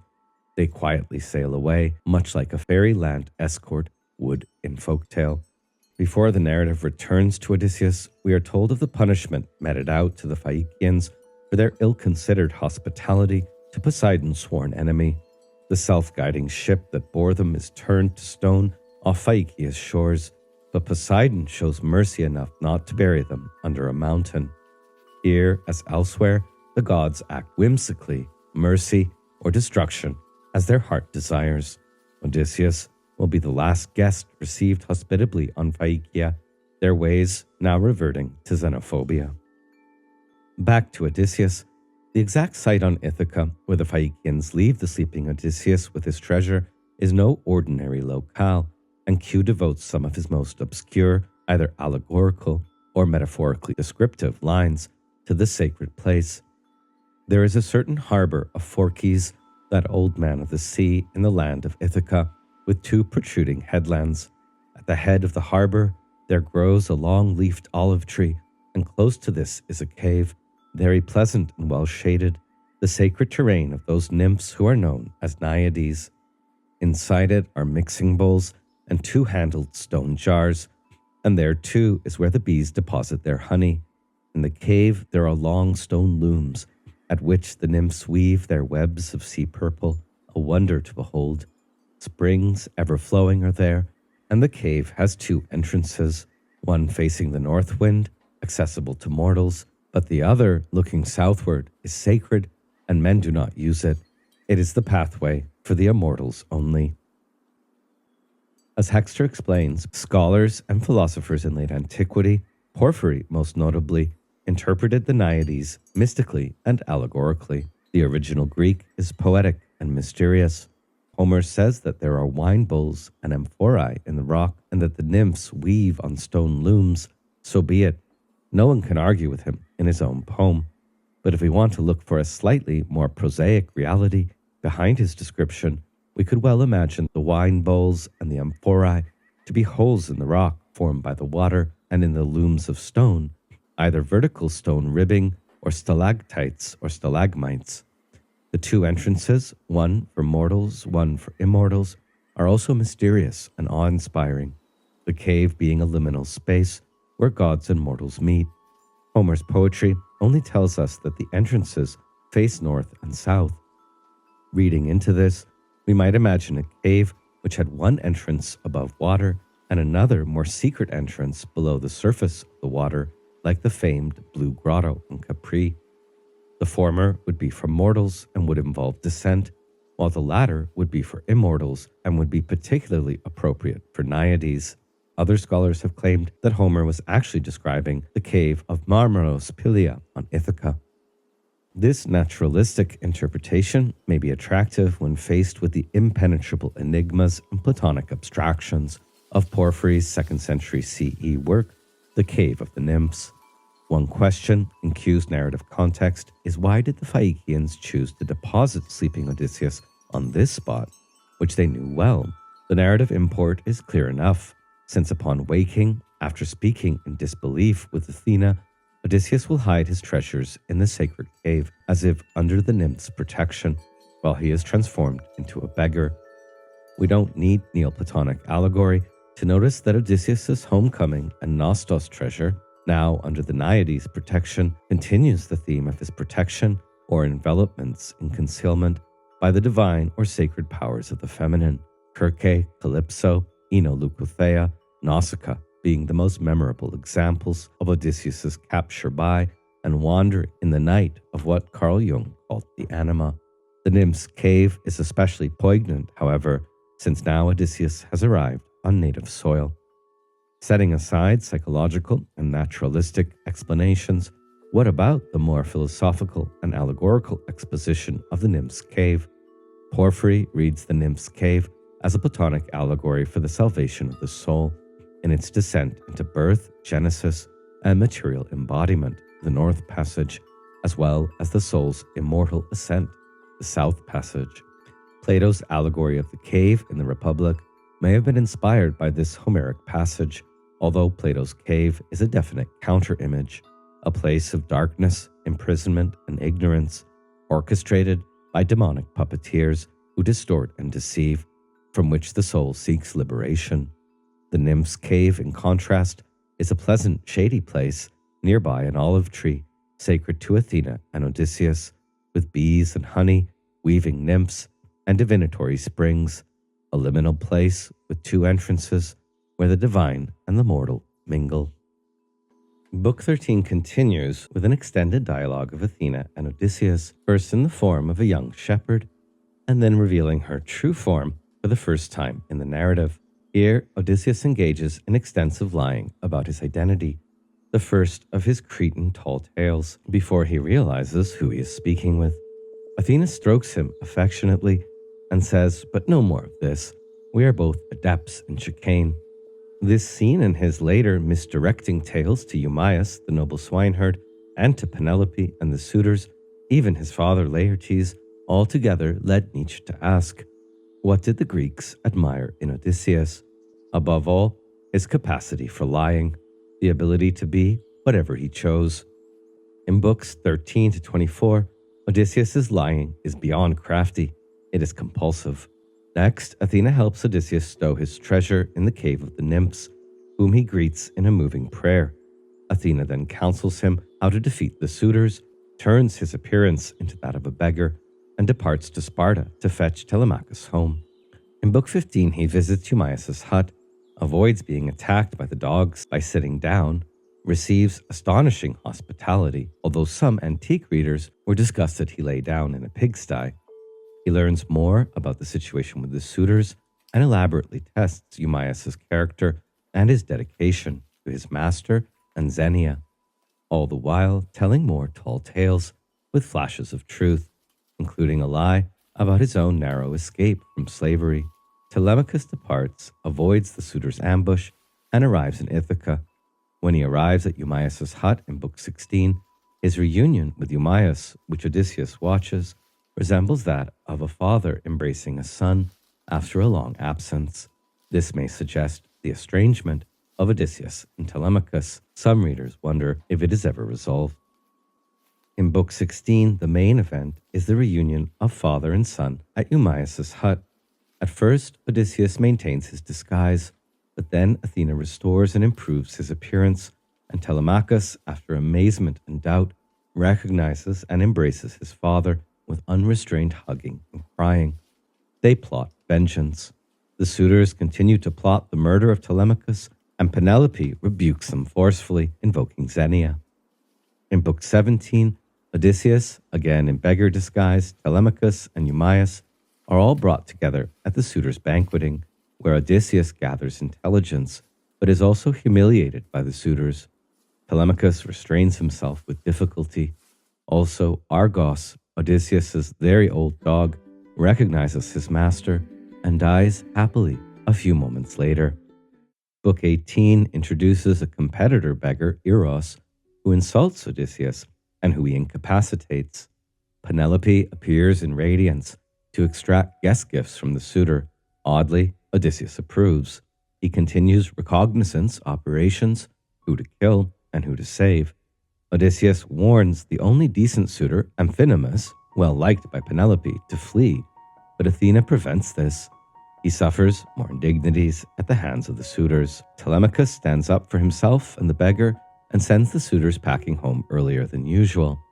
By Book 19, the plan is enacted to remove all the weapons from the hall, and Penelope interviews Odysseus in beggar form. He tells her Odysseus is safe and will soon arrive home, which she disbelieves. She is kind to him and allows him to visit her inner chamber by night, which has led some to think that she must recognize him. She orders the maidens to wash his feet, which he refuses from modesty, but agrees to be washed by an old slave. This introduces the recognition scene with Eurykleia, the old nurse, who recognizes his scar, but is hushed up. A death threat she deflects warmly. That night, Penelope dreams of Odysseus' return. Dreams can be ambiguous and deceptive, she says. Those that come through the ivory gate are deceptive and unfulfilled, while those that come through the gate of horn come true. She dares not believe the latter. Book 20 consists in further preparations for the slaughter, with much indignation on Odysseus' part against palace collaborators, especially the household women who slept with the suitors. A sleepless night, more intrigue with the suitors by day, and more scuffles and rebukes ensue by evening. Most significantly, the seer Theoclymenus, who Telemachus has brought home with him from Sparta, utters a foreboding prophecy. The eeriest, most Macbeth-like scene in all Greek literature ensues. The suitors laugh maniacally, and Athena makes them all mad.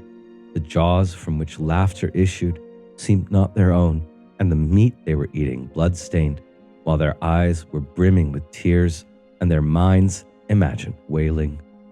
Theoclymenos describes the phantasmagoria he sees, but is sent away, and the horror is soon forgotten. In Book 21, Penelope brings out the bow of Odysseus to test the suitor's prowess and reaffirms her promise to marry whichever among them can string the massive bow and shoot an arrow through all 12 axe heads. All the suitors fail in the task. Meanwhile, Odysseus has recruited Eumaeus and another noble servant, Phaiakians, to his secret battle plans. Odysseus asks to try his hand at the bow, and receives Penelope's approval. The suitors resist, but he deftly succeeds in the contest. The suitors are terrified, and Zeus signifies approval with a clap of thunder. Telemachus stands battle-ready at his father's side. Possibly, this is the day of Telemachus' achievement of manhood, a new moon sacred to Apollo. Book 22 is the battle itself. Odysseus strips naked in archaic warp spasm and shoots Antinous in the neck. Eurymachus tries to plead to no avail, then rushes at Odysseus, who shoots him. Using up his arrows, Telemachus goes to the storehouse to get armor and weapons, but leaves it open, a mistake that arms the suitors too. A spear fight ensues with Athena's assistance, diverting or assisting spears, and her encouragement. She takes the shape of Mentor, then transforms into a swallow in the rafters. Only Phemius, the minstrel, is spared, and the two-faced herald, Medon, who is protected by Telemachus. Melanthius, the disloyal goat herd, is tortured and humiliated. Most shockingly of all, see below, all 12 disloyal house maidens are hung, rather than impaled, without thought of mercy. Blood is cleaned by house slaves, and Odysseus purges the hall with sulfur, fumigants, and fire. The bodies stack up. As Book 13 begins, Penelope has been in peaceful slumber during the slaughter, but is woken by Eurykleia with the good news. As Wes puts it, Eurykleia ululates in exultation over the death of the suitors and the disloyal maids, but Penelope scarcely believes it. She enters the hall, sees a blood and guts-clad beggar, and is very doubtful. Telemachus rebukes her for a second time. While Odysseus realizes there will be retribution for the suitor's murder and orders the house into festival mode, so the neighbors will think Penelope is celebrating her wedding, thereby delaying knowledge of the suitor's fate. Now Odysseus, cleaned up and well-dressed, sits with his wife, who grills him on knowledge only a husband would know. She realizes it is him and throws herself into his arms. The reunion scene is endearing but disappointing to some. After they make love, they talk all night to catch up. Q makes the night longer to emphasize the lover's bliss. Book 24 begins with an unusual second Nikuia, as Hermes conducts the souls of the suitors to Hades. Agamemnon lauds the constancy of Penelope in contrast to Clytemnestra's infidelity. The main event of the final book is the reunion of Laertes and Odysseus, and dealing with the aftermath of the suitor's slaughter. At first, Odysseus lies, even to his father, about his identity, and then reveals himself when he sees his father break down in tears. They enjoy a reunion of sobs, cut short as Eupeithes, father of Antinous, approaches with a small army of Ithacans to take revenge. Laertes slays Eupeithes, and a general slaughter would have followed had not Athena arrived on Zeus's behest to establish peace and friendship, averting civil war. The final words of Q's Odyssey, after Athena's Dia ex Machina, are, "So spoke Athena. He obeyed and was happy. A sworn treaty for time to come was now made between both sides by Pallas Athena, daughter of aegis-bearing Zeus, likening herself to Mentor in both voice and appearance." What we don't see off stage or postponed is how Odysseus will accomplish his final homecoming and appease the wrath of Poseidon in accordance with the prophecy given by Tiresias.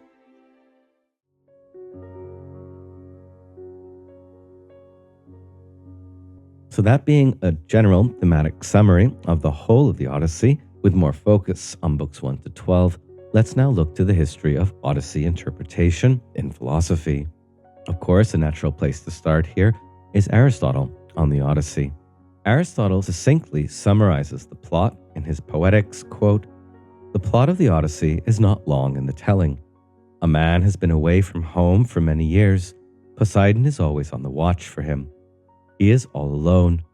As for the situation at home, his goods are being laid waste by the suitors who plot against his son. After a storm-tossed journey, he returns home, where he reveals himself, destroys his enemies, and is saved." Hall notes wryly that this summary neglects to mention any female at all, But Penelope at least lurks mysteriously even beneath Aristotle's diction, whom are the wasteful suitors wooing, even with Aristotle's peerless intellect and the best patriarchal will in the world. It proved impossible to delete all traces of the enigmatic Penelope. The plot is, in fact, so full of women that there is a long tradition since Samuel Butler of claiming, even if tongue-in-cheek, that it must have been authored by a woman. Aristotle's Poetics also observed that the Odyssey is the imitation of a single action, in this case Odysseus' Nostos, and that the work is distinctive for its double denouement, a good and a bad outcome, the second ambiguous ending in Greek literature, if you count the Iliad. It's also apparent that Aristotle didn't much like the character of Odysseus, and he criticizes the hero obliquely for his military weakness, cowardice, and self-interest. Aristotle's text, Homeric Questions, is lost, and we only have fragmentary testimonia about it.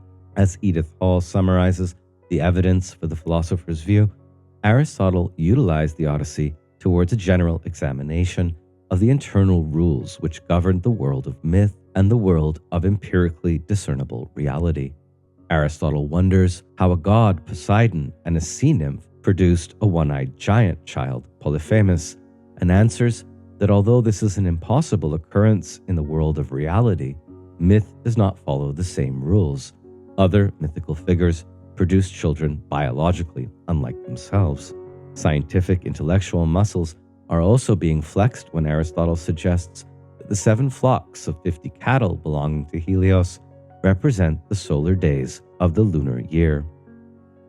It behooves us to widen our scope and look to the broader philosophical and thematic reception of the Odyssey. As we've seen, the ordering of the Odyssey narrative is elaborately non-linear, complicated like its hero. The whole thing is a Nostos song, or Kleos epic, about a crafty war hero protected by the gods who survives. At first, Telemachos goes in search of either the Nostos or the Kleos of his father, and by the end, he finds both. It's not clear if he has matured. Gruesomely, when Odysseus suggests impaling the maid slaves who had sex with the suitors, they both mention at some point that they had little choice in the matter and were raped. It is Telemachos who contradicts his father and recommends hanging instead, in the courtyard to boot, so that their defiled blood will not spill on the floors, which the condemned girls just cleaned. Admittedly, as Wes points out, the abhorrent inconsinity derives in part from narrative context. When the subject is the wickedness of the suitors, they are the ones blamed for abusing the maids. When it is that of the maids, they are treated like enthusiastic fornicators. But this doesn't make the finale any less barbaric. Wilson points out how Telemachos' abhorrence at impaling slave girls suggests a lack of patriarchal penetration. Odysseus' dressing down of Eurykleia's elation, the murder of the suitors, not to mention her collaboration in ratting out slave girls, may show he takes no pleasure in the deeds, but this is a far cry from compassion. In upholding Xenia as father and son, Odysseus and Telemachos act as monstrously, or worse, than does Polyphemus. Alongside homecoming and Nostos and wandering, as well as suffering and hospitality, monstrous or divine, the other most central themes in the Odyssey are deception, disguise, and recognition. Only the totality of the epic and its finale at last dispenses with deception and disguise. The action is driven by fate, Moira, Theon, but also by cunning, metis, intelligence, or scheming, which may here be an ancient analog of the modern concept of free will. And cunning is widely distributed in the world Odysseus explores, although he is cunning's mortal exemplar. Yet another driving force in the narrative is justice, DK, justice for Odysseus, the divine counsels on his behalf, but also justice for Poseidon and Helios, who have been transgressed. Odysseus' journey is defined by divine versus mortal justice from start to finish. Neither take precedent, both are arbitrated by Zeus. However, lack of justice for Odysseus' men, the suitors or slave girls, is a foregone conclusion, and they all meet what the narrative frames as a just death. Justice can also take the form of restitution, but it's mainly colored by the theme of vengeance or nemesis. Vengeance against suitors, the vengeance of Poseidon against Odysseus, and in general, the ineluctability of vengeance for setting the divine world order and mortal life on track. Throughout it all, Odysseus's demand for hospitality, xenia, desire for glory, kleos, and honor, time, and his curiosity to explore and learn, in contrast with his longing for hearth and home, drives the plot forward. So having laid out the Odyssey as a whole, let's reflect a little further on the theme of xenia. The word xenia, the institution of guest friendship, comes from xenos, guest, stranger, or friend. It was a central institution of Homeric society, with political, even legal implications that tended to break down the further away one gets from the epicenters of Greek civilization. Xenia, protected by Zeus as god of strangers, xenios, is also distinguishable from philia, the friendship, affection, love, or loyalty that one has for family relations or local or distant friends. Xenia is more volatile than philia, less prone to reconciliation, and does not imply strong kinship bonds. When xenia goes awry between mortals or in relation to the gods, violence or death results. From the Odyssey, we can see how xenia functions as a networking tool that enables far distant elite Greek households to work together towards shared aims within a shared etiquette. Xenia is also tested when gods appear to mortals in disguise, for example, Athena in the form of Mentes or mentor, from which we get the term theophany, the testing of a mortal's capacity for xenia. Xenia might protect the unfortunate, the unsavory, and politically dangerous, beggars or potential raiders, but only insofar as they are gods or nobles ravaged by misfortune or have something good to offer in return, such as essential services, if they are criminals like the seer Theoclymenus or part of the lower class.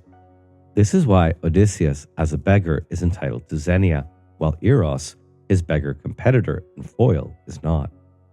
The codes of xenia can even be used to deny hospitality, or as an imaginative justification for robbing, killing, enslaving, or colonizing those who are reluctant to welcome a group of possible bandits or pirates into their homes.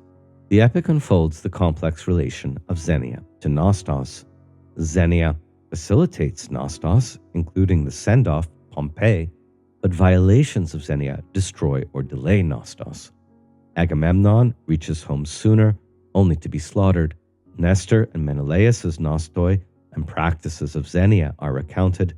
Odysseus' nostos is the most delayed, but it maps xenia most fully, for better and worse. Telemachos learns the customs of xenia gradually as he matures under Athena's guidance.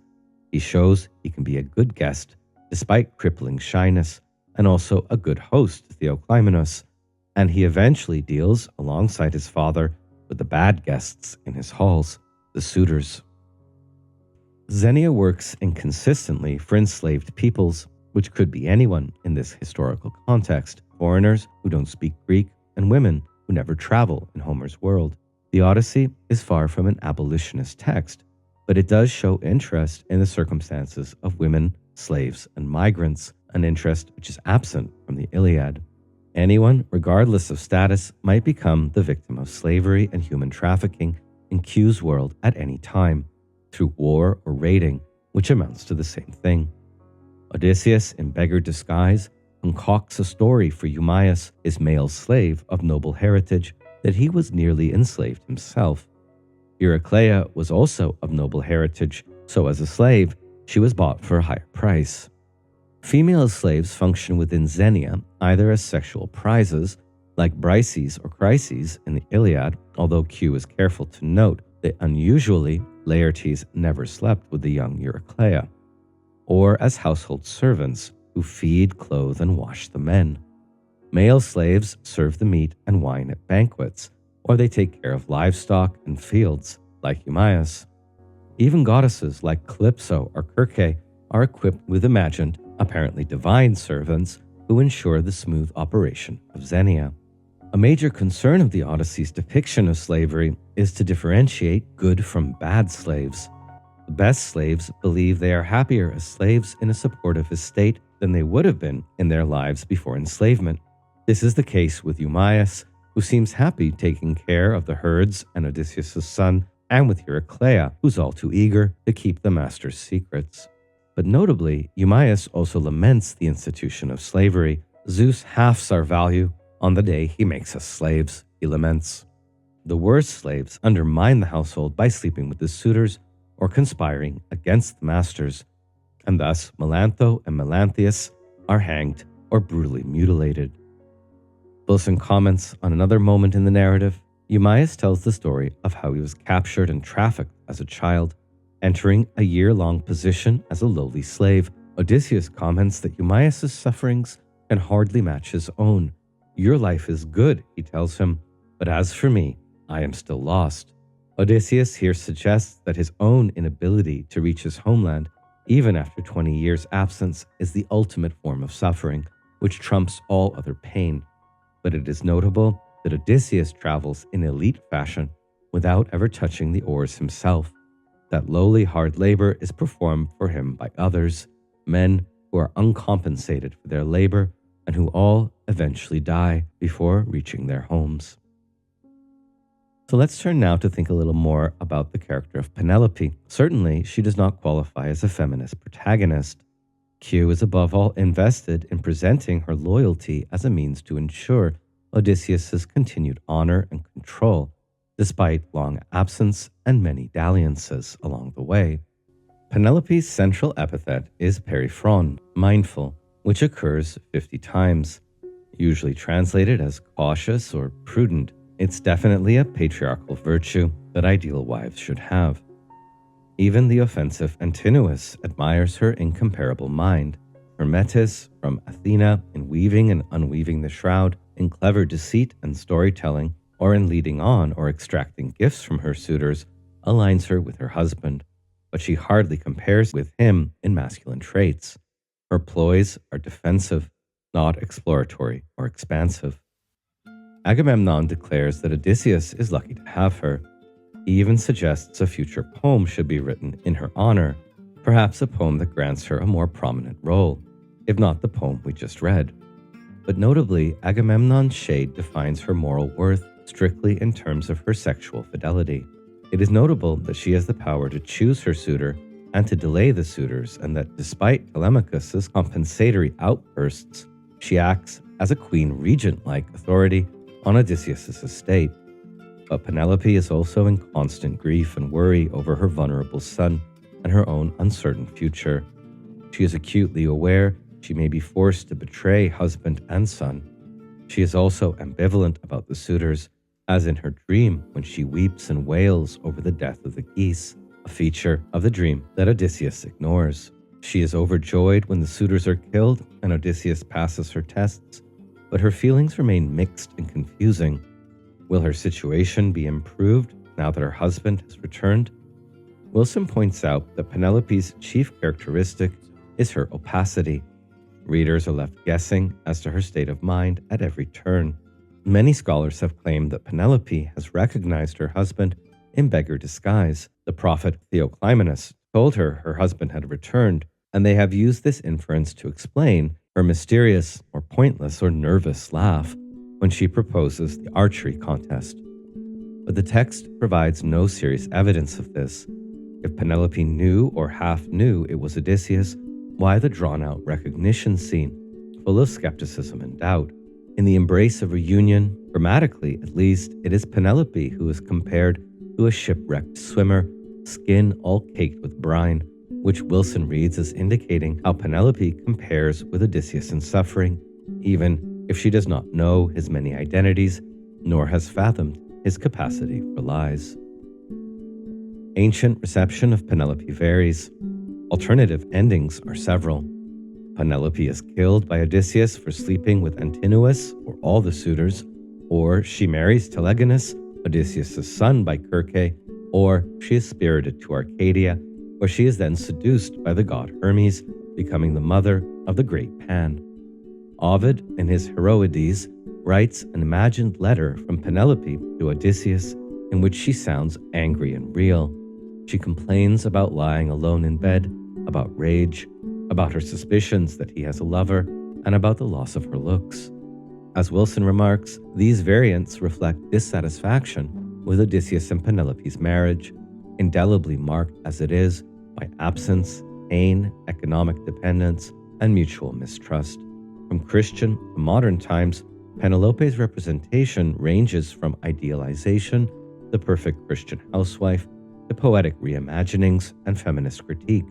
An extreme example of Penelope disattachment is Charles Bohr's scathing foreword to W.B. Stanford's The Ulysses theme.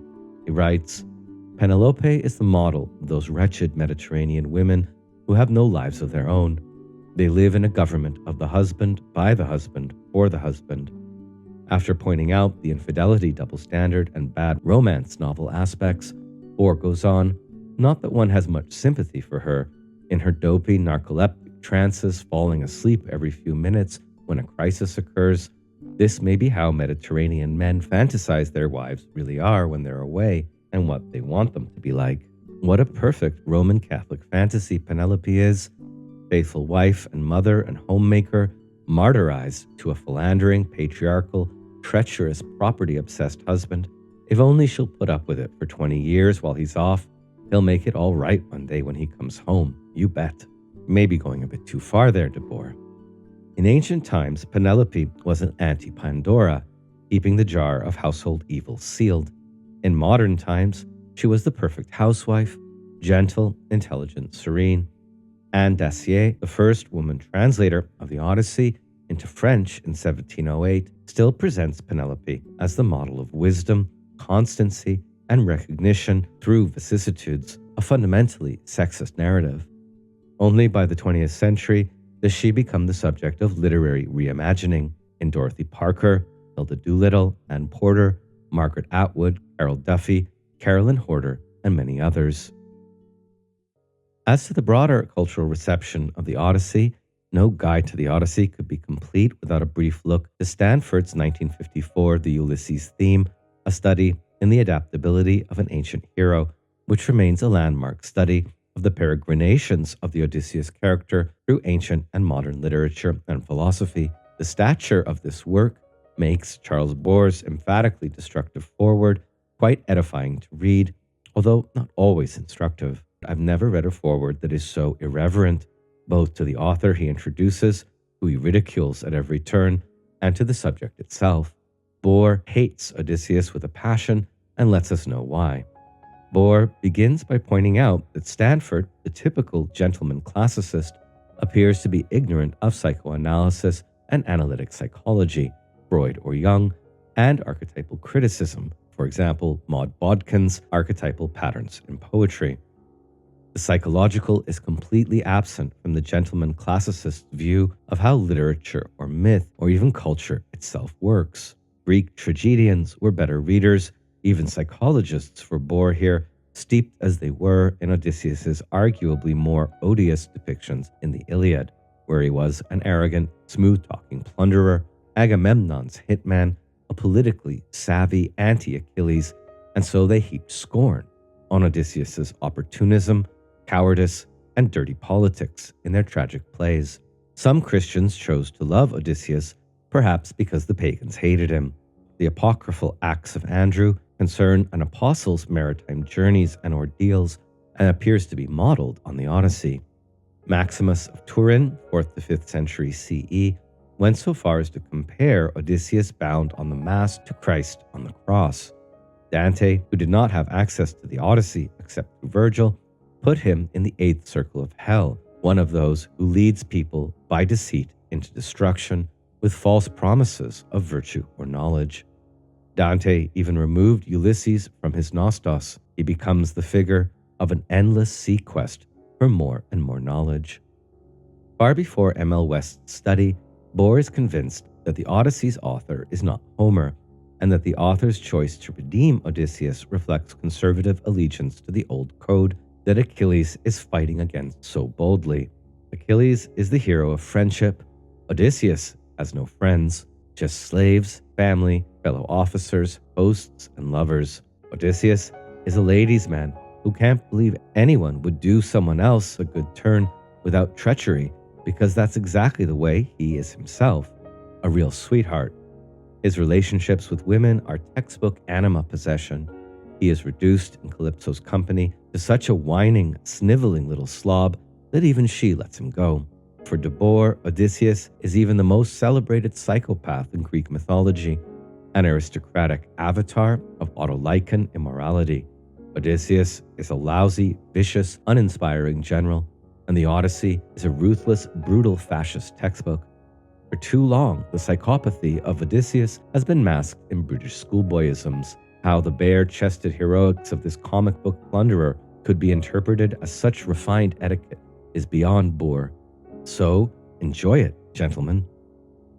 Thanks, Boer. I don't mind if I do. Stanford's study is, in fact, and despite this bad press, a brilliant account of Odysseus's post-Homeric literary afterlife, another long odyssey for Odysseus to endure.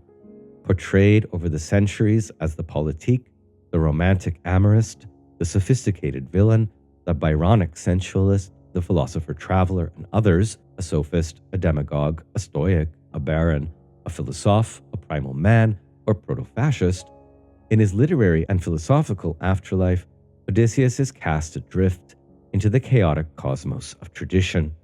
Bohr is right that Stanford's Odysseus is, as Athena remarks, almost too civilized, intelligent, and self-possessed. This tendency is on display when Stanford argues from minutiae that in comparison to Iliadic heroes, Odysseus is attentive, kind, gentle, and public-minded. He even has feminine intuition or intuitive faith. These genteel aspects of Odysseus's exilic emotions are glossed by Stanford as the moment when the pessimism of archaic heroism yields to confidence in an emerging humanism, a far-reaching insight. But in downplaying Odysseus's wily lad or autolycan heredity, Stanford can himself be seen to avail himself of a few unconsciously racist metaphors, a touch of the tar brush, although overwhelmed by Athena's guidance. However, despite these valid critiques, if a little overstated, there are many passages of deep insight in Stanford, such as when he notices in the reunion scene how Penelope's and Odysseus' situation are fundamentally similar in their mixture of hope, fear, faith, and doubt. Reading Odysseus generously, as Stanford does, has its advantages, since it allows us to witness his eyes as unflinching as horn or iron to avoid weeping with his wife too soon. Homer implies that it was one of the sternest tests of self-control that Odysseus had ever experienced. In fact, he did begin to weep, but hid his tears by a trick. Penelope carries off the victory and deflates Odysseus' confidence, which only his equal could do. Stretching a bit, the two are matched in quick perception, intelligence, caution, endurance, subtlety, affection, and deep emotion. Stanford is not simply wrong in his idealized vision of their relationship. Wouldn't it be nice? He also underlines correctly that there is something unaristocratic, or at least non-Achaean, about Odysseus. His unusual alacrity in coming to feasts or praising the banquet a bon vivant, his archery and poisoned arrows, his evasion of conscription to Troy by feigning madness, a myth you don't find in the Odyssey itself, his intellectual curiosity verging on anthropological research, a flair for colonialism as contemplation, or with the sirens, his love of home, loyalty to comrades despite their mutinies, is unlike Homeric heroes. The fact is that all Homeric heroes were egotists, but Odysseus' egotism is different than Agamemnon, Achilles, or Ajax. It certainly goes too far to see Odysseus poised on a narrow edge between the Aristotelian faults of excess and deficiency, but it's true that Homer or Q was unconcerned about the hero's ambivalent ethics. The author was content to portray a man of many turns, which is why we still read the Odyssey with interest today. Tyndall, who I've cited a lot here, would say that even if the Iliad is the historically older work, and even if it is also the better work, some of the content or material from oral folk legend in the Odyssey is historically much older. There are elements that the Odyssey inherits, such as Circe as a Potnia Theron, the Proteus vision quest of Menelaos, aspects of the descent to Hades, such as the intricate program of ritual sacrifice, or the sirens and their false promises of omniscience that all do seem to derive from primordial shoals of time as distant as the early Paleolithic. Digging into the provenance of those scenes where Odysseus's polytropic metis is shamanic in signature, we do end up reading the Odyssey as a kind of literary mythological archaeological dig, whose ground floor is a Paleolithic cave. Alongside this earliest strata from hunter-gatherer societies, the Neolithic and Axial Age elements predominate overall. And so in the Odyssey, we get not only sacred, wild, remote locales, but also a more settled agricultural and humanly populated realm. Although Cyclops continue to haunt the margins of this new world, and hence the large number of episodes where the Odyssey appears to drift into indigenous shamanic motifs. Helen's Nepenthe, Proteus's shapeshifting, Maron's strong or drugged Apollonian wine, the Lotus-Eaters, Perce's magical arts, Hermes' Molly, the descent to Hades to meet Eurystheus, the encounter with the sirens, Leukothea, the weirdly mystical cave of the nymphs, and a few others, such as Odysseus' shapeshifting disguise as a hapless beggar. I agree with Tyndall that shamanistic motifs pervade the Odyssey, and I have noticed that these concerns are all but absent from official academic studies. And it's not that these archaicizing anthropological readings are unaware of critiques of Homer and the Odyssey on issues pertaining to the critique of Western civilization. It is more that Tyndall has noticed a confluence of ancient indigenous and ruthless capitalist modern ways of being in the character arc of Odysseus. Tyndall has noticed that the Odyssey is a transitional text that summons the indigenous experience of a vital, meaningful cosmos and commits this earlier indigenous mindset to historical memory, even as it departs from it. In place of reconciliation with the Cyclops, what we tend to get in modernity is one or another version of Odysseus' subjectivist self-overcoming, so many variants of Tennyson's Ulysses Catechism: to strive, to seek, to find, and not to yield. Let's do just a bit more work looking at gods in the Odyssey from a bird's eye view. As we hear in Book 8, the gods arranged all this, and they wove the fate of doom for mortals so that future generations might have something to sing about. That this raison d'etre of the poem is spoken by Antinous, of all people, has been read as poetic irony. Odysseus' triumph over the suitors is a divinely sanctioned ethical victory that is woven by the gods. But as ancient readers, starting with Xenophanes and Plato, clearly perceived, it is difficult to understand the Homeric gods consistently as moral ideals or as upholders of any kind of universal moral law deriving from Dike or Xenia.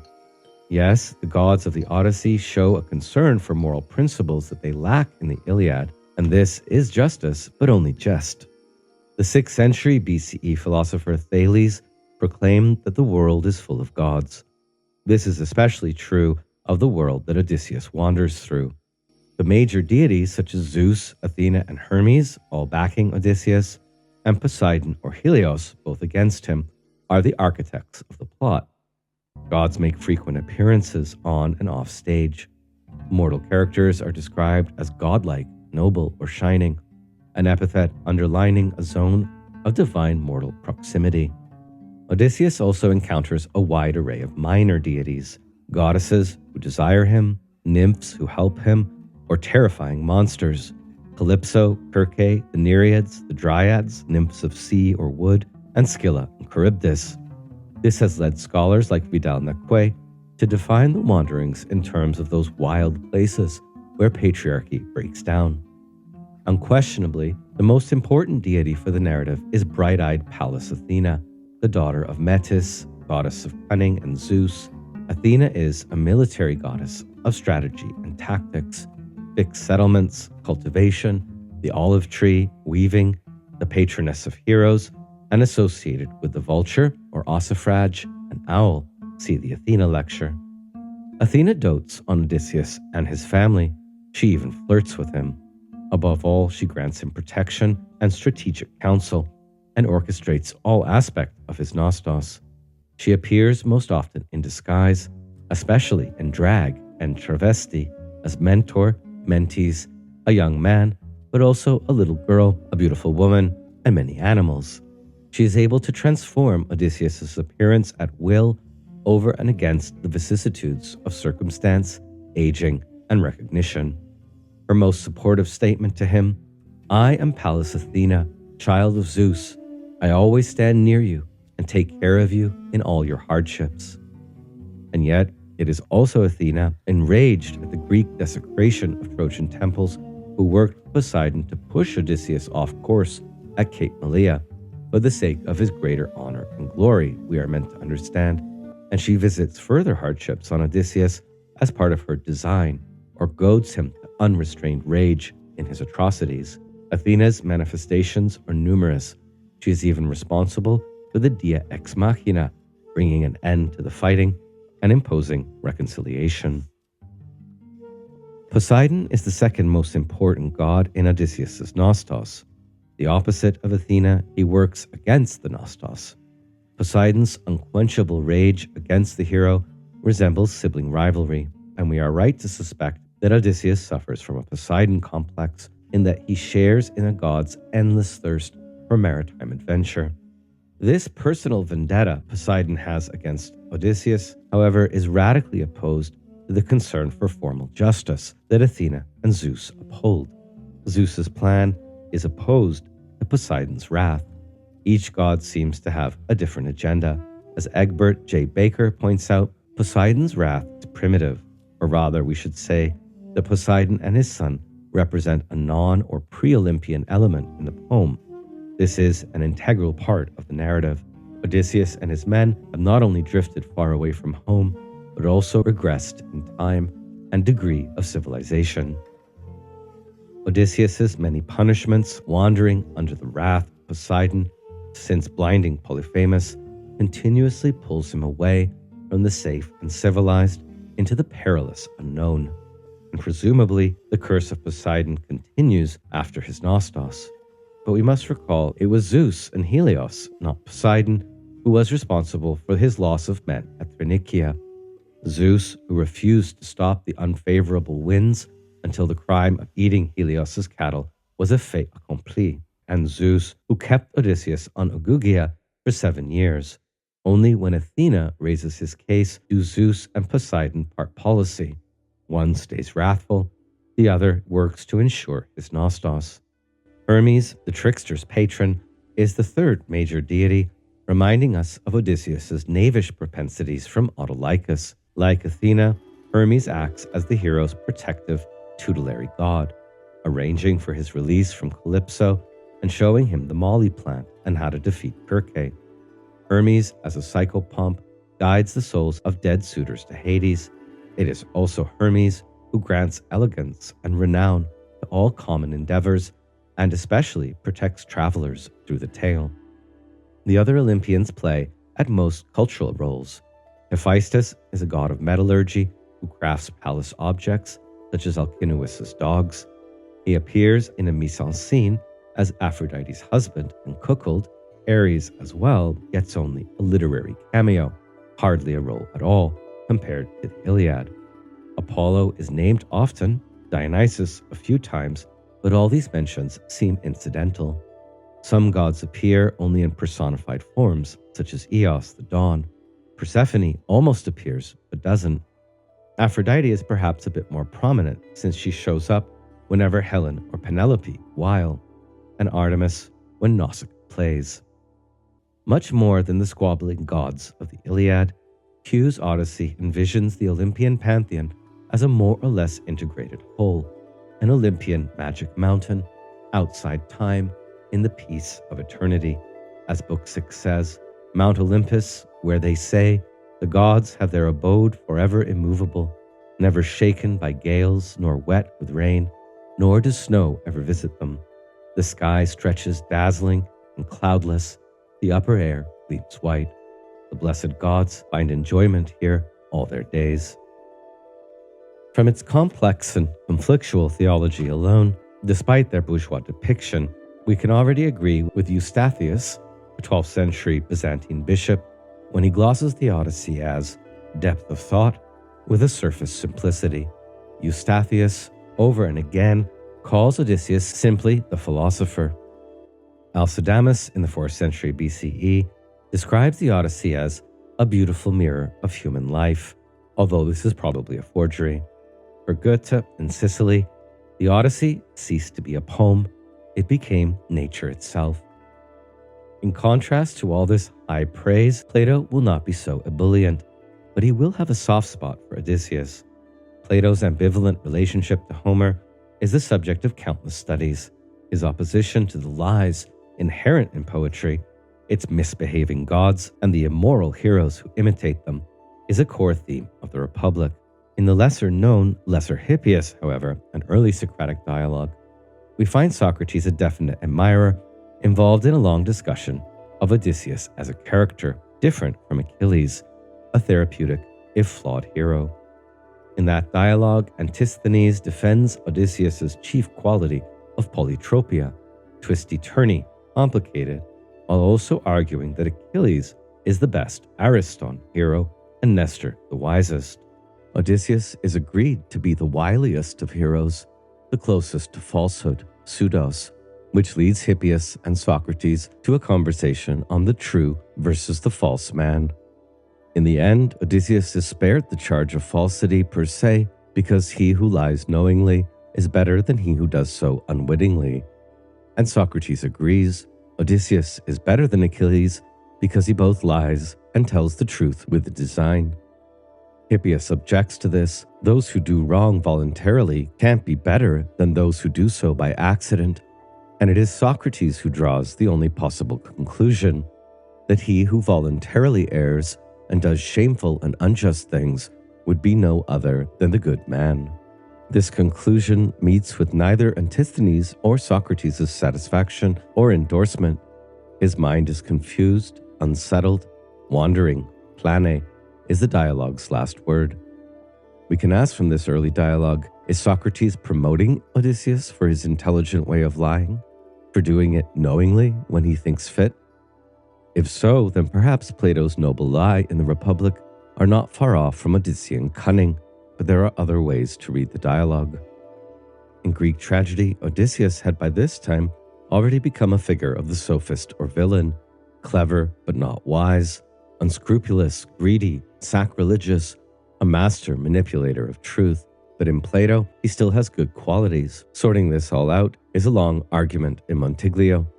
Throughout his reception, Odysseus is morally ambiguous. A focus on his failings still occurs today, as when Shea in Odysseus in America, Combat Trauma and Trials of Homecoming draws up an indictment for a court-martial against Captain Odysseus for being so cavalier with his men's lives.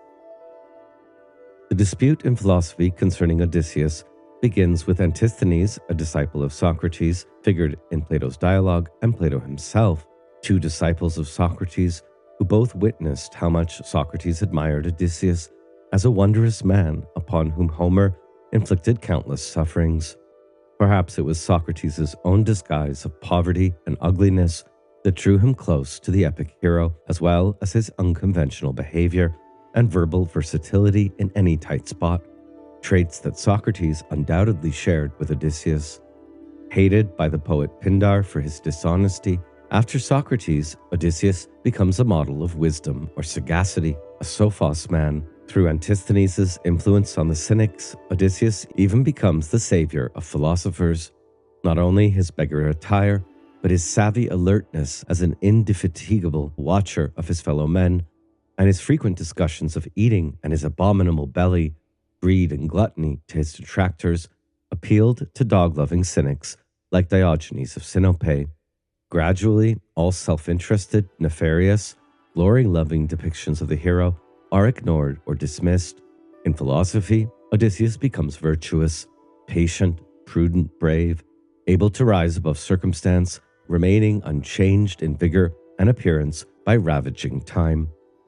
Even his rejection of Kalypso comes to be read as preserving his soul from ruination, and Penelope is understood as philosophy. The Epicureans saw Odysseus as advocating pleasure, the skeptics, suspension of judgment, and the Stoics read his Nostos as a pilgrim's progress that rejects pleasure in favor of virtue. By Roman times, Seneca who denigrates Odysseus in his plays, more positively declares Odysseus as good to think with, and blames other schools for misappropriating him as a mouthpiece. Between Socrates and the imperial Stoics, Odysseus has wrested the title of wisest hero from Nestor, who formerly held it. Far from a lying philanderer and sacker of cities, Odysseus is now a man replete with inner treasure and passive endurance. By the time of Neoplatonism in the 2nd to 3rd centuries CE, Plato's qualms about Odysseus's character are overcome by his disciples. Here, in a new development, Odysseus even becomes an emblem for the soul tossed about on the sea of matter and longing for its unearthly home. His journey now reaches beyond the physical world to the metaphysical fatherland, as Plotinus's metaphoric deployment of Odysseus in his Enneads attests. The Stoic figuration of Odysseus as the inner self, one's obligation as a citizen, steadiness of mind, and the call of wisdom take second seat to the image of Odysseus as a philosopher in search of the remote and invisible home of our soul.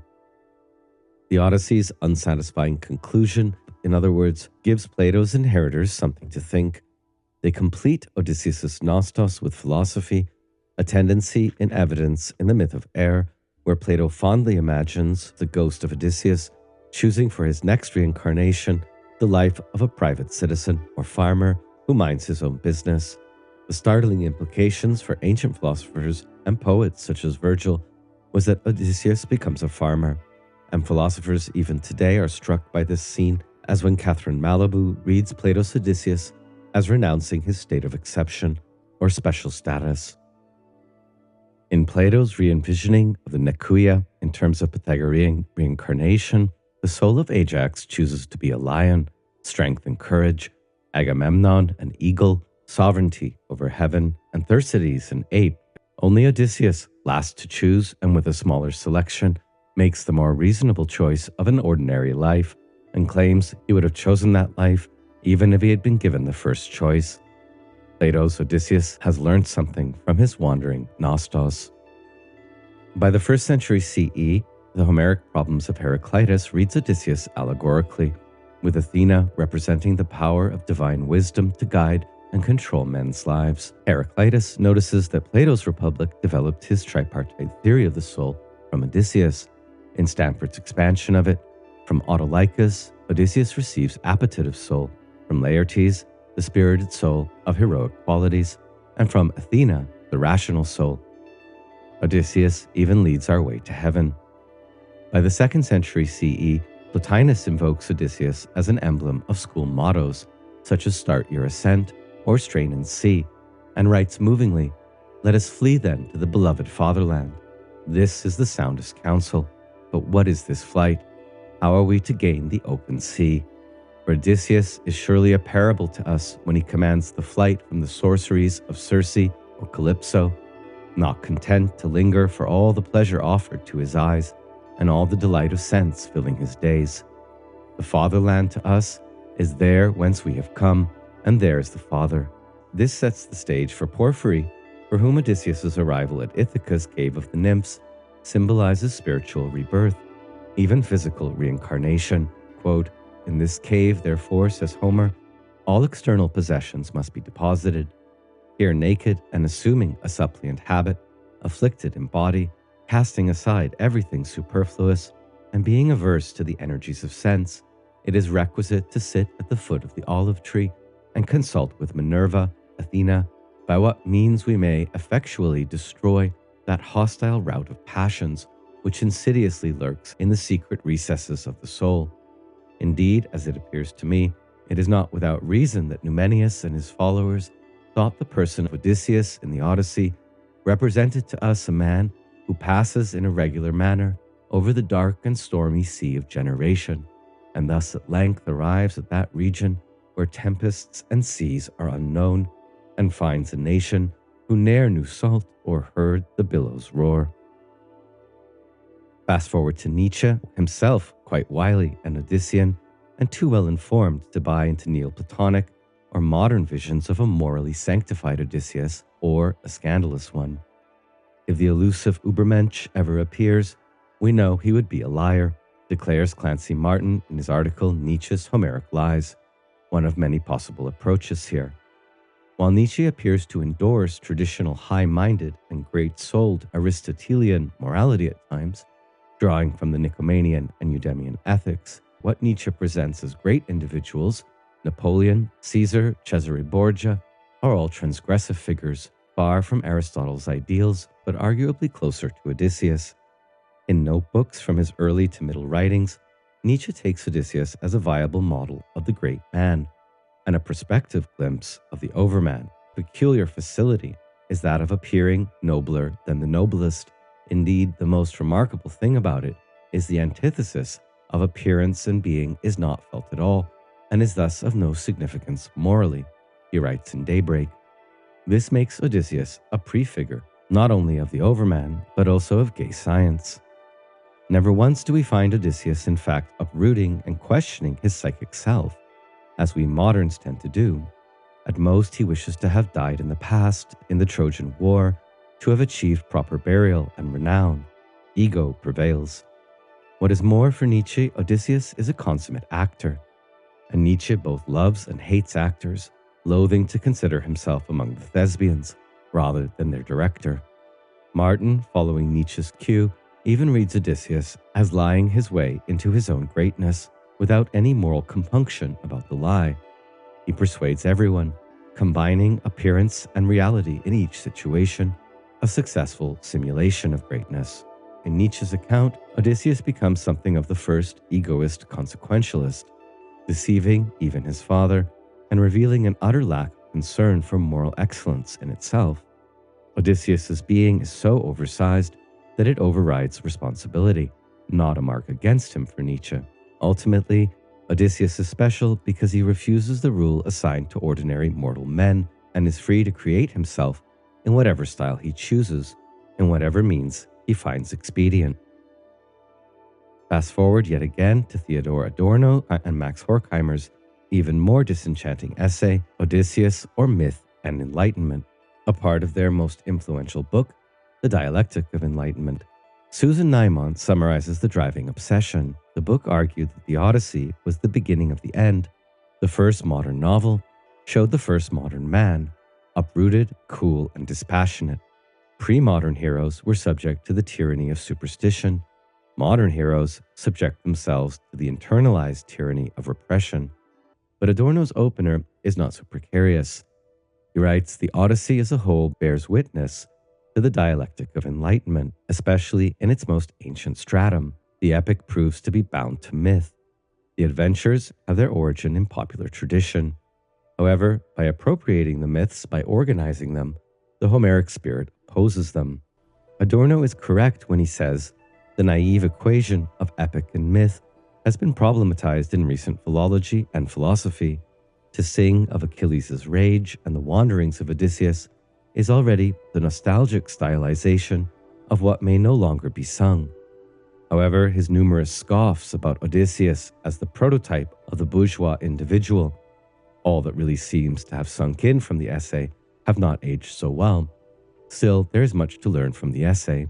Adorno and Horkheimer's guiding premise is that the Odyssey gives remarkable testimony to the entwinement of enlightenment and myth.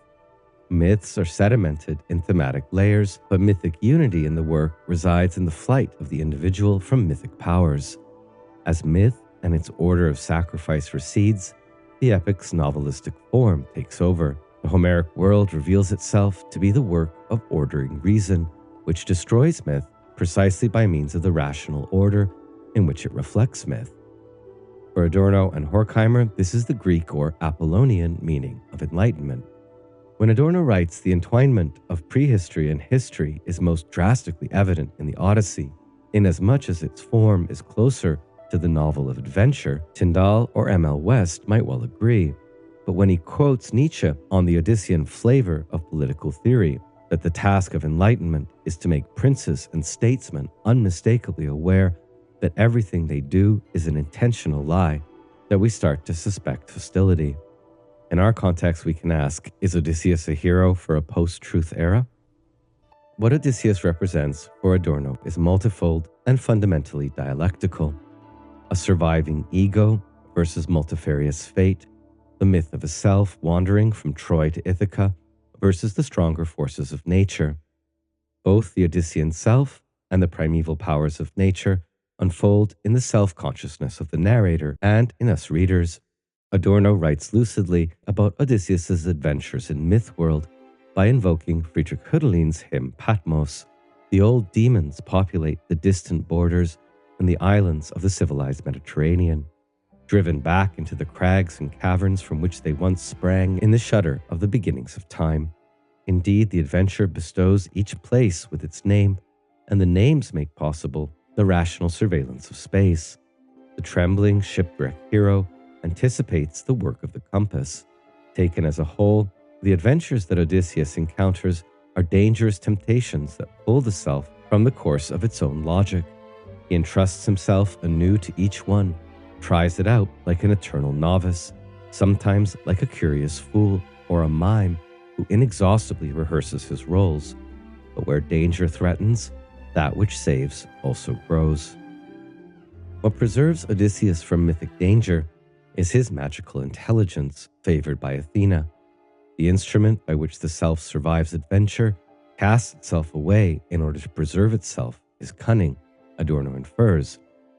What Odysseus represents in this reading is the instrumental reason or cunning that overturns mythic repetition.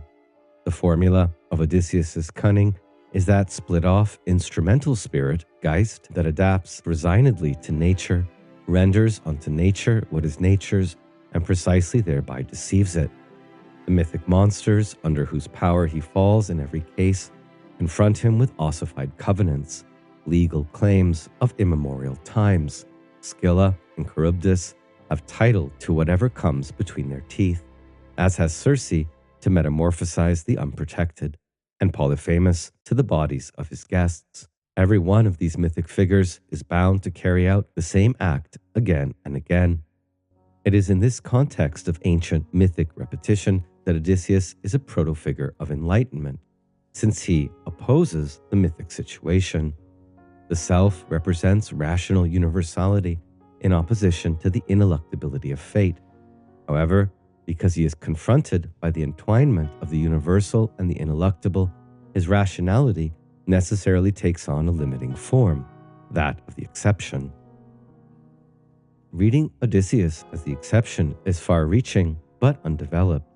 We might recall that Odysseus was an average nobleman at Troy, of questionable background, who nonetheless won the war by his exceptional cunning. Also, of the Trojan heroes who return home, his Nostos is the most exceptional.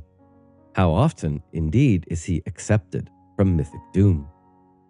As Adorno reads the theme of the exception in the Odyssey, he must escape the confining and threatening legal relationships inscribed in every mythical figure. He satisfies the verdict in such a fashion that it loses power over him precisely by his conceding this power to the verdict. This is what happens with the curse of Poseidon, never quite resolved. It also occurs in the encounter with the sirens, Circe and Polyphemus. Adorno on the sirens. It is impossible to hear the sirens and not succumb to them. They may not be defied. Defiance and infatuation are one and the same, and whoever defies them is necessarily lost to the myth against which he set himself. Nonetheless, Odysseus's cunning manages to listen closely to the sirens, but without being seduced. He has found a loophole in the primeval contract, whereby he can defy the law of myth while simultaneously fulfilling it by being tied to the mast. The epic is silent on the fate of the sirens once the ship has disappeared. In tragedy, however, it would have been their final hour, as it was for the Sphinx when Oedipus solved the puzzle, fulfilling its dictates and thus destroying it. While Adorno's remark that all music has been violated since this Odyssean gesture is absurd, his comparisons of the unknown fate of Odysseus' sirens with the demise of Oedipus' Sphinx is apt. Adorno goes on to inventory how in each of Odysseus' many adventures in books 9 to 12, what is at stake is the exception of the sovereign individual from archaic and fateful nature, or of the epic from myth, a feud between the folk religion of elemental forces and the logocentric religion of law. Some of Adorno's arguments are shoddy, to be sure, as when he reads Kalypso, Circe, or Penelope as matriarchal archetypes of prostitution or hetairism locked in a struggle with the patrician institution of monogamy. His comparisons of Odysseus with bourgeois subjectivity are odious by design. Adorno's observation on how the struggle with Poseidon contains residues of the god's prehistoric identity as a titanic earth lord, exiled from earth to rule the sea by Zeus and grumbling about it, hence his fierce hostility to Zeus's and Athena's favorite, is important in its implications for how we read Tiresias's prophecy. Equally intriguing is Adorno's hint on the duality of laughter, Penelope's mysterious laugh, like blind nature bound to the guilt of subjectivity, becoming conscious of itself beyond entrapment. Adorno's most compelling claims, near the end, concern the opposition of Nostos and Mythos. Quote, homesickness is the origin of the adventures through which subjectivity, whose proto-history is presented by the Odyssey, escapes prehistory. The innermost paradox of the epic is that the concept of homeland, which the fascists want to identify with myth, is opposed to myth. It is only by way of settledness and fixed property that the concept of homeland develops, that towards which all longing and all homesickness are directed. Novalis' definition, according to which all philosophy is homesickness, is true only in that it is not dissolved into the phantasm of a lost golden age, but is rather homeland, nature itself, as what has been wrested free from myth. Homeland is the state of having escaped myth, the translation of the myths into the novel, which is accomplished in the narration of Odysseus's adventures, does not so much falsify them as pull myth into time, revealing the abyss that separates myth from homeland and reconciliation. A terrible vengeance has been wreaked on the primordial world by civilization, but through this vengeance, it is identical with this primordial world.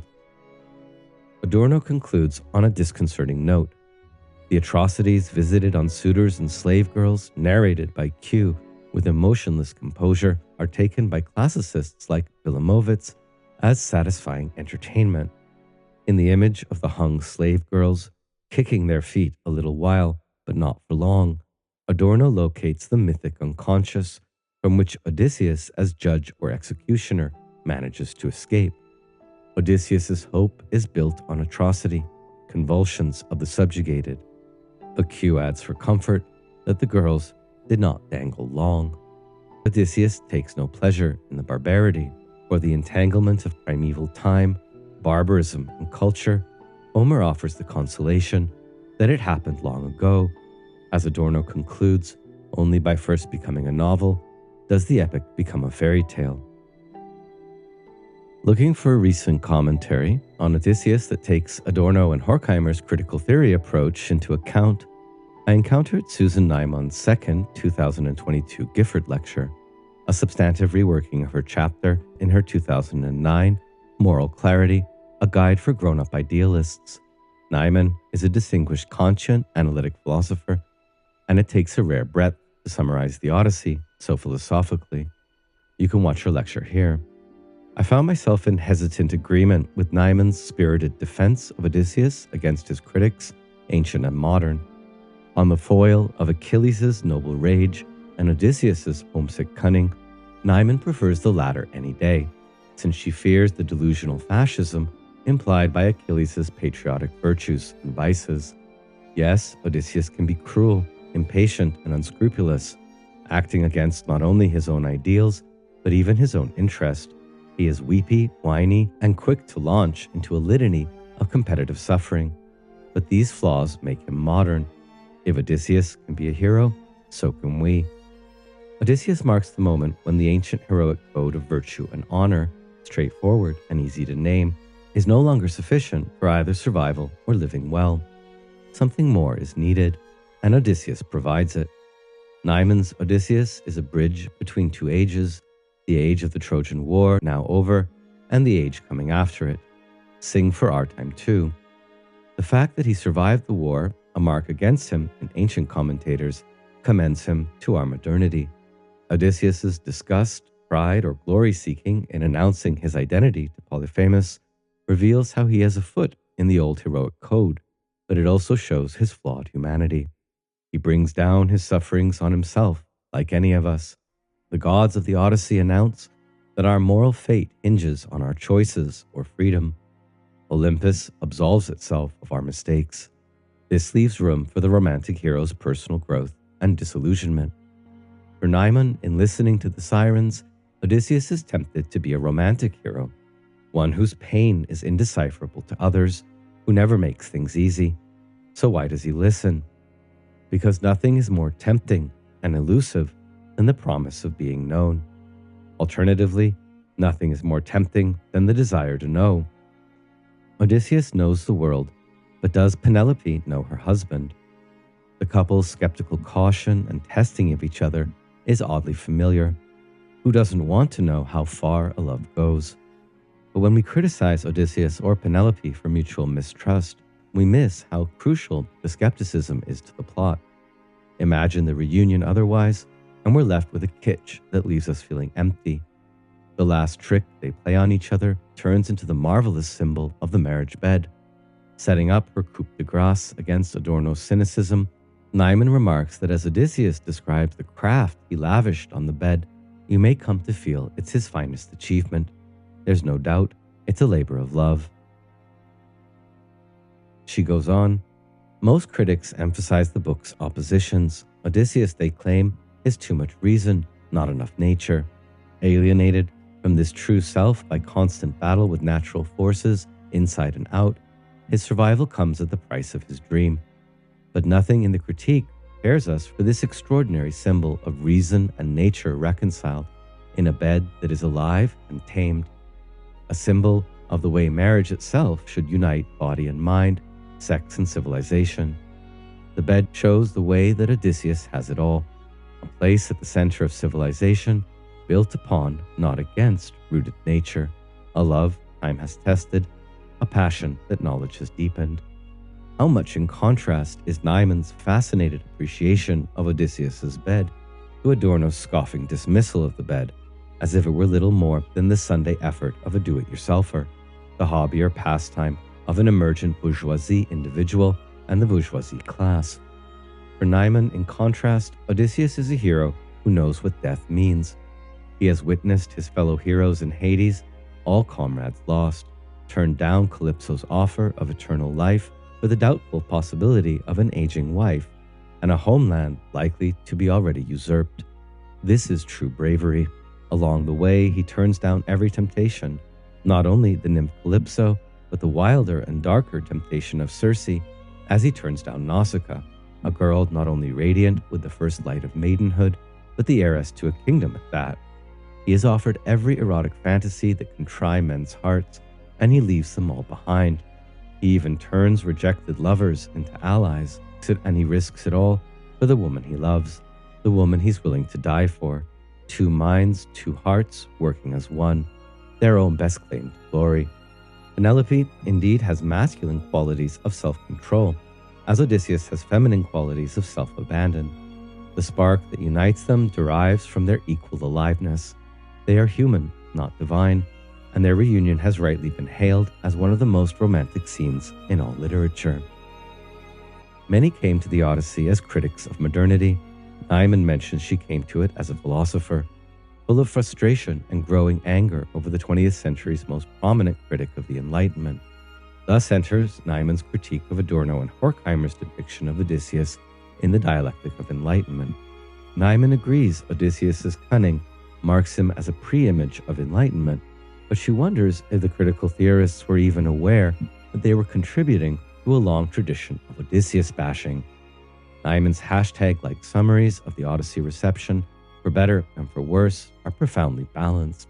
On the spirit of modern heroism represented in Odysseus, she advises, being wholly alive means to refuse to take your life for granted, to struggle to make meaning from this bit of time and space that fell to you. This means viewing your life as an endeavor. And as with any endeavor, as Seneca puts it, we ourselves are tossed about by storms every day, thrust into all the ills Odysseus encountered.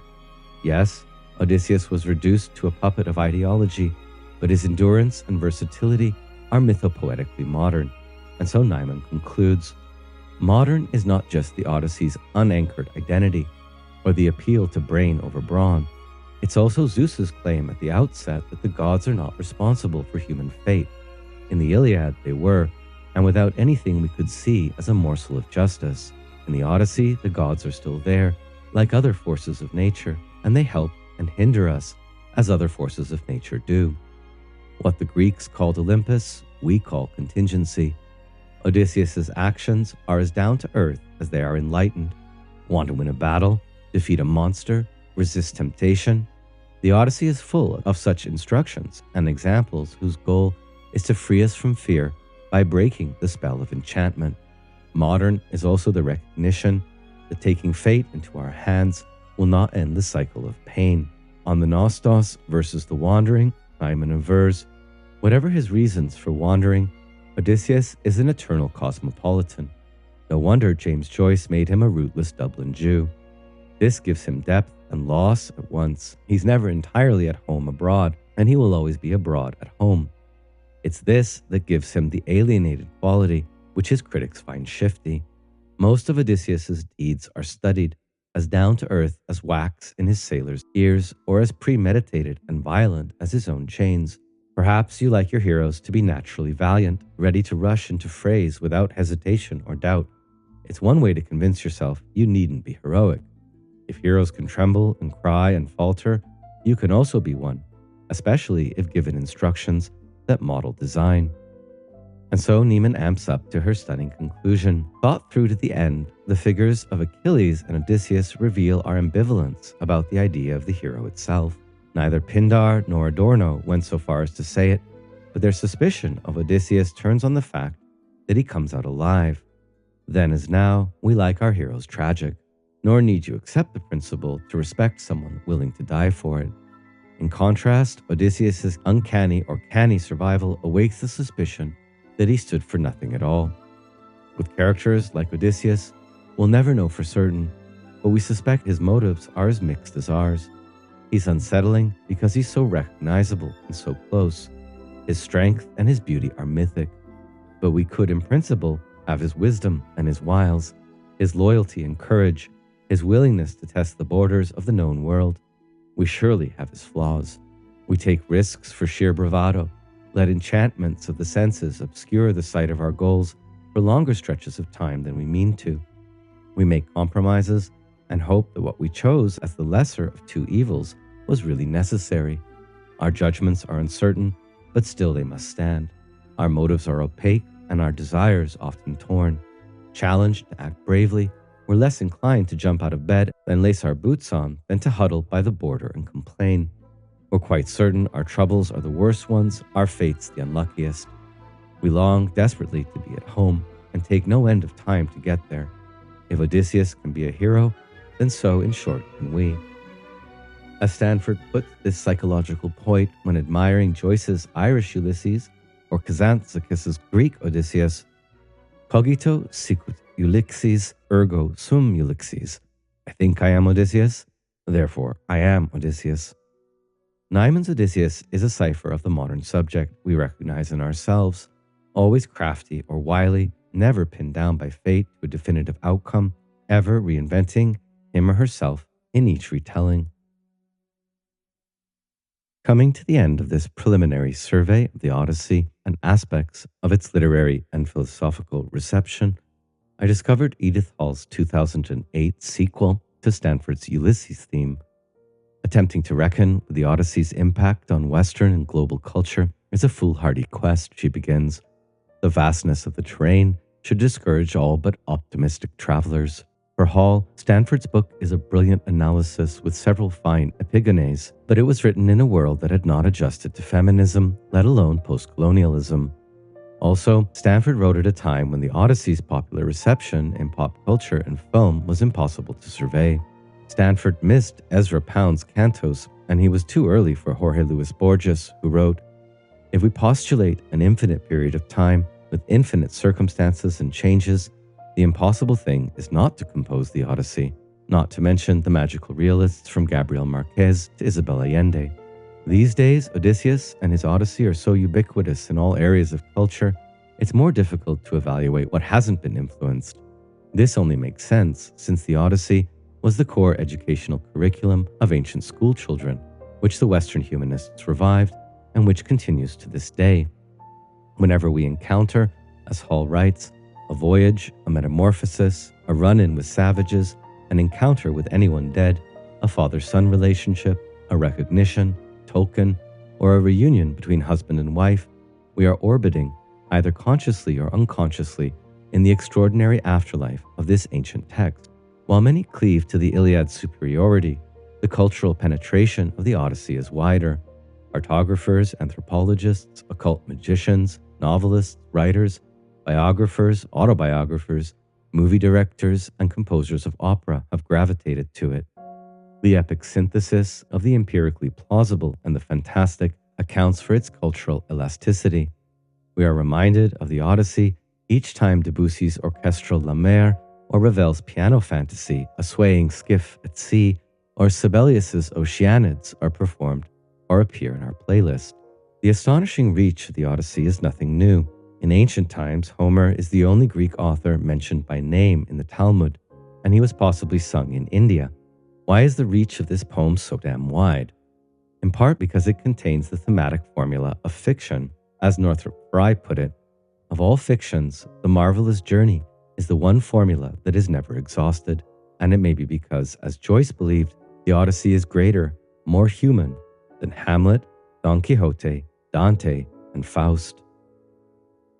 Turning to survey the reception of the Odyssey in 20th century literature and film, we'll just mention a very few of Edith Hall's examples here, which might come up in this course. Ralph Ellison's existentially influenced 1952 novel, The Invisible Man, is an African-American Odysseus.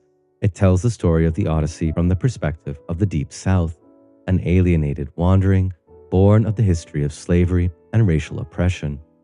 The quest takes Ellison's unnamed narrator, a reflection of the author's Du Boisian double consciousness, to New York, the working class, communism, Dostoevsky's underground man, and a historically black university. He wears many Odyssean disguises, mostly based on racial stereotypes: industrial worker, gangland criminal, revolutionary, mugger, boxer, sufferer from mental illness, and primitive sex god. But still, he remains invisible, simply because people refuse to see me. Odysseus's relationship to film is also complicated. As to direct adaptations, Edith Hall appears to have been unable to find Franco Rossi's 1968 Odyssea while writing her book, but it's easy to find now, and definitely the best screen adaptation. Hall has good words to say about Camerini's 1954 Ulysses, starring Kirk Douglas, but she's cool on Konchalovsky's 1997 American TV series starring Armand Assant, although the Kalypso character is awesome. By 1963, auteur Jean-Luc Godard produced Le Mépris, Contempt, featuring Mycenaean frescoes and the sea nymphs and Odysseus swimming towards a rocky outcrop. By 2001, Zacharias Kunuk's award-winning Atararjuat, The Fast Runner, explores the returning husband motif among the first generation of Inuit to become literate and make movies. Not based on the Odyssey, the mythic parallels are several. More likely recognized by my students, in 2000, the Coen brothers released O Brother, Where Art Thou?, a comedy with another Black Odysseus in the deep south of 1930s Mississippi during the Great Depression. The Odyssey's most extensive impact on film is in sci-fi, especially Stanley Kubrick's 2001 A Space Odyssey of 1968, which is based on The Sentinel by Arthur C. Clarke of 1951, but upping its Odyssean illusions. David Bowman is a complement to Homer's champion archer, and Hal has cyclopean features. Kubrick and Clarke were underlining the importance of Odysseus as the first great quest hero with a claim to global, universal status. He has a vital, generative role in humanity's journey into the space age. We are Odysseus as we travel collectively from ape to human, and eventually, after leaving the planet, to starman angel. Homer's text here becomes a metaphor for space exploration, the evolution of human intelligence, and the tragic dilemma of the power to distort the truth, the dangers of mendacity and deception as programmed into Hal, a sentient AI. 2 years earlier, NBC broadcast the first episode of Star Trek in 1966, when Captain Kirk said for the first time, "These are the voyages of the Starship Enterprise, her 5-year mission to explore strange new worlds, to seek out new life and new civilizations, to boldly go where no man has gone before." How is this not modeled on the opening of the Odyssey? Tell me, O muse, of that ingenious hero who traveled far and wide. Many were the nations with whose manners and customs he was acquainted. By the late 1970s, Star Trek comic books were directly modeled on the Odyssey, and by 1995, Odysseus metamorphosized into Captain Catherine Janeway of Star Trek Voyager, catapulted into the unknown Delta Quadrant with her crew, and a likely 75-year journey back home. As poetry, Paul finds the Odyssey more interesting than the Iliad due to its emotive and aesthetic qualities of enchanting, spellbinding, shapely, honey-sweet song, and metaphorical analogies as to how exactly a poem like this was put together, weaving, bowstringing, traveling, pleading with the muses, and more. Poetic theory, since its inception, takes the Odyssey as a baseline for what good poetry can do. Plato, Aristotle, Longinus, Horace are all enthralled by the Odyssey, even as they criticize it. Even now, all debates in philosophy of art, aesthetics, literary criticism, and even discussion of the impersonal voice, or Roland Barthes' thesis about the death of the author, or the Nietzschean death of God, emerge in a family tree leading back to Homer. Odysseus, a class-conscious, indigent beggar and royal court malinger who navigates the chaos of the suitor social pyramid in his house, also tends to close the gap between aristocrat and commoner. As Heraclitus cited in the 2nd century CE, the human being is the most helpless thing produced by the earth.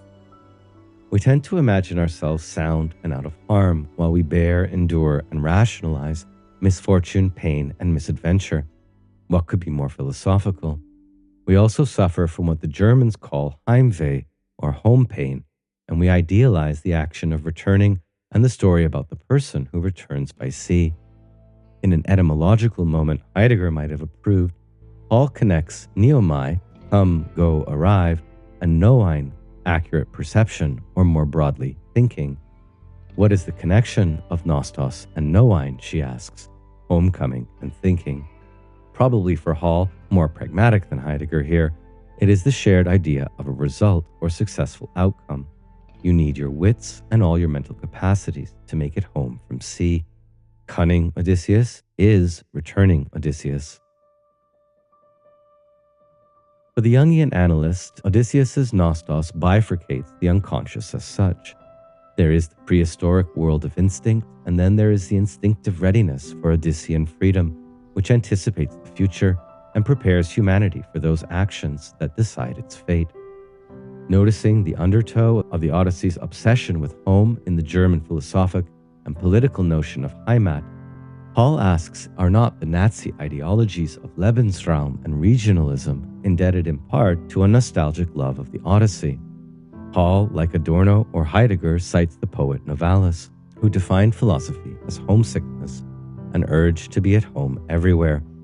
And she turns to Heidegger's 1936 The Origin of the Work of Art essay, which suggests that mythical Heimat is a mystical entity bound to locality, yet it only exists from the perspective of one who has already lost it.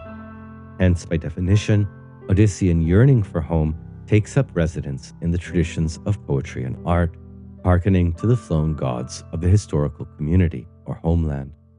Paul gets at Heidegger's obsession with Heimatlosigkeit and homecoming, and the primacy of uncanniness or Unheimlichkeit, for us unhomely and wandering human beings, quite right here. She even suggests Odysseus's home pain or homesickness, Heimweh, is summoned into language by Homer's pain as the melancholy recollection of a lost aspect of life. In fact, it is in Heidegger's 1929 lectures, Fundamental Concepts of Metaphysics, that Novalis' definition of philosophy as homesickness is cited and expanded upon. There, our home pain marks us as who we are, within the world, underway and restless, but towards where and what? Heidegger asks, indirectly regarding the Odyssean quest, what is the human being? A transition, a direction, a storm sweeping over the planet, a recurrence, or a vexation for the gods?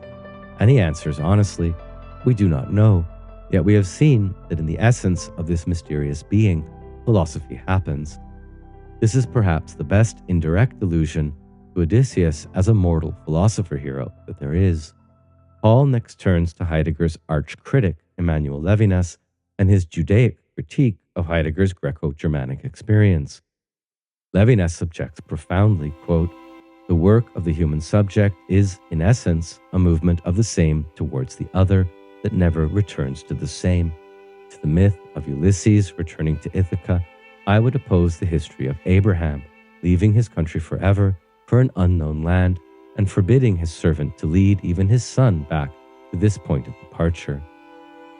For Levinas, the figure of Ulysses, in fact, repudiates openness to new experience and cultural difference. Separate from Adorno and Horkheimer's reading of the epic as a narrative charter for imperialism, capitalism, and fascism, and from Levinas's suspicion about a Greco-German philosophical axis which suppresses alterity and subtends the Odyssey reception, the Jewish thinker Ernest Bloch and Hans-Georg Gadamer tend to redeem the Odyssey as an early charter for the spirit of open-ended inquiry.